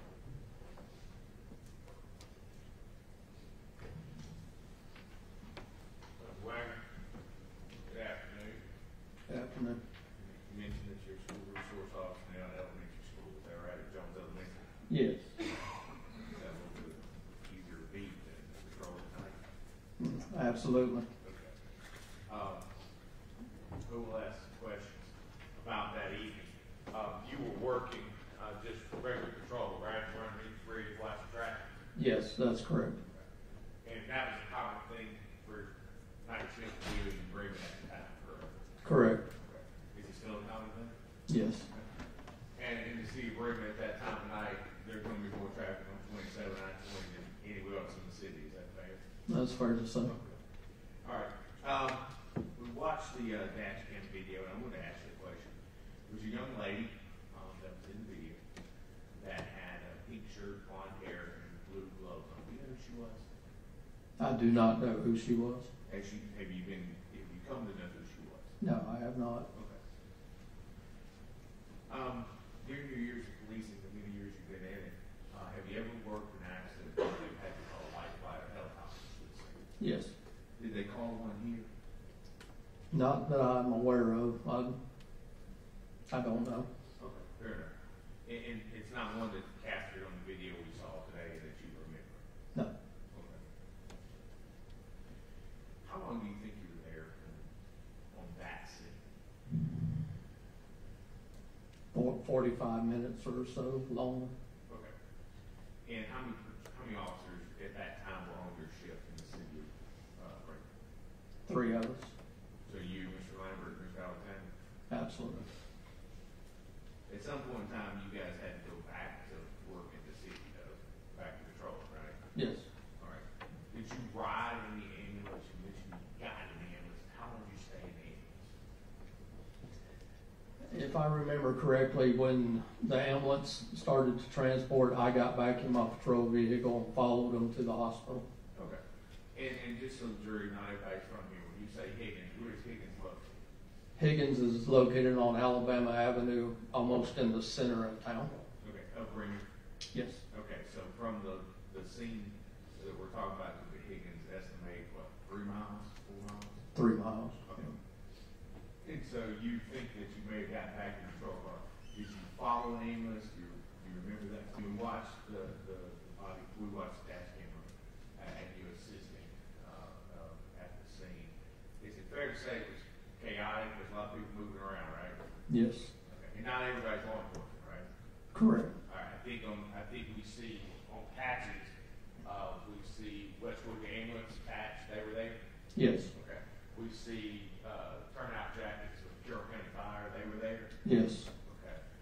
We also see what looks like maybe a Carroll County Sheriff deputy shows up as well. Yes. Okay. We see people in vests, reflective vests. Is that something that's a standard issue for law enforcement? It is. So there was a lot of, through the course of the video, there was a lot going on. Is that fair? A lot of people there, yes. And I'm asking about your video, and I know from how far from the Nissan to the Rorston, how far were your car approximately? Estimate. 60 feet maybe. Okay. 20 yards or so, give or take. Yeah, somewhere around there.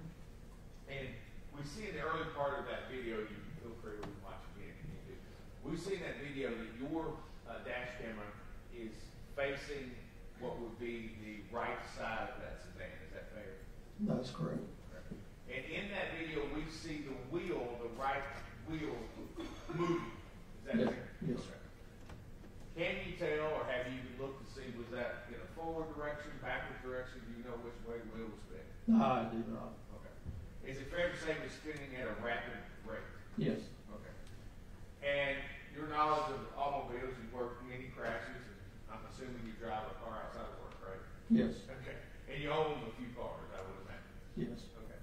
To make the wheel spin, you have to have your foot on the gas. Is that correct? Yes. Okay. And so we see the wheel spinning. I'm not asking what's happening inside the car, but simply that the wheel is spinning at a rapid rate. Yes. Okay. And would that indicate to you that the accelerator was actually engaged to a certain degree, if not fully engaged? Yeah, it appeared that way. Okay. Could you hear it from when you Oh, got yes. there? Okay. What did you hear? The revving of the engine. So you could, even from 60 foot away, you could hear it? Yes. So, thank you, sir. All right, any redirect?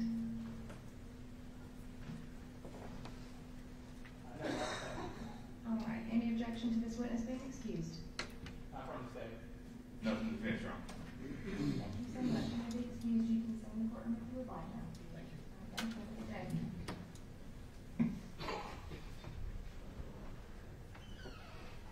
State, call its next witness. Paul Leslie Jackson.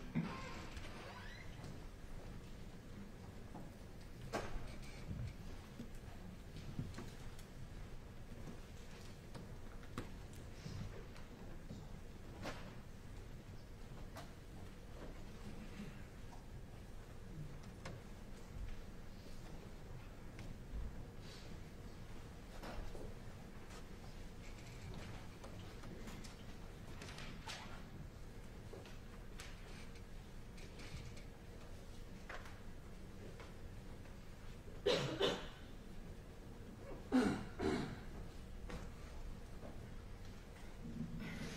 right, please raise your right hand. Do you swear or affirm that the testimony you give in this case is the truth and nothing but the truth, so help you God?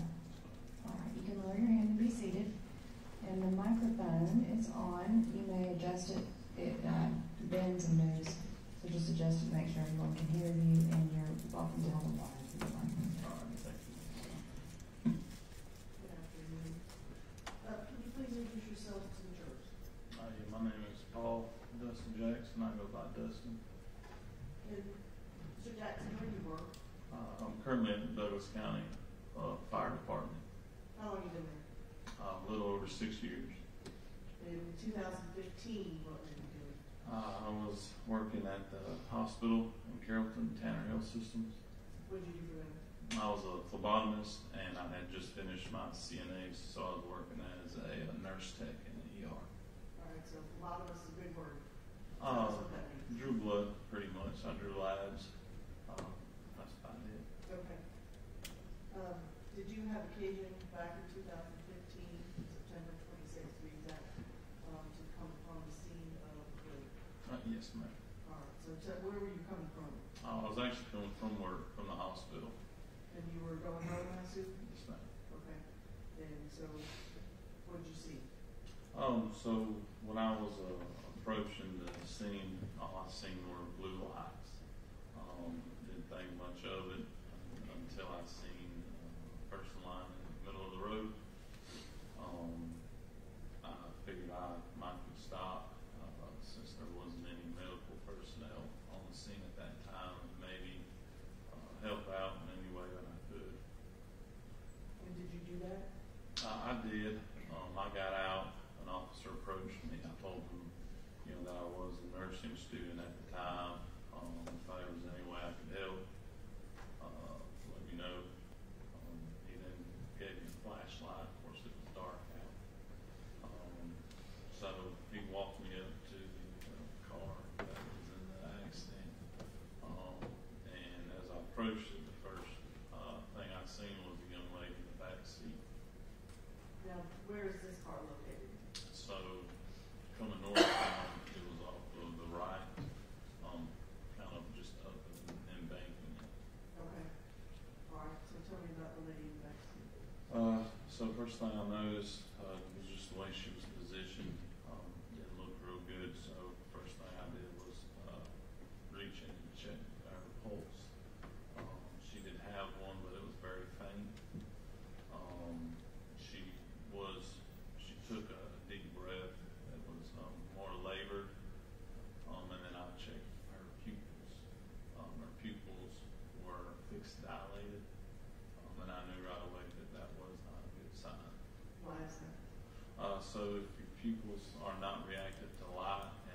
fixed and dilated, it usually signifies some type of nervous system trauma, brain trauma. So I knew that it wasn't good.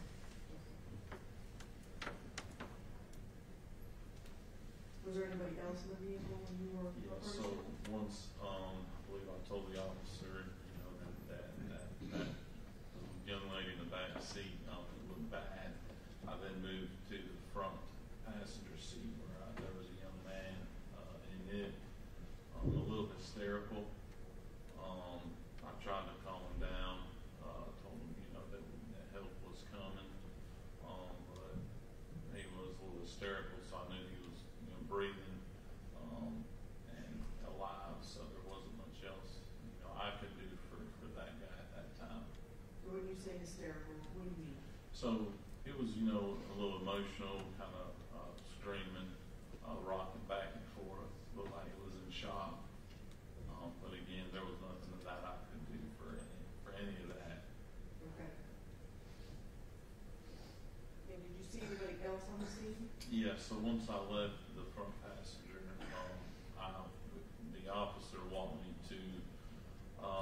There was a young man sitting on the ground in front of the patrol car, and he seemed to be, fine at the time. So I didn't offer any assistance to him.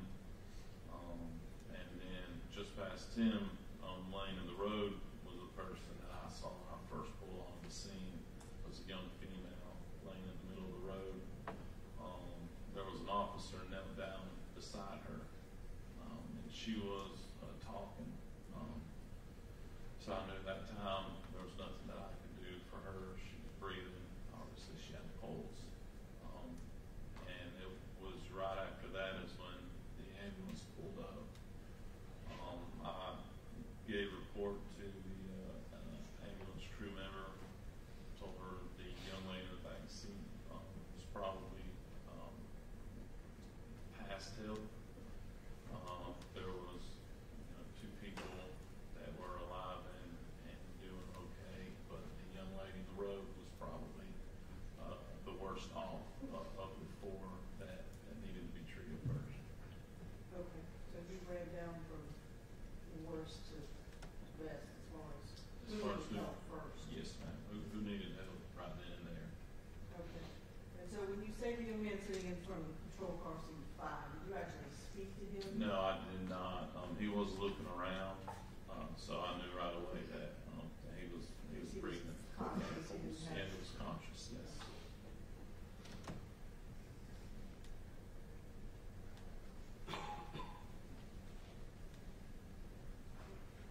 Thanks. That's fine. Good afternoon, Mr. Jack. Thank you for being here today. Also, thank you for stopping. I didn't know you do that, so thank you for stopping. Okay. At the time this happened back in 2015, you mentioned you were working as a nursing assistant. Is that correct? Yes, sir. Certified nursing assistant, CNA. Yeah, nurse tech. You were working as a phlebotomist inside the hospital, correct? Yes, sir. And to the folks who may not know where that is, you said you were at Tanner. You were at Tanner Carrollton? Yes, sir. Okay. And you were on your way home. Where did you live at the time? In Tallapoosa. Okay. How would you go home? from 27 north up to 78. Okay. Right in Greenwood, make a right. Yes, sir. And go westbound. Correct. Okay. So you were on your way back that evening, and that was your regular route? Yes, sir. Okay. So you were familiar with that intersection. You passed it how often a week? You said that. 4 days a week. Okay. Are you from this area originally? No, sir, not originally. How long have you been living here back in Buchanan? We moved to Carrollton in, I think, 09, so quite a while. Okay. So even at that point in time, you had been traversing the area quite often? Yes, sir. All right. And you said you come upon the scene, you see the blue lights. Where do you park, where do you put your vehicle, what you drive? Tell me about So I was driving a pickup truck, and I parked on the left shoulder. That was just kind of where I pulled over at the time. Now, you currently are employed with Oaks County Fire and Rescue?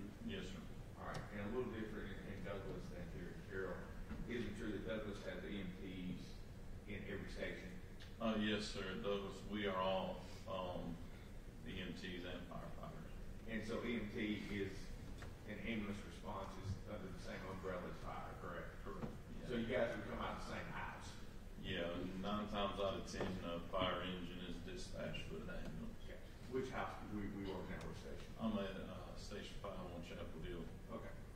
And so, again, when an ambulance gets called out, or a fire truck gets called out, ambulance gets called out, so does an ambulance. Is that fair? Yes. Most times. How many, I know it's probably hard to estimate now, how many automobile collisions have you been involved with as far as AT&T? Not this one. Hundreds? The last 6 years, I would say hundreds and hundreds and hundreds. Okay. Now, I want to ask you about, just a little bit about kind of what a role of an EMT might be. Are you familiar with the term trip sheet? What trip sheet means? No, sir. What do you guys call your reports? I like to rip and run. Yes. Okay, I got you. Tell the jury what that is. Basically, it's just some information that 911 dispatch gives you so that you can kind of figure out what you're getting into before you actually get on scene. And you also mentioned that you, I think your words were you gave a report to the EMTs that showed up at the scene. Mm-hmm. So you were passing on information. Correct. And you were doing your very best to pass on what you knew and when you knew it. Is that right? Right, based on a little information, yeah. And after after you transport someone, and let me ask, now with Douglas County, are you driving, you're in the back, or you do both, what do you do? Currently, I'm a sergeant, so I'm the driver of the engine. Okay. And when you were acting as an ambulance or an EMT, were you in the ambulance, were you in the back, were you in the front? Yeah, I was driving. Okay. Well, sometimes both. Okay, fair enough. When you finished, did you guys complete any sort of trip sheet or paperwork to memorialize what you did on that trip? Patient care report, yes, sir. Okay. And is that done soon thereafter? Usually, yes.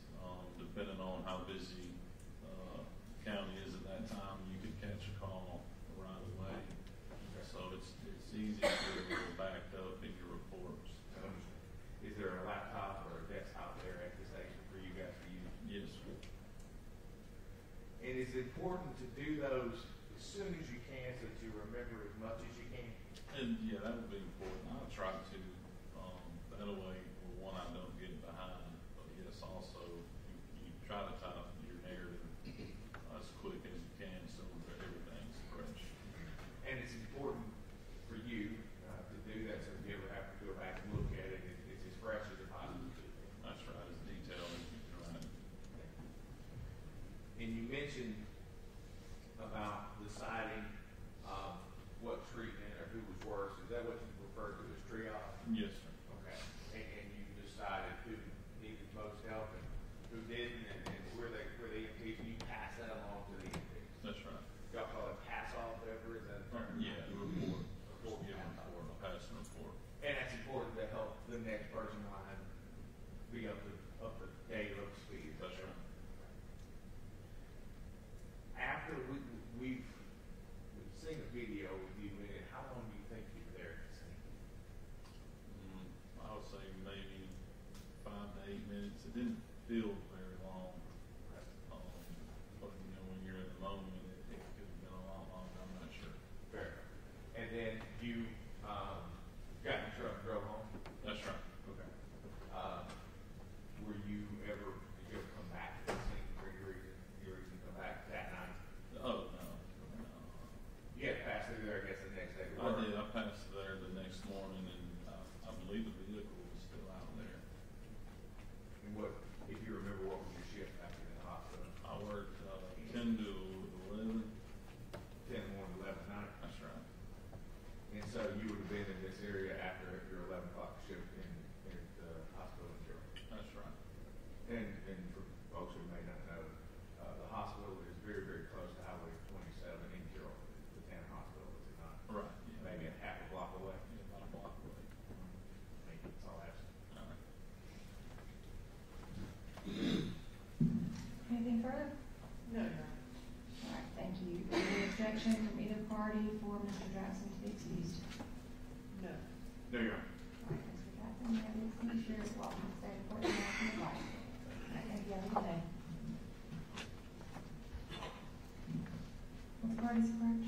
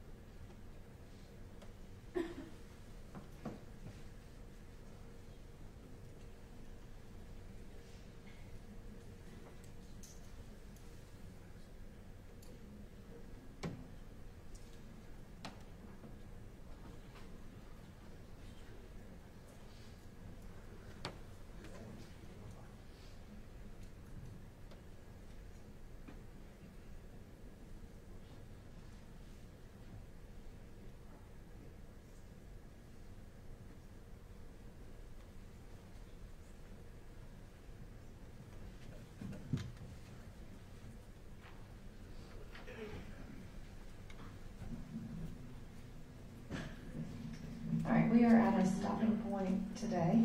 The next witness is scheduled to be here tomorrow morning at 9. And so we're going to go ahead and recess for today. I will remind the jury the same instructions you're under that I've already given you. And I will see you tomorrow morning. Have a good night. We'll be in recess until 9 a.m.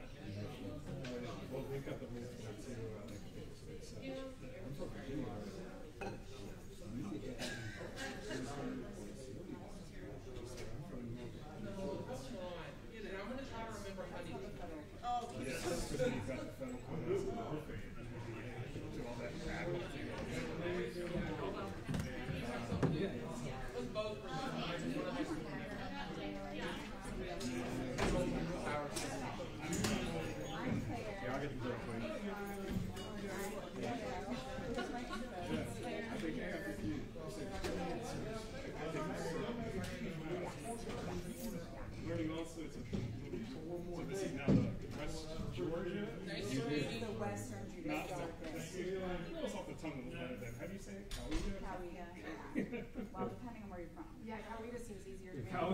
If you're from. It's Cayuga. Well, this one, Coweta is. Yeah, it's split west. We finally got the divorce. We almost put it either. We started out. There you go. There you go.